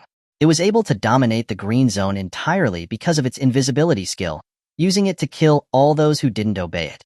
The invisible beast was different from other wild beasts. It was very cowardly and extremely afraid of death. This was probably related to its use of invisibility for sneak attacks. When it saw Xiao Jian's arrow pointing at its face again, it didn't care about its invisibility any longer and turned tail, yelling, and fled. In the perception image, the arrow's predicted flight path was directly aimed at its back. As long as Xiao Jian released the arrow, the invisible beast would surely die through the heart. But Xiao Jian did not aim at its back. Instead, he moved the arrow down and aimed at its leg again. With a whoosh, the thin steel pipe arrow instantly cut through space. This time the distance was shorter, and Xiao Jian did not miss. The arrow hit the middle of its thigh. The invisible beast screamed again. Its body swayed, and it fell to the ground with a thud. Its invisibility skill disappeared. Xiao Jian dropped the bow and arrow in his hand, drew the sword from his back, and calmly walked up to it. The tip of the sword was pointed directly at its throat. He asked in a cold voice, "Can you understand me?" Ignoring the pain in its leg, the invisible beast crawled over and prostrated itself at Xiao Jian's feet, whimpering continuously, like a pug. It probably couldn't understand what he was saying. Xiao Jian took the bowstring off the steel pipe bow, tied up its limbs, and handed it to the ugly horse. Then, he and Little Dumpling used the terminal to move the rocks from the cave, and then put Little Dumpling on his shoulder and walked down the mountain. Little Dumpling's brother, the ugly horse, carried the invisible beast, which was bound like a rice dumpling, closely following behind Xiao Jian. When they reached the foot of the mountain, they found a large number of wild beasts gathered around. These beasts must have heard the screams of the invisible beast and gathered here. Xiao Jian put Little Dumpling down and walked to the ugly horse. He grabbed the invisible beast in his hand and waved it around at the surrounding wild beasts. The wild beasts stirred and howled a few times, but no wild beast charged forward. As the invisible beast was held by Xiao Jian, the wound in its thigh was immediately torn open again, causing it to wail in pain. The surrounding beasts seemed to hear a command. They quickly backed up a distance but did not leave. Xiao Jian grinned. The invisible beast had quite a high prestige among its wild beast minions. As long as the invisible beast was in his hands, the beasts wouldn't dare act rashly. He dragged the invisible beast by the leg and walked towards the green zone. Seeing that he was having trouble dragging the invisible beast, the ugly horse immediately stepped forward, grabbed the invisible beast by its fur, and lifted it up. The surrounding wild beasts followed far behind Xiao Jian, howling all the way, but no beast dared to come close to them. Dumpling, tell your brother that we're going to the pool in the green zone. Although Xiao Jian had been to the pool twice, each time he was forced to jump off a cliff. He couldn't find a way to get to the pool. Little Dumpling nodded and said a few words to her brother. The ugly horse led them into a nearby canyon, walked under a cliff, and moved a rock. Behind the rock was a crack. The crack led to a dark cave. Xiao Jian followed the ugly horse and squeezed sideways into the cave. It was clear that the ugly horse was also very familiar with the area near the green zone. It must come here often to find green grass to fill its stomach. In the cave, with the faint light shining in from the entrance, he saw a winding path extending deep into the cave. The path was smooth and white from being stepped on, clearly indicating that it had been maintained. The mutant elves had certainly passed through this cave to enter the green zone. Their food sources must also be found in the green zone. They walked for several hours before seeing a glimmer of light ahead. The exit of the cave was on the side of a cliff. Xiao Jian stood at the edge of the cave and looked down at the cliff. Below was the pool in the green zone. The cave exit was dozens of meters above the pool. The cliff was covered with vines, hanging down into the pool like a waterfall. The ugly horse walked to the cave exit, carrying the invisible beast on its shoulder. It grabbed a vine, jumped down, and slid down quickly. Xiao Jian blinked, looking at the ugly horse in shock.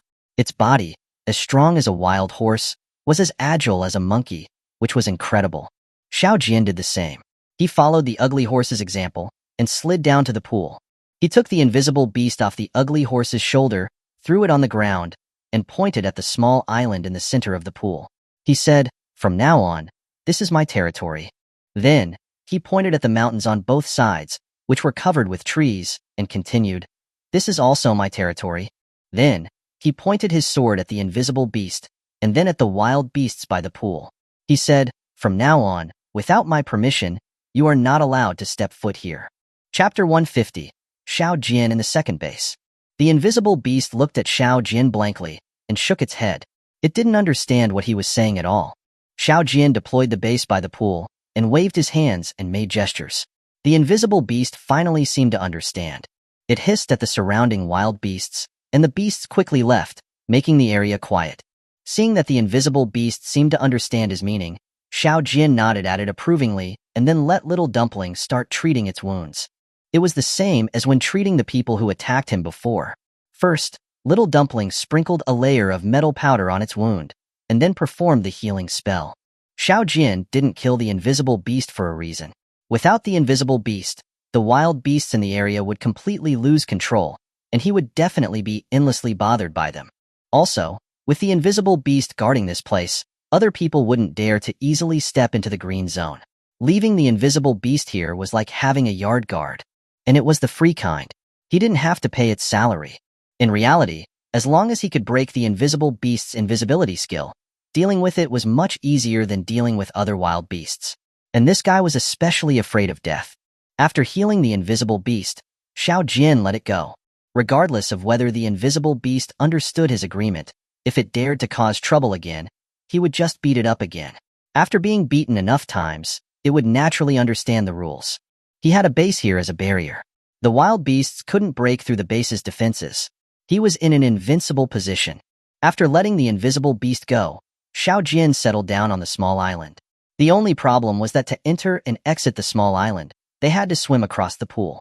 Xiao Jian and the ugly horse were okay, but little Dumpling couldn't do that. She didn't know how to swim, so every time they entered or exited the island, Xiao Jian had to hold her as he swam, which was extremely inconvenient. That evening, Xiao Jian spent 2,000 contribution points in the auction house to buy a large steel saw and 2 sharp axes. He picked up the steel saw and looked at it. It felt much sharper than the saw he and Little Dumpling had made at random. After dawn, he and the ugly horse, with the steel saw and axes, took a walk around the nearby mountains and found a large tree that was 5 feet thick. Xiao Jian used the steel saw, and the ugly horse used the axes. They both started on each side of the tree. It took them an entire day to finally fell the tree. Xiao Jian had a rough idea of the trees here. The thinner the trees were, the harder they were. On the contrary, the thicker the trees were, the easier they were to chop down. After removing the branches and leaves, they left a tree trunk that was more than 10 feet long and had the ugly horse carry it down the mountain and place it by the pool. Since the ugly horse had eaten half a stalk of green grass, its body had become very strong. A 5-foot thick tree stump didn't take any effort to carry. Now that the auction house had various tools for sale, they were no longer restricted in what they could do. After removing the bark, Xiao Jian instructed the ugly horse to hollow out the center of the tree using the axes. After several days, they finally made a dugout canoe. After several days of hard work, the ugly horse had only eaten some green grass nearby. Even the strong ugly horse was a little overwhelmed. After the dugout canoe was completed, it sat on the ground, gasping for breath. Xiao Jian gave the ugly horse a bottle of water, and then went into the pendant space in a hidden area, pulled a handful of green grass, and handed it to the ugly horse. When the ugly horse saw Xiao Jian hand it a large handful of green grass, its eyes filled with tears of gratitude. It prostrated itself at Xiao Jian's feet, chattering away. At this time, the invisible beast was limping down the mountain. It came here at this time every day to get a new application of the healing remedy. When it arrived in front of Xiao Jian, it first looked disdainfully at the submissive ugly horse. When it saw the green grass in front of it, its eyes suddenly lit up with golden light, and its saliva dripped down. When the ugly horse saw the invisible beast staring at its green grass, it quickly put away the green grass and enjoyed it by itself. The invisible beast took a few steps towards the ugly horse, but when it saw the ugly horse completely ignore it, it turned around and looked at Xiao Jian pitifully. Xiao Jian smiled and looked at the invisible beast, and then looked up at the sky, as if something in the sky had attracted him. He already knew how precious green grass was. The ugly horse had been working hard for a few days before he gave it that green grass to replenish its strength. It was the invisible beast's turn. When the invisible beast saw Xiao Jian not even looking at it, it had to dejectedly walk over to the ugly horse and began to try to curry favor. Xiao Jian didn't know if they could communicate normally. When the ugly horse saw the invisible beast acting in a flattering manner, it seemed to soften a bit. It turned its head and looked at Xiao Jian, as if asking for his opinion. Xiao Jian nodded to it and said, "I gave the thing to you. It's yours. I don't care how you deal with it." After speaking, he ignored whether the ugly horse had understood his words. He turned around, pushed the dugout canoe into the water, and paddled towards the island. The invisible beast was here to have Little Dumpling heal its wounds. He needed to go to the island to pick up Little Dumpling. When Xiao Jian returned to the shore, the invisible beast and the ugly horse were already sitting together. The invisible beast had a small handful of green grass in its claws and was eating it with relish. It would often lower its head and chat with the ugly horse, like two gay men. Xiao Jian didn't care about them. It was best if they could coexist peacefully. After all, after he returned, Little Dumpling and the ugly horse would still have to stay in the unknown space. After cleaning the invisible beast's wound, Little Dumpling returned to the dugout canoe. She stayed close to Xiao Jian and insisted on taking her out for a boat ride. Xiao Jian paddled the dugout canoe, taking Little Dumpling around the island. This island was a low-earth hill. The part that was above the water surface was oval-shaped and was about several dozen acres. There were few rocks on the surface of the island, which was covered with a thick layer of black mud. It was the best soil for growing plants. The surrounding area of the island was flat, with schools of fish playing in the clear, shallow water, creating ripples. Xiao Jian jumped off the dugout canoe and splashed around in the water for a while, catching several careless fish, which he threw into the dugout canoe. Little Dumpling was splashing the water in the canoe, excitedly shouting, and Xiao Jian picked her up and carefully washed her. When they returned to the base on the island, he washed the fish, made a pot of fish soup, and cooked a big pot of rice. Little Dumpling didn't eat metal as much as before. As long as Xiao Jian cooked, she would eat with him. Seeing his sister eating with such relish, the ugly horse couldn't wait to try it. Xiao Jian brought a bamboo bowl, filled it with a bucket of rice, and handed it to him. The siblings ate greedily. The large pot of rice and fish soup was quickly wiped clean. It seemed that they didn't like eating green grass or metal, it was just that there was no other food here, and they could only rely on these substances to replenish their energy. After eating their fill, Xiao Jian started walking around the island again. This place was close to the industrial ruins, and the energy mine could only be entered from the automated elevator in the ruins. The island would become a very important base. But this island was too flat. After swimming across the pool, it was easy to climb onto the island from any point. This green zone was the place where the wild beasts relied on to survive. If he occupied this pool, it was very easy to have conflicts with the wild beasts. Chapter 151. 4 Returns from the Unknown Space. After much deliberation, Xiao Jian decided to build another wall. He also wanted to establish a plantation on the island, and without a wall, it would be easily ravaged by animals climbing onto it. Xiao Jian first surveyed the island's perimeter, outlining the wall's position according to the terrain. He aimed to build the wall as much as possible within the pond water, leaving no foothold for swimming animals. As he did at the planting area, Xiao Tuanzi stayed on the island, receiving materials with the terminal box, while Xiao Jian scouted for suitable rocks, sending them to Xiao Tuanzi with the box. There was no shortage of rocks in the unknown space, and while the island itself didn't have many, the surrounding mountains were full of them. The wall could not be completed in a day or two. After sending sufficient rocks, the task of wall building was handed over to Choma, who only needed enough strength for the job. Xiao Jian and Xiao Tuanzi were not idle either. With the return time approaching, Xiao Jian went into the nearby woods to cut hardwood and focused on crafting wooden bows and arrows on the island. The wood here was exceptionally hard with excellent elasticity, and the resulting bows were far superior to the previous steel pipe bows. The arrow shafts were also made from the hardwood, with thin steel pipes attached as arrowheads and wooden feather fletching at the tail, ensuring excellent accuracy. With various tools now available at the auction house, bow and arrow making was no longer difficult, but the manual production was indeed inefficient. Xiao Jian only had a dozen or so jiao beast tendons, and after making the wooden bows, he sent 5 to Junk King to put them up for sale. Junk King, upon receiving the bows and arrows, immediately sent a message. "Wow, brother. Where did you get this wood?" Xiao Jian didn't want to reveal the existence of the green space, so he vaguely replied, "Let's talk about the wood later. How are Little Sprite's items selling?" "I was just about to tell you," Junk King responded. "Everything but the saw is sold out. We made over 20,000. Little Sprite has already transferred them to you." Xiao Jian checked his account and saw that he had an extra 23,000 contribution points on top of his initial capital. Compared to the million points needed to upgrade the base to level 5, this amount was insignificant, but it was a small accumulation, and it didn't take much effort. Of course, Xiao Jian couldn't let them help for nothing. Only mutual benefit could make the cooperation sustainable. After checking his income, he sent Junk King another message. "Don't transfer it all to me. Leave half the profit. You guys need to eat too." Junk King quickly replied, "Let's leave 3/10 for Little Sprite. I didn't really help, no need to give any to me. The bows you sent are high quality and should fetch a good price. If you could produce them in batches, that'd be great." Xiao Jian wished he could, but jiao beasts could only be found in the green space, and not many at that, and he didn't want to hunt them. "I know, but I'm out of materials for bowstrings. I'll see if I can find substitutes when I go back next time." Junk King immediately replied, "Brother, your bowstrings are really good. What material is it? Maybe I can help you find a solution?" Xiao Jian thought that once the base reached level 5, new weapons would become available, and the use of bows and arrows would diminish. It didn't seem worthwhile to look for jiao beasts again. He figured that all the other jiao beasts had probably burrowed underground and would be hard to find for the time being. He replied, "Forget the bowstrings. It's a kind of animal tendon. Really hard to find." After chatting for a while, Xiao Jian contacted cute and charming Little Sprite and sent her a batch of tools, and transferred 7,000 contribution points to her as payment. Just as Xiao Jian was about to close the terminal box, a progress bar popped up, signaling that the return time had come. After explaining things to Xiao Tuanzi and its brother Choma, he lay down on his bed, starting to reflect on the return trip. The return from the unknown space to his world was seamless, meaning that no matter how long they stayed here, it would only be a split second in his own world.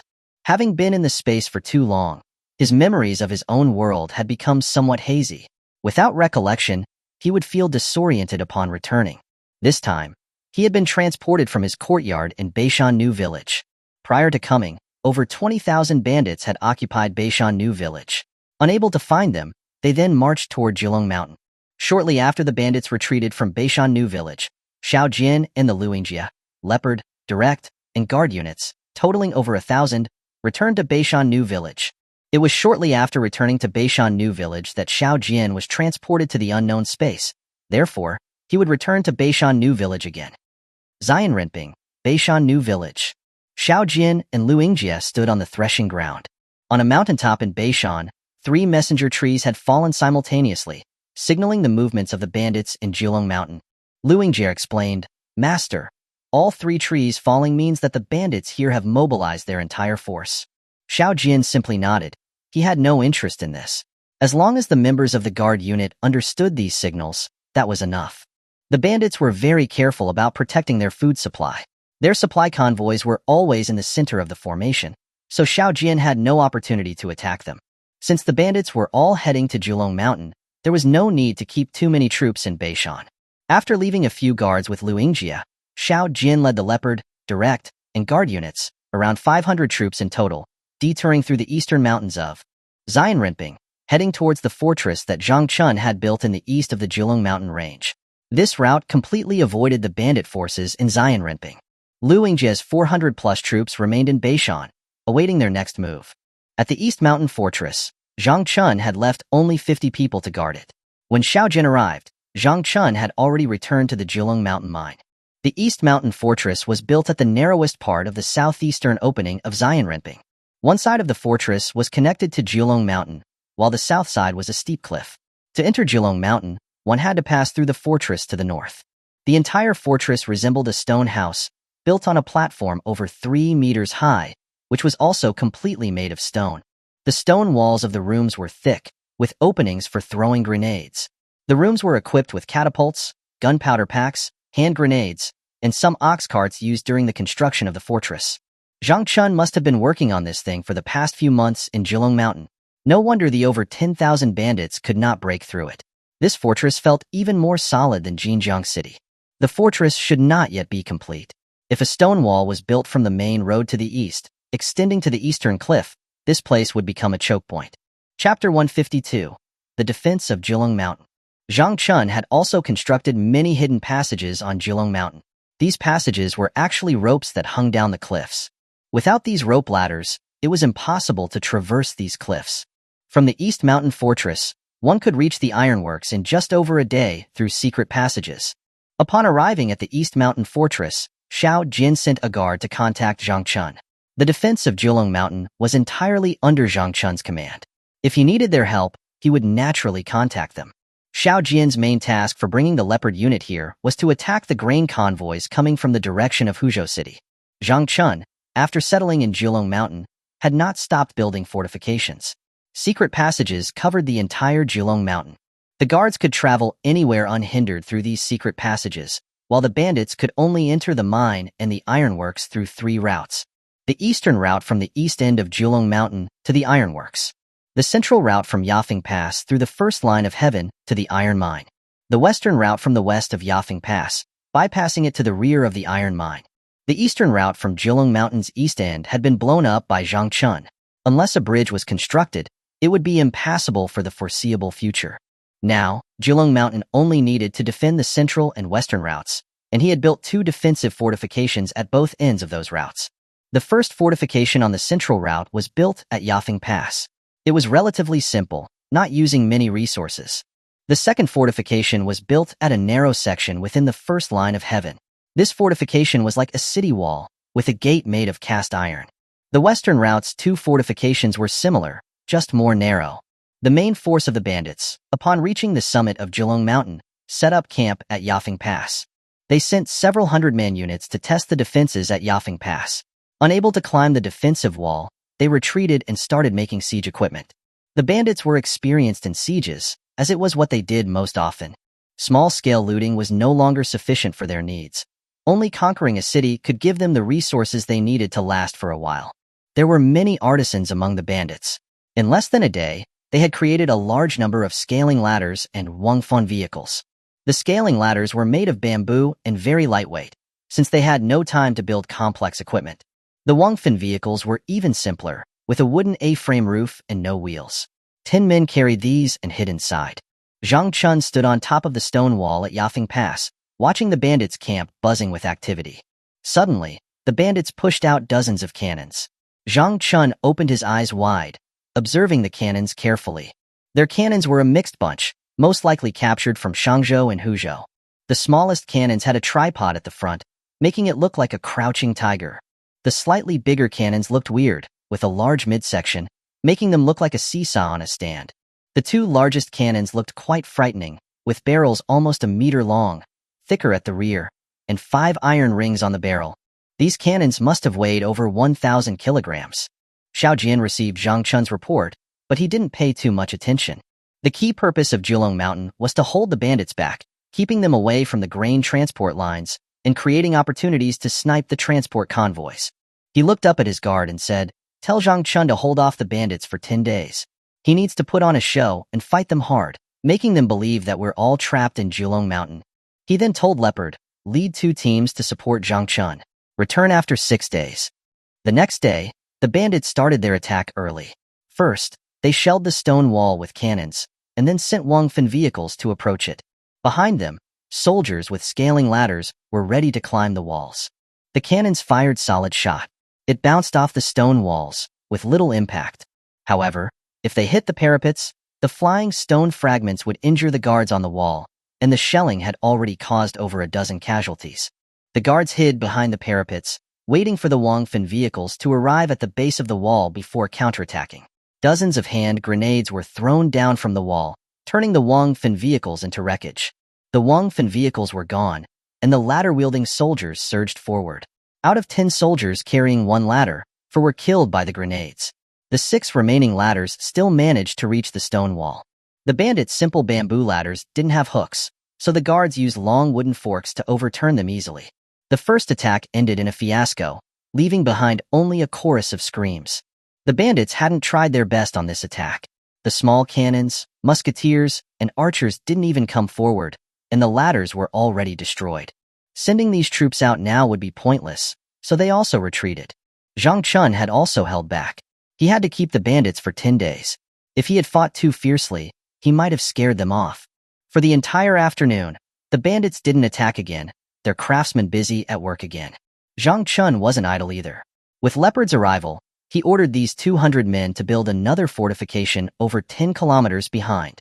This fortification was simpler than the one at Yafeng Pass. The second day at dawn, the bandits ate their breakfast as usual and then launched their attack. This time, the attack was much more intense. They started by sending wangfan vehicles, which had been reinforced with thick tree trunks. The soldiers carrying the scaling ladders were also more numerous than the day before, and there were also 2 very tall cloud carts. The cloud carts had vertical ladders that were over twice the length of the ones carried by the soldiers. When the wangfan vehicles were a bit over 100 meters away from the wall, the bandit cannons started firing again, but this time the large cannons fired not solid shot, but grape shot. The sound of the cannons was deafening. A storm of iron shot flew toward the stone wall, causing screams from behind the stone wall. A single cannon blast had already caused many casualties. When the wangfan vehicles reached the base of the stone wall, the guards on the wall did the same as the day before, throwing dozens of hand grenades. However, this time the effect was less impressive. The hand grenades did not seem to be able to break the wangfan vehicles. These vehicles were all reinforced with thick tree trunks. The grenade shrapnel embedded themselves in the trunks, limiting the explosion radius. As hand grenades were ineffective, the guards tossed a few gunpowder packs from the wall. These were not filled with black powder, but a mixed powder. Once the powder packs hit, no matter what kind of vehicle, they were sent flying. The bandits who had just arrived at the wall base to place ladders were blown away too. This bandit attack was another failure. The cloud carts didn't move forward, remaining over 300 meters away from the stone wall. The bandits stopped their attack and directed their artisans to get busy again, while Zhang Chun directed his men to collect large quantities of dry firewood and bundle it up at the back of the stone wall, getting ready for their next move. He was ready to give up this position during the next bandit attack. Their big cannons were too powerful, and he had suffered too many losses. Many of these injuries were caused by ricochets. When iron balls hit the hard rocks, their energy wouldn't dissipate. It would just change direction and keep hurting people. Chapter 153. Ambushing the Huzhou City Grain Convoy. The hard stones couldn't absorb the kinetic energy of the iron balls, but soft sandbags could. In the rear fortifications, sandbags were used to build the parapets, and the platforms were also covered with sandbags to prevent ricochets. After a night, the bandits' tactics involved using thick tree trunks to build a very high platform 500 meters away. 2 big cannons were set up on the platform. When Zhang Chun woke up in the morning, seeing the platform, which was taller than the stone wall, he was truly dumbfounded. This situation was one where he could only take damage and not reach them. Seeing this situation, Zhang Chun ordered his men down from the wall, leaving only a few people on the wall to give early warning. When the bandits started their attack, the big and medium cannons were mostly ineffective since there weren't many people on the wall. When the bandits' scaling ladders reached the base of the wall, the soldiers threw bundles of dry firewood out and ignited the piles. The bandits who were climbing the ladders howled in pain as they were burned. Zhang Chun then ordered his men to gather their equipment and supplies, calmly retreating to the rear. The high platform that the bandits had put so much effort into building was wasted, but they had managed to capture the Yafeng Pass defense. Once the fire was out, they could pass through the cursed stone wall. Putting out the fire wasn't easy. There was no water here. All the drinking water had to be carried from the foot of the mountain. They had no water to put out the fire, and could only wait for it to burn out on its own. The fire slowly died out by nightfall. The stones on the stone wall had all been burned white. The next morning, the stones were still scorching hot. It wasn't until noon that the bandits managed to break down the stone wall. They left over 4,000 people to guard Yafeng Pass, and took the remaining 16,000 to head deeper into Jilong Mountain. But, as it was about to get dark, they came across another stone wall blocking their path. Most of the bandits suffered from night blindness, so they couldn't attack at night. The army had to camp on a nearby hill. They also sent people back to Yafeng Pass overnight to dismantle the high platform and bring the wood back to rebuild it here. Though this was troublesome, it was still faster than building a new one. However, even with that, it still took over half a day. Once they moved the big cannons onto the platform, it was already dark again. The next day, the bandits did not even eat breakfast. They used the same old method, first firing grape shot with their large cannons, then sending the ladders forward. Zhang Chun also used his usual tactic of throwing dry firewood outside the stone wall, this time preparing more firewood than at Yafeng Pass. After setting the firewood ablaze, Zhang Chun patted his butt and left again. The bandit general was so angry that he jumped up and down, cursing the retreating guards as shameless. Zhang Chun kept stalling with the bandits this way. He built a stone wall every few kilometers. If the bandits did not build a high platform, Zhang Chun would not leave. If the bandits attacked, Zhang Chun would order his men to bomb them with hand grenades and powder packs. Once the bandits did build a high platform, Zhang Chun would set the stone wall on fire and walk away. The bandits were so exasperated by Zhang Chun that they had lost their tempers. Every time they captured a stone wall, they needed to wait over a day.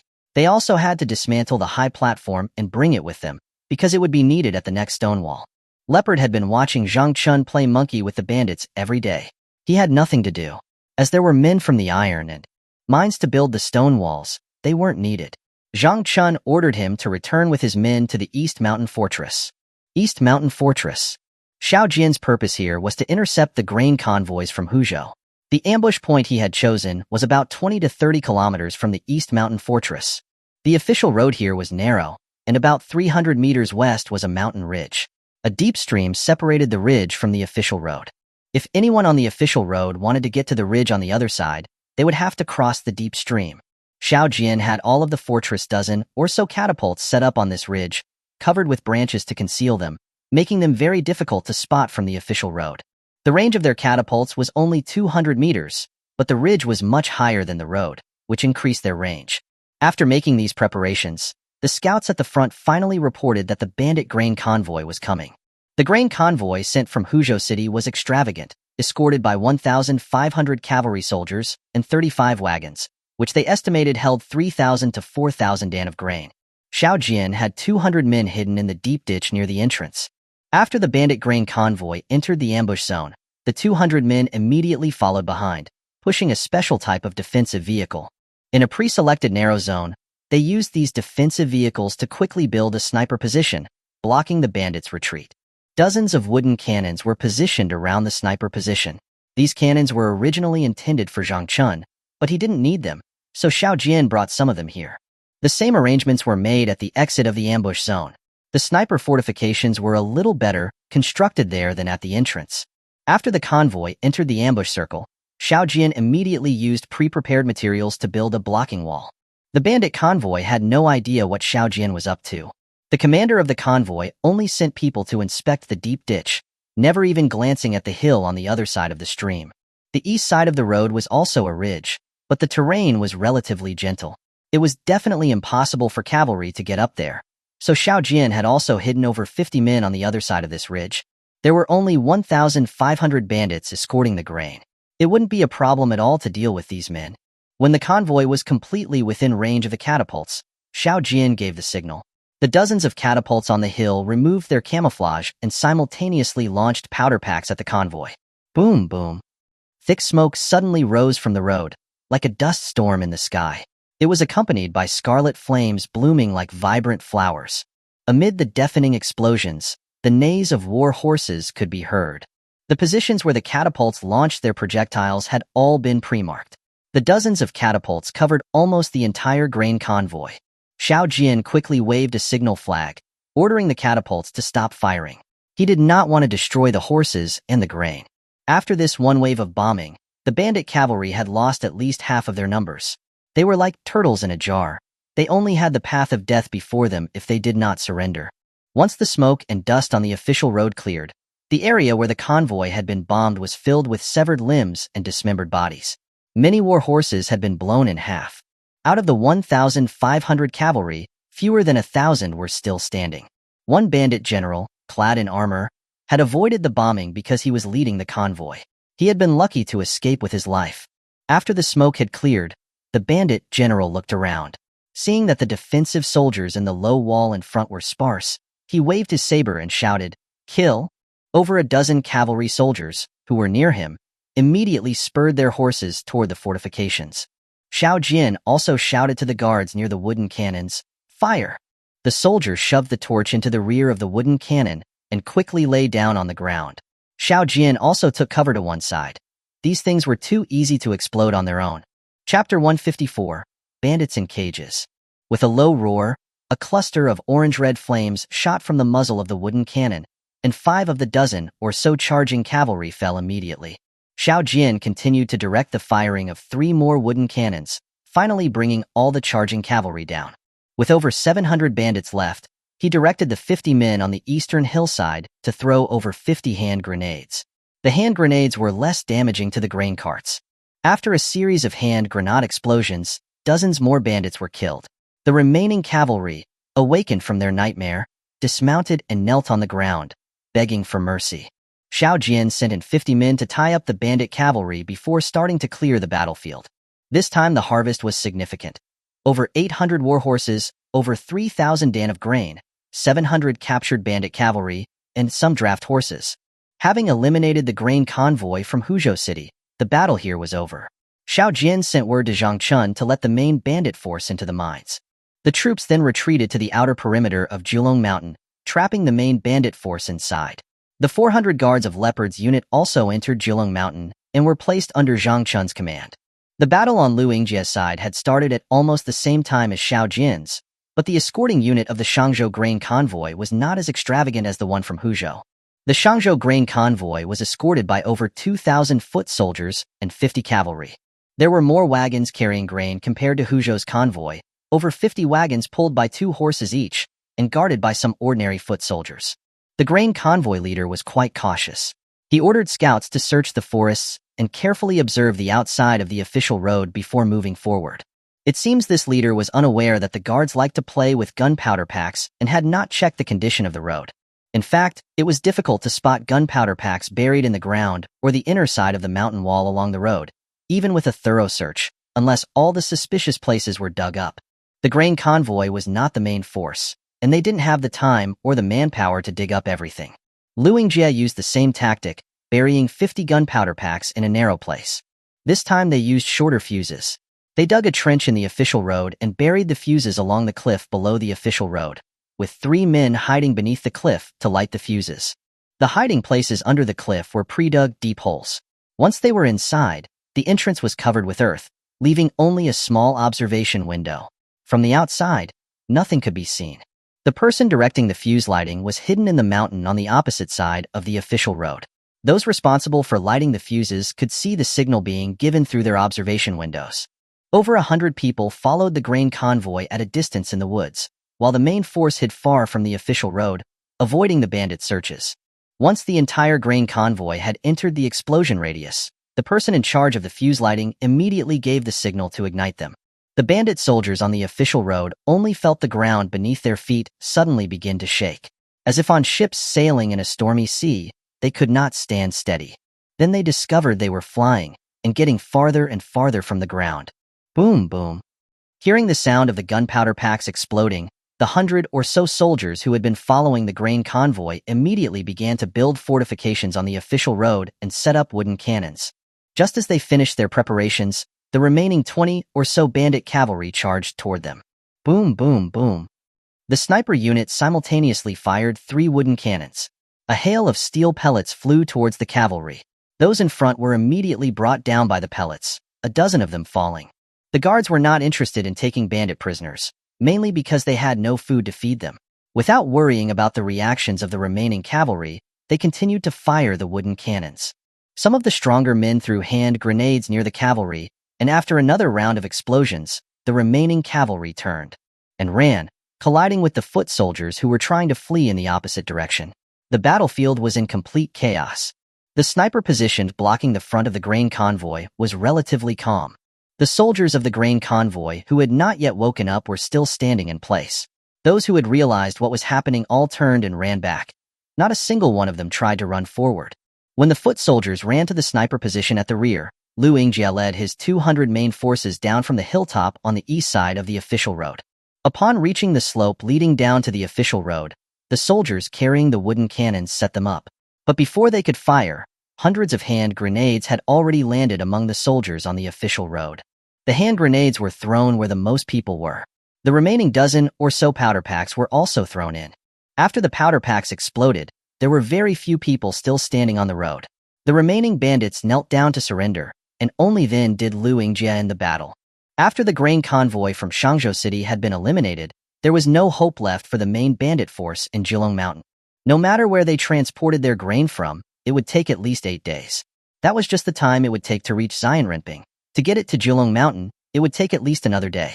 They had to fight on an empty stomach for at least 3 days, and up to this point, they were still completely unaware that both of their incoming grain convoys had been destroyed. They only had enough food to last for 5 more days, and even if they were allowed to leave now, they wouldn't be able to reach Shangzhou or Huzhou City. After Lu Yingjie and Xiao Jian completed their grain interception missions, their troops immediately turned to Jilong Mountain, trapping the main bandit force who had entered the mine, preventing them from easily retreating. The bandits' biggest mistake was thinking that by conquering Jilong Mountain, they could seize the guards' supplies to replenish their own. They also believed that their opponents were trapped in Jilong Mountain, with no escape. They didn't even dream about the guards' secret passages. When they managed to get through the checkpoints and finally reached the mines, they found that everyone had long gone. The troops sent to the ironworks also reported that they had not found anyone either, and not a single grain of food was left. The 2 generals were not surprised. Their opponents' numbers were low, and they could not possibly fight against their 10,000 men head-on. Once the checkpoints had been broken through, the opposing forces would definitely hide themselves. The bandits began to deploy troops, using a net-style search to comb the mountains near the ironworks and mines. After searching for 3 days, the bandit generals began to sweat. The troops they had fought for over 10 days had completely vanished. Not even a hair had been found. They then sent men to contact the remaining troops at Yafeng Pass to send some grain in. When the several cavalry soldiers sent out to send messages returned and reported that the first line of heaven had been blocked by the opposing forces, both generals wanted to cry. The opposing forces had somehow managed to bypass them. But how? The two generals immediately went to the first line of heaven and found another high stone wall blocking the road, not far from the southern exit. People were swarming on top of the wall, and they were continuing to construct this barrier. They immediately sent people to check on the other path, and the situation was worse. That path had been completely blocked off, making it impossible to pass. It was then that they realized they had trapped themselves in a dead end. What was even more painful for them was that after finally fighting their way in, they now had to expend all their effort to fight their way out. Chapter 155. Why the bandits attacked Beishan. They used the same old methods at building platforms to position their cannons. But just as they had managed to move 2 cannons onto the high platform, over a dozen powder packs suddenly flew from the mountain tops on both sides. The powder packs, along with the platform and the cannons, were all blown into pieces. One of the cannons was even blown down the cliff. Immediately following that, several more powder packs and hand grenades flew into the bandit ranks. The two generals were lucky to have retreated the moment the cannon platform was destroyed. Otherwise, they would have been blown up as well. It was difficult to climb up the cliffs on both sides.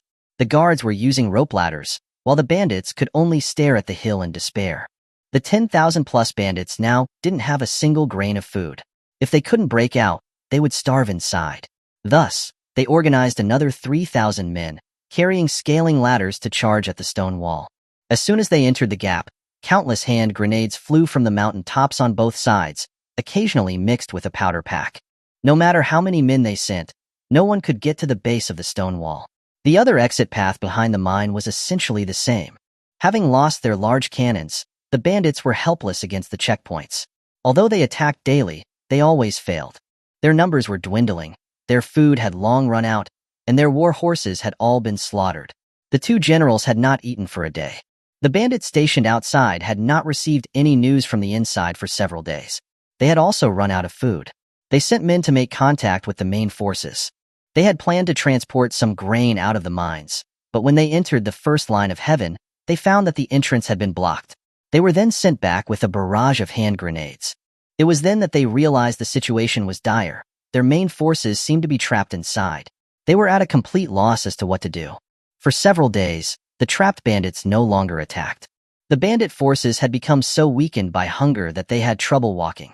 They were in no condition to attack. The bandits sent a man waving a white flag to negotiate with Xiao Jian. A guard brought the messenger to Xiao Jian. The reason Xiao Jian wanted to meet this messenger was that he had always been confused about the reason the bandits had launched such a large-scale attack on Beishan New Village. If the massive bandit forces had only come for the wealth of Beishan New Village and the Jilong Mountain Ironworks, Xiao Jian would absolutely not believe it. Money was not important to the bandits. Furthermore, there was no money in Beishan New Village. There was even less grain, which would only last a few days for the tens of thousands of bandits. And the small ironworks in Jilong Mountain could not produce much iron in a day, and its quality was very poor. It would make sense to send a few thousand men to seize the ironworks, but he had never understood why they sent so many men. Under the stone wall, the bandit messenger, staggering as he walked, revealed the real reason they had attacked Beishan New Village. They had not come for the ironworks, but for the saltpeter mines. Xiao Jian was a little dumbfounded. When had Beishan New Village ever had saltpeter mines? This was a huge misunderstanding. Xiao Jian had sold several tens of thousands of caddies of saltpeter in Jinjiang City, so the bandits had assumed that Beishan New Village had discovered saltpeter mines. The bandit messenger said that they hoped Xiao Jian could spare their lives. Xiao Jian was only interested in understanding the reason for the bandit attack on Beishan New Village. He had no interest in anything else the messenger had to say. When letting the messenger leave, Xiao Jian said, "If you want to live, have your generals come to talk?" Xiao Jian had no idea what to do with the bandits. He called the members of his military command to discuss the matter. Leopard said, "We don't have enough grain to feed these prisoners. It's better to keep them inside and let them fend for themselves. There's no need to waste our hand grenades and powder packs. Whether we let them go or not, it won't make much difference to the bandits. They will not be seriously affected by losing this group of men. They are not short of people," Lu Yingjie said indifferently. Zhang Chun had a different idea. "Didn't we seize over 8,000 dan of grain this time? We can handle a few thousand prisoners. I suggest we keep them for a few days, letting the weak die out. Those who survive can be kept. There are still many fields in Xianrimping that can be cultivated. We will need a lot of people to cultivate those fields, and the guards need to expand again. Last time we added 200 prisoners to the troops, didn't it work out okay? Is it too risky for us to keep a few thousand prisoners? We only have around 1,500 soldiers ourselves. Xiao Jian was still hesitant. Zhang Chun said confidently, it's just a matter of management and control. As long as we separate them and set some rules, and with the guards watching, I don't think they will cause trouble. I've also asked. Some of the bandit prisoners, they didn't have it good with the bandits. When they weren't fighting, starvation was normal. When they were fighting, they were just cannon fodder. No one treated them like people. At this moment, a guard came in to report that the two bandit generals had come to negotiate. Xiao Jian stood up and said, since we're going to keep some prisoners, then we might as well let them go. They are all too weak to stand, so they are no longer a threat. Xiao Jian and his group stood at the door watching the two generals wearing armor. Under the guard's supervision, they walked up to Xiao Jian. Bowing, they sincerely said, we are willing to surrender. Please give us a way to live. Xiao Jian smiled and said, there's no need to be so polite. We may have had a misunderstanding this time. Who told you that we discovered a saltpeter mine here? The bandit general took the opportunity to stand up, surprised, and said, didn't you sell tens of thousands of jean of saltpeter in Jinjiang City? That was the information we received from our inside man. Is there something wrong? Xiao Jian shook his head and said affirmatively, we did sell some saltpeter in Jinjiang City, but that saltpeter was not mined, it was something we produced ourselves. You can give up on the idea of stealing our production method. There are only a few people here who know how to do it. The sale of saltpeter was something that everyone knew about in Jinjiang City, and Xiao Jian simply told the truth. The two generals said awkwardly, we were too quick to assume things. If we had known this, our superiors would not have sent us to attack. We should have contacted you first to get more information. What are you planning to do with our tens of thousands of men? Xiao Jian put on a serious face and said, Xian Renping and Xiao Village were destroyed by you bandits. That revenge has been taken. So let's consider ourselves even, right? However, you have caused great harm to Beishan New Village this time. If you want me to let you go, you'll have to give me a reason, or maybe some compensation. To tell you the truth, the thousands of troops you left outside probably won't be able to return. Both of your grain convoys have been completely destroyed. I can wipe out an army without any grain very easily. It won't take much effort at all. When the bandit generals heard that the grain convoys had been destroyed, they knew the situation was beyond saving and said again, we are willing to surrender and follow your orders. Chapter 156. Negotiating with the bandit generals. The bandit generals had no idea what kind of compensation they could give Xiao Jian. They had no idea what they could use to compensate him for his losses. Xiao Jian shook his head and said, I won't be able to feed so many prisoners if you surrender to me. If you can't find a way to compensate, I'll just lock you up inside and let you fend for yourselves. I don't have enough food for myself. I certainly won't feed you. They were not going to get away with this so easily. Xiao Jian was in no rush anyway. Letting some of the bandits starve to death was not a bad idea. If they were all taken prisoner, the end result would either be killing them or letting them go. So it would be better not to take them prisoner at all. As they were leaving, he said to the two generals, if you don't want to starve to death, stay here. I'll let you go when this is over. The two generals were grateful to Xiao Jian for not sending them back to starve. The army had run out of food long ago, and many had already starved to death. They couldn't solve any problems by going back, so saving their own lives was a blessing. On the third day, Xiao Jian sent his men in to move the nearly starved bandits into the mine's prison.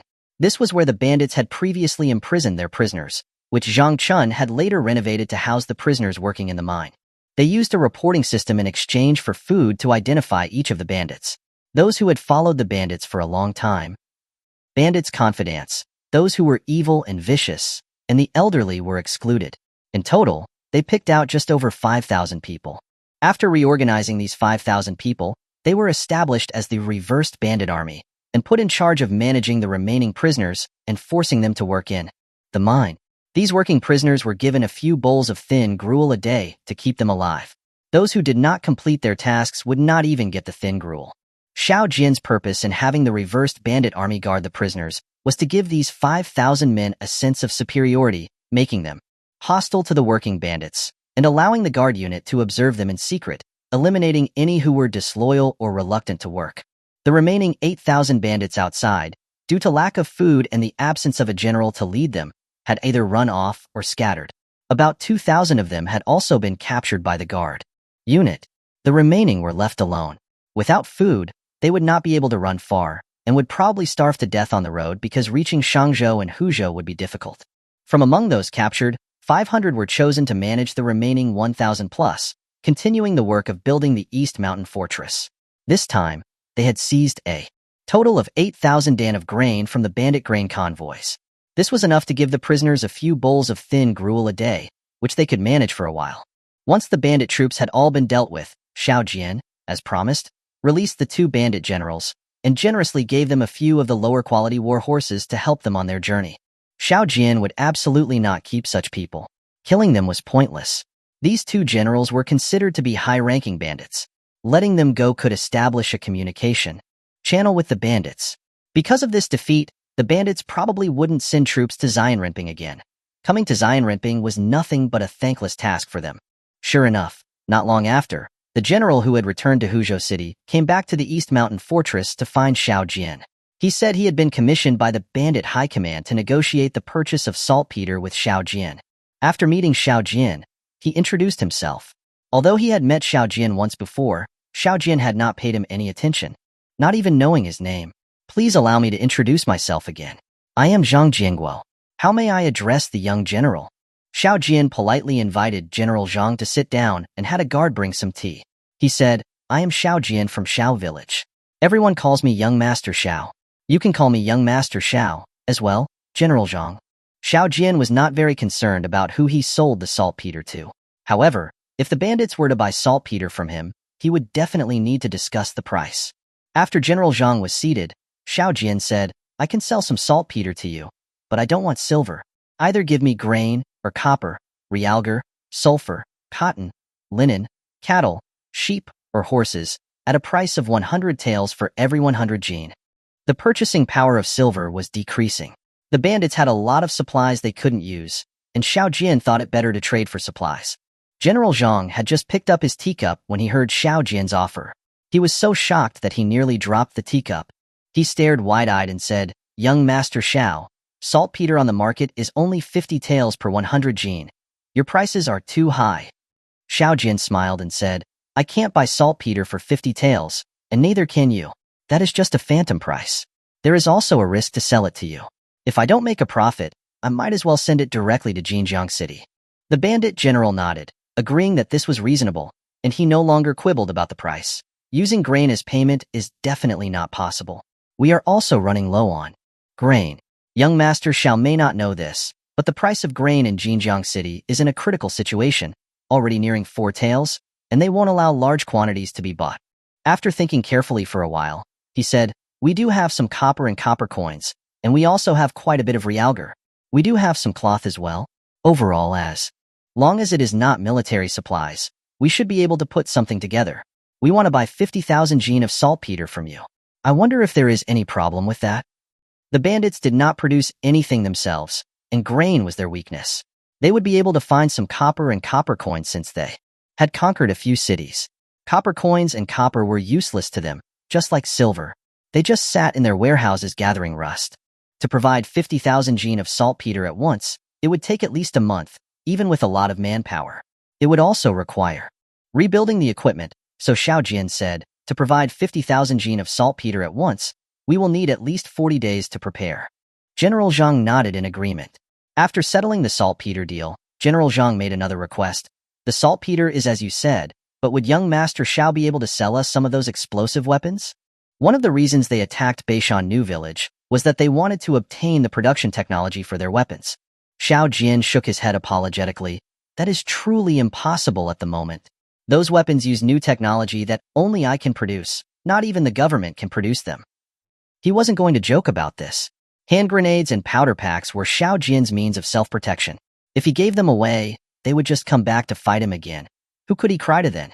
General Zhang was somewhat inclined to believe what Xiao Jian said. He was seeing such powerful weapons for the first time. If the government had the ability to manufacture them, they wouldn't be beaten so badly. Xiao Jian then mentioned the issue of the bandit prisoners here. General Zhang waved his hands, saying that regardless of whether they had to pay compensation, they no longer wanted those men. They had plenty of men in the bandit ranks, and they were not short of manpower. Xiao Jian was even more depressed than he would have been after a defeat. If they couldn't feed them, they would just leave them to him, but where could he get food to feed them? Chapter 157. Reorganizing the Guard Unit. Note: if you are not interested in technical details, feel free to skip this chapter. The East Mountain Fortress was far from complete. All of its defenses were planned by Zhang Chun. After settling the issue of the prisoners, Zhang Chun went to the East Mountain Fortress, taking over construction matters from Xiao Jian. Xiao Jian went to the ironworks through a secret passage. The restoration work there was overseen by Chun Wenxuan's research group. The old-style blast furnaces were too inefficient, so after dismantling the blast furnace at Beishan New Village, a new one would have to be built here. The biggest problem in Julong Mountain was the lack of water. After arriving at the ironworks, Xiao Jian specifically went to the source of water at the back of the ironworks to survey the area thoroughly. The water used at the ironworks came from a small stream on the side. The flow was very small, much less than the stream on the east side of Beishan New Village.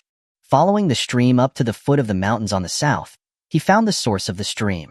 Water flowed from a small stone cave at the foot of the mountain. From the ironworks to the cave was the ridge of a hill. It was relatively flat in the middle, with lower elevations on both sides. It was impossible to build a dam there. Xiao Jian couldn't come up with a good idea for a while, so he asked Lu Shan, who was originally a mason. Lu Shan, the water source at the ironworks is seriously insufficient. If we don't solve this problem, it will be difficult to develop in the future. Take a look here. If we were to build a reservoir, how would we build it? Lu Shan and the others who had been following Xiao Jian around understood his intentions. They had been thinking about this problem as well. Lu Shan frowned and said, "Master, digging a pond here is not impossible if we are determined enough. We could use explosives, but even if we dug a large pit that could hold water, the water would not come to us. The terrain here is not that much higher than the ironworks. The best way is to build a large water tower here, but waterproofing, leak-proofing, and safety are all big issues. If the water tower dam collapses, the ironworks will be destroyed." Xiao Jian thought that if they had cement, it wouldn't be a big problem and asked, "If we could make a building material that is as strong as stone after it solidifies, would that solve the problem?" Lu Shan's eyes lit up. "Master, you have a method for making a new building material? If we had the kind of material that you were talking about, building a large water tower would certainly not be a problem." Xiao Jian nodded. He told everyone to find a place to sit down, before saying, "The building material I'm talking about is called cement. It can be used as a bonding agent for stone and fire bricks. It can also be mixed with sand and gravel and shaped using molds, and after it solidifies it's about as hard as normal stone. Making cement is easy. You grind limestone, clay, and coal into powder, mix them, and then fire the mixture at around 1,300 to 1,400 degrees Celsius to get clinker.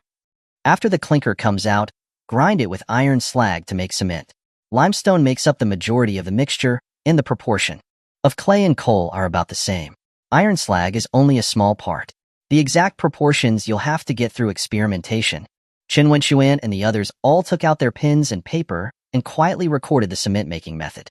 After everyone had finished recording, Xiao Jian continued, "The production of glass must also be put on the agenda.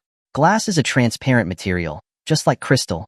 You probably haven't seen crystal before. It can be installed in windows so that sunlight can shine directly into the room, and it can also be used to make transparent drinking glasses and other objects. For us, the most important use of glass right now is to make telescopes. Telescopes can be used to see very far. If someone at Beishan had a telescope looking at us, they would be able to clearly see each of our faces. A good telescope can even see mountains on the moon. The biggest use of telescopes in war is to scout for the enemy. Making glass is much simpler than making cement. The main ingredient is the white silica sand that you have already used. It is fired at high temperatures until it melts into a solution. Of course, glass made this way will have many impurities and air bubbles, and the transparency will be poor. You can add a suitable amount of limestone and alkali and fire them together. The firing temperature will be higher than cement, at around 1,200 to 1,500 degrees. The purpose of adding limestone during firing is to speed up the melting and clarifying of the glass, while the alkali is used as a clearing agent for the glass. The alkali can also remove air bubbles from the glass liquid. Once we have glass, we can make telescopes. The main components of a telescope are concave and convex lenses. Concave and convex lenses are two transparent lenses with completely opposite shapes. The concave lens is thin in the middle and thick at the edges, giving it a concave shape, hence the name concave lens. A convex lens has two sides ground into a spherical shape and is thicker in the middle and thinner at the edges. Convex lenses mainly cause light to converge, and concave lenses mainly cause light to diverge. For a telescope, 2 convex lenses are usually enough. By placing the 2 convex lenses on a straight line and adjusting the distance between the lenses, you can see objects in the distance. The difficulty in making a telescope is in grinding the lenses. Jade workers are quite adept at doing this type of work, so you can keep an eye out for such artisans. After Xiao Jian had finished explaining the general production process for cement, glass, and telescopes, he stood up and said, "These are not things that need to be started right away. Your most important task right now is for your research team to gather the relevant people, plan the construction of the ironworks, restore steel production as soon as possible, and make steel pipes suitable for making cannons and muskets. You also need to continue the project that was not finished at Beishan New Village." After explaining things at the ironworks, Xiao Jian returned to the East Mountain Fortress. Lu Yingjie, Leopard, and Zhang Chun were all waiting for him there.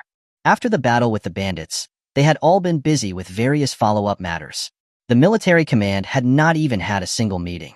They had agreed to hold a meeting here today. Xiao Jian first set the goals of the meeting. The main agenda of this meeting is to reorganize the guard unit. Lu Yingjie agreed. The guard unit definitely needs to be reorganized. We're short on manpower, and the organizational structure has many flaws. Under a unit, there are only squads. There are no larger combat units. If several tasks require the dispatch of more than one squad, we will lack a unified command mechanism. For example, in the task of sniping the Shangzhou grain convoy, I needed to divide the task into front sniping, rear sniping, and flank attacks. Each of those tasks could not be completed by one squad. It was very troublesome to coordinate several squads to carry out the same task. Zhang Chun nodded in agreement. It's the same here. The command of the guard unit is too centralized. We lack units that can operate independently. It's fine when one squad can complete a task, but when several squads work together, they often end up working independently of each other. Chapter 158. Reorganizing the Guard Unit 2. Note: to familiarize everyone with military units, the names used here are based on modern military structure. Leopard had not independently commanded troops in this battle. He had either followed Xiao Jian's command or Zhang Chun's command. So he didn't feel this problem as much, but he understood that the current guard unit was loosely structured. So he said, "Should we divide the unit like the government troops, into hundreds and thousands?" Xiao Jian had already made his mind up and did not agree with Leopard's suggestion. He analyzed, "Let's not base it on the government troop structure. In the future, the guard unit will gradually abandon cold weapons and switch to hot weapons as the main tools. The old structure may not be suitable. For example, the smallest unit of the government troops is a 5-man team to allow small groups to engage in close combat. But once the guard unit switches to hot weapons, there will be few instances of close combat. Due to the slow loading speed of the muskets, the number of soldiers in the smallest combat unit is too small, which will lead to a lack of firepower. This must be changed." After hearing Xiao Jian's analysis, everyone became thoughtful. Zhang Chun said, "If we all use muskets, 5 men in a squad are too few. They would have difficulty fighting a 5-man team with cold weapons. It would be very dangerous if they allowed their opponents to get close. At least 10 musketeers have to work together to have enough firepower to fight a cold weapon team of 5. Leopard was somewhat puzzled and asked blankly, "Doesn't this mean that musketeers are not as good as cold weapon guard units? Then, it would be better if everyone used cold weapons." Lu Yingjie sneered, "Go try fighting a musket team with cold weapons. Before you get close, you'll have taken heavy losses. What good is a blade in that situation?" Leopard's face flushed red from Lu Yingjie's retort. Xiao Jian could not help but smile and say, "Let's not argue about the issue of which is stronger, cold weapons or hot weapons. Hot weapons are certainly better than cold weapons. A woman with a musket can easily kill a big, strong man, regardless of whether you are skilled or well-trained." After speaking, he took out several guard unit structure charts that he had prepared beforehand, distributed them, and said seriously, "We will still use the squad as the smallest combat unit. Each squad will consist of the same 12 men, 10 soldiers plus the squad leader and deputy squad leader. Above that, we will add a platoon, with each platoon managing 4 squads plus the platoon leader and deputy platoon leader, for a total of 50 men. Above the platoon, we will add a company, with each company managing 4 platoons, plus the company leader and deputy company leader for a total of 202 men.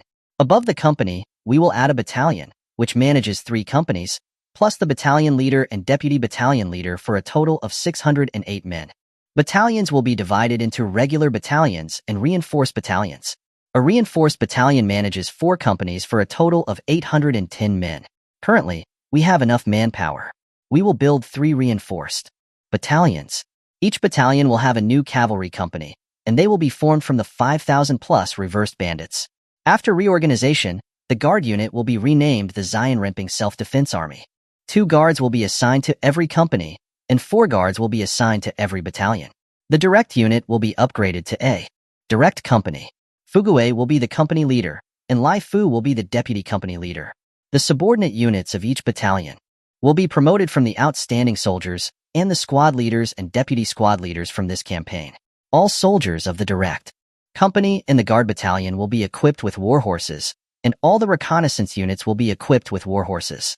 After Xiao Jin finished speaking, everyone applauded, celebrating the formation of the Zion-Rimping Self-Defense Army. The direct company and the guard battalion often had to go out with Xiao Jian, and the guard battalion also had to serve as messengers. It would be very inconvenient without war horses. This time, Xiao Jian had seized over 800 war horses, Lu Yingjie had also seized a few dozen, and the original 40 war horses were enough to give each of them a war horse. Leopard's face finally returned to its normal color, but he was still greedy and asked, "Master, we have over 5,000 reversed bandits and tens of thousands of prisoners. Shouldn't we add some more men to the guard unit?" Li Yingjie and Zhang Chun both looked at Xiao Jian. 3 battalions of over 2,400 guards was a significant improvement, but when compared to the tens of thousands of bandits, they were truly insignificant. Xiao Jian looked at them and explained, "The 3 battalions of guards are our regular army. The rest of the men from the reversed bandits will be formed into a militia battalion, and we will establish the Zion-Rimping Collective Farm. They will participate in production during peacetime and will be managed by Chan Bihua. During military training or during wartime, they will be managed by your self-defense army." The price of grain in Jinjiang City has already risen to 4 taels, and grain is only going to become more scarce. Zion-Rimping is now relatively stable, and we must restore grain production as soon as possible. Saltpeter is a necessary military supply at all times, and we must increase its output. Once the ironworks have been rebuilt, its output will increase significantly, and the supply of iron ore must keep up. These areas all require a lot of manpower. After Xiao Jian finished speaking, they all had excited expressions on their faces. According to Xiao Jian's plan, they would have 7,000 to 8,000 guards when the militia battalion was assembled during wartime, and the regular production of goods during peacetime would not be too badly affected. This was indeed a viable plan. Zhang Chun carefully calculated, and there were still many prisoners who were doing manual labor that had not been settled. He asked, "There are still over 8,000 prisoners performing manual labor in the mines, and over 2,000 at the fortress. These places cannot accommodate so much manpower. How should we deal with them?" Xiao Jian said, "Zhang Chun, you need to gradually select those who are honest and have not committed any major crimes from among these prisoners performing manual labor and have them join the Zion-Rimping Collective Farm." At the end of the meeting, they decided on the area of responsibility of each battalion. Lu Yingjie would lead the entire 2nd Battalion back to Xianren Peak, responsible for defending the direction of Shangzhou City in the area north of Beishan New Village. Leopard would lead the entire 3rd Battalion back to the west of Beishan New Village, responsible for defending the surrounding areas of Beishan New Village, especially the west of Beishan New Village, and the area around the intersection of the official road from Shangzhou City and the main road from Beishan New Village.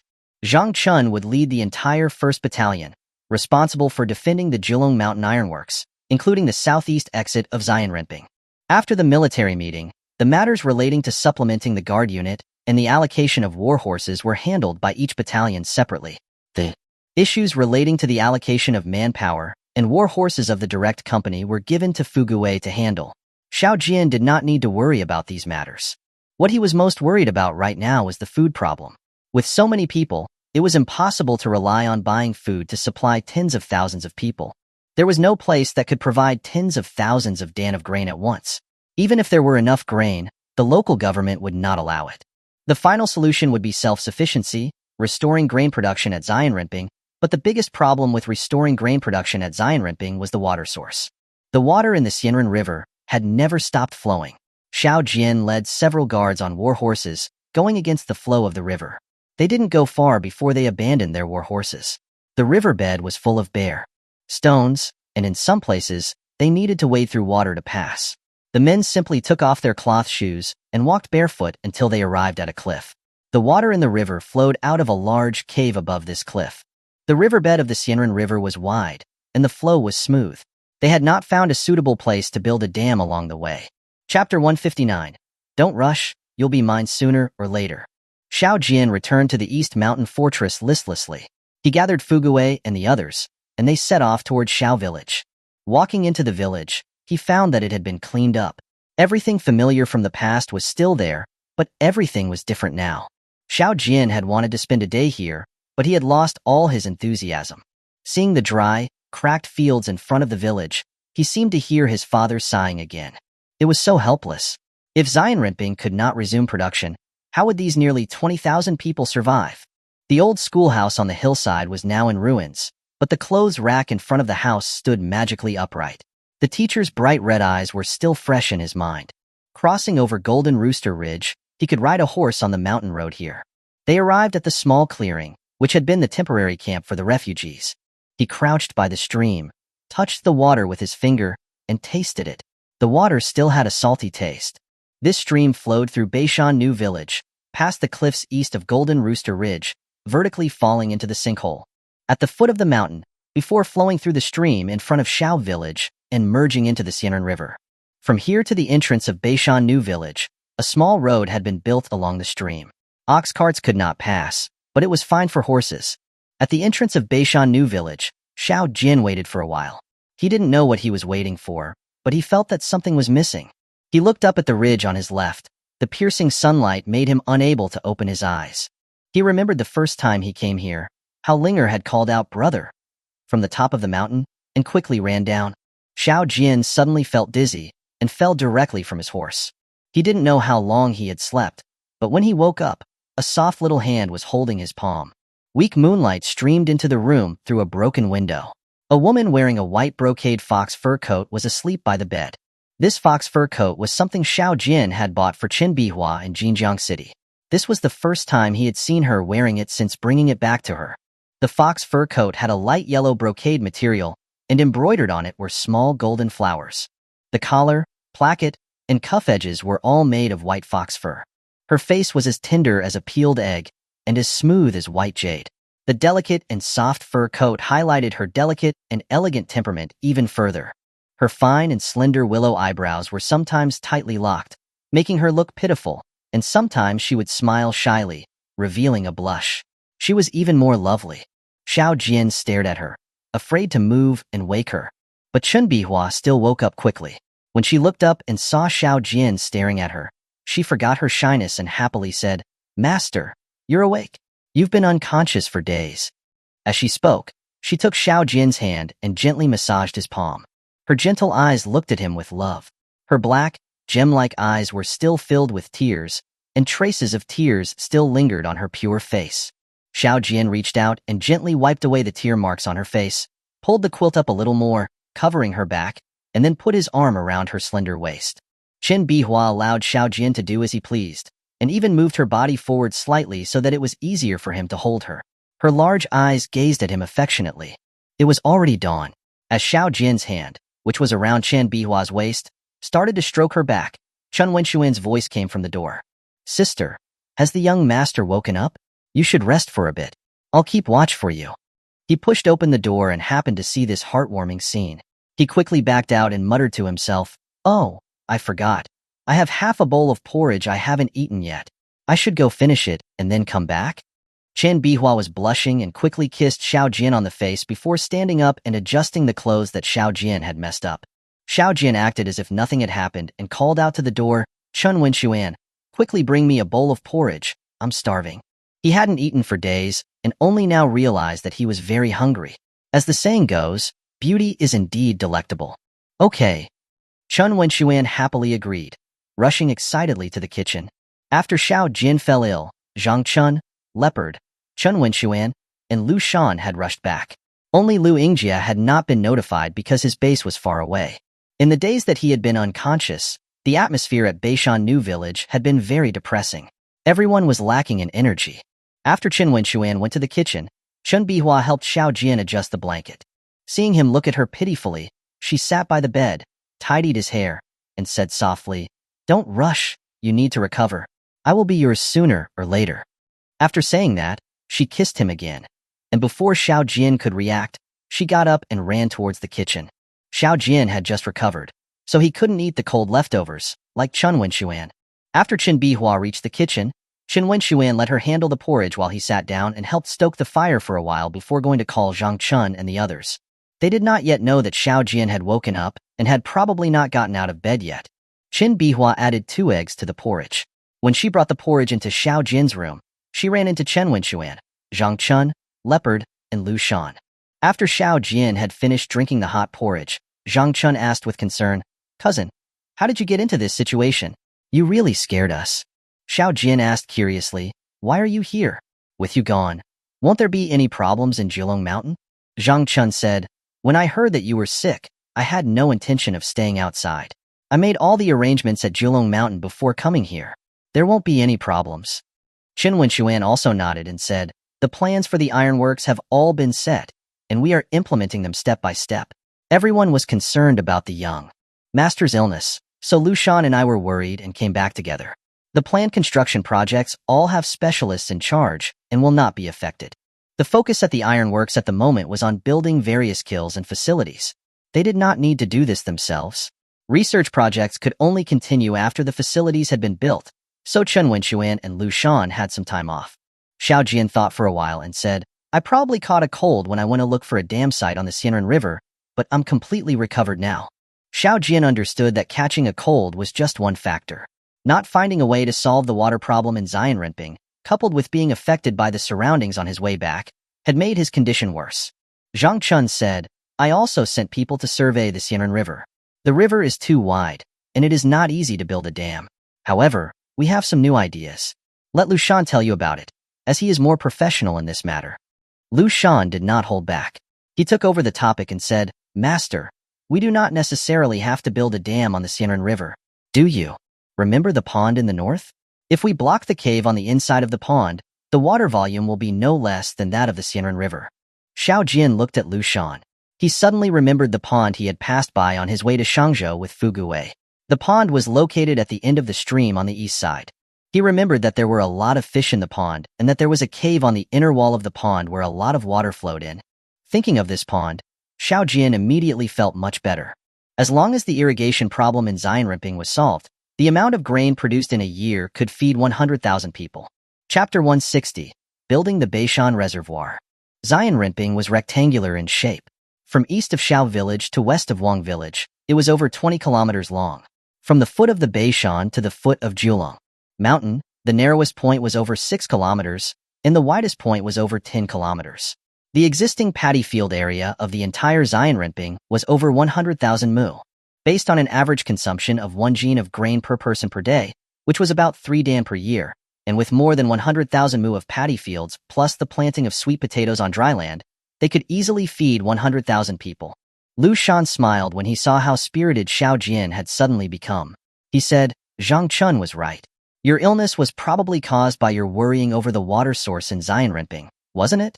In the past few days, we specifically surveyed the stream. Because the stream was at a higher elevation, there are many places suitable for building a dam to the north of Golden Rooster Ridge, or at the foot of the mountains east of Xiao Village. We can even change the flow direction of the stream and open a new canal on the mountainside of Beishan. It will be convenient to irrigate the fields in Xianrenping no matter which of the plans we adopt. This would completely cover the large area of farmland north of the Xianren River. To irrigate the fields south of the Xianren River, we would need to build water troughs on the Xianren River, which is a bit difficult right now." Xiao Jian said, "There are fewer fields south of the Xianren River, so we'll leave them alone for now. Since you have all surveyed the area in person, there must be one plan that you are leaning towards. What are your thoughts?" Xiao Jian was most concerned about agricultural production in Xianrenping next year. The collective farm was about to be established, and if there was no water source, most of the fields in Xianrenping would be unable to be planted. Lu Shan looked at Zhang Chun. Zhang Chun nodded to indicate that he had no objections, and then Lu Shan said, after discussing it, "We all believe that building a canal on the mountainside of Beishan is the most reasonable option. The soil layer on Beishan is very thick, so opening up the canal will not be too difficult. The advantage is that we would be able to irrigate all the fields south. of the Xianren River, and even many of the dry lands could be converted into paddy fields. The disadvantage is that there is no suitable place to build a dam along the way. We can only rely on the dam at the new village to store water. The dam at the new village is still a bit short, and it may need to be heightened and reinforced before it can fully meet the irrigation needs of Xianrenping. Xiao Jian also thought this plan was the best. The canal, running along the mountainside of Beishan, could increase the irrigation area by a lot. It could also solve the problem of watering the surrounding dry land. If they wanted to divert the canal to the south of the Xianren River in the future, it would also be relatively convenient. He then said happily, "Then let's implement this plan. Let's put the heightening of the dam at Beishan New Village on hold for now, and just wait for the cement to be made before doing it. Have you guys investigated the hidden passageway at the lower reaches of the stream? The collective farm would not be able to cultivate all of the land in Xianrenping next year. The current water storage capacity of the dam, plus the total flow of water from the pond, should be sufficient to meet their needs." Lu Shan nodded and said, "We have already found the hidden passageway in the middle section of the stream. It's easy to deal with. We can just block it up." Xiao Jian said confidently, "Immediately organize the manpower to open up the canal and ensure that the spring plowing is not affected. If we don't have enough manpower, Zhang Chun, you should transfer the miners from the mines. Chen Bihua, your collective farm should also immediately start organizing the paddy fields and try to organize more. I will notify Steward Zhang to purchase cattle from Jinjiang City and have them sent here. If there were cattle to help with the organizing of the paddy fields, the pace would be much faster." Before the bandits had attacked, Xiao Jian had sent Lai Fu to deliver people and goods to Jinjiang City. He had had Lai Fu bring all the cattle back with him. After everything had been discussed, Xiao Jian ordered the guard battalion to immediately send someone to Jinjiang City to tell Steward Zhang about the situation here. Steward Zhang would naturally know what to do. Xiao Jian's constitution was already far superior to that of ordinary people. With the water source problem resolved, and in a great mood, he completely recovered and went to Golden Rooster Ridge with Zhang Chun and the others to supervise the canal construction. The area between Golden Rooster Ridge and Beishan New Village, which was the site of Xiao Jian's first camp, was more than 10 zhang lower than Golden Rooster Ridge. It was from here that the stream began to turn east. If the canal went around the north side of Golden Rooster Ridge to the south side of the ridge, it would be a bit far. Xiao Jian carefully surveyed this flat area, which was at a relatively low elevation. There were only 2 outlets around the clearing. The west outlet was at a higher elevation and was only a few zhang lower than the lowest point of Golden Rooster Ridge. The east side of the flat, which was where the stream turned eastward, had a relatively deep ditch where the stream flowed and was only about 10 zhang lower than the Golden Rooster Ridge. After surveying the terrain, Xiao Jian said, "If we block the 2 outlets of this small flat area, this place will become a small reservoir. As long as the dam is built higher than Golden Rooster Ridge, water will be able to flow over Golden Rooster Ridge directly to the south side. The water at the bottom of the reservoir will not be able to get over Golden Rooster Ridge, but it can flow through the old stream to Xiao Village." Lu Shan said, "There are no water leakage points like caves here, and the soil layer at Golden Rooster Ridge is relatively thick. We can dig a channel directly through Golden Rooster Ridge. This way, the dam will not need to be too high. The soil dug out from Golden Rooster Ridge can be used to fill in the 2 openings here." Zhang Chun was excited as he looked forward to the future and said, "If we build a reservoir here, the surrounding area will be full of lush grasses. The fish will definitely grow fast if we raise them. Beishan New Village is also not far from here. When we are idle, I'll have to make a small boat so that I can come here to fish or bring my family to go boating. It's a life that even the gods would envy." Lu Shan was also affected by the beautiful scene Zhang Chun had painted and said, "A boat is a great idea. When it's hot, we can sleep on the surface of the water in this reservoir. It'll be quiet and cool. At night, we can lie on the boat and look at the stars and the moon. I'll also buy some ducks to release here, and we can fish and chat here together." Xiao Jian shouted angrily, "How old are you two? Don't you have any shame? You're acting all old and stuff. It's disgusting." Chun Wenxuan laughed softly beside him. Several tents were set up on Golden Rooster Ridge, and this became the Canal Construction Command Center. Zhang Chun immediately transferred 5,000 men from the mines, and also transferred over 400 people from the 1st Battalion. Leopard's 3rd Battalion sent 500 people to support the construction of the canal, and after Lu Yingjie received the news, he sent back 300 people. More than 6,000 people gathered at Golden Rooster Ridge, setting up camp, and the construction site on Golden Rooster Ridge immediately became lively. First, They felled all the trees along the canal route. The useful wood was concentrated in Shao Village.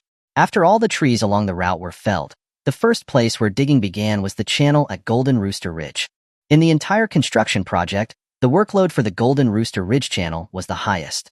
To dig this channel, they started at the highest point and dug a channel that was about 1 zhang wide. When they had dug to more than 3 zhang, they hit the bedrock layer. The highest part of the bedrock layer was in the middle of the channel and was about a dozen zhang long. The bedrock layers at both ends of the channel were relatively low.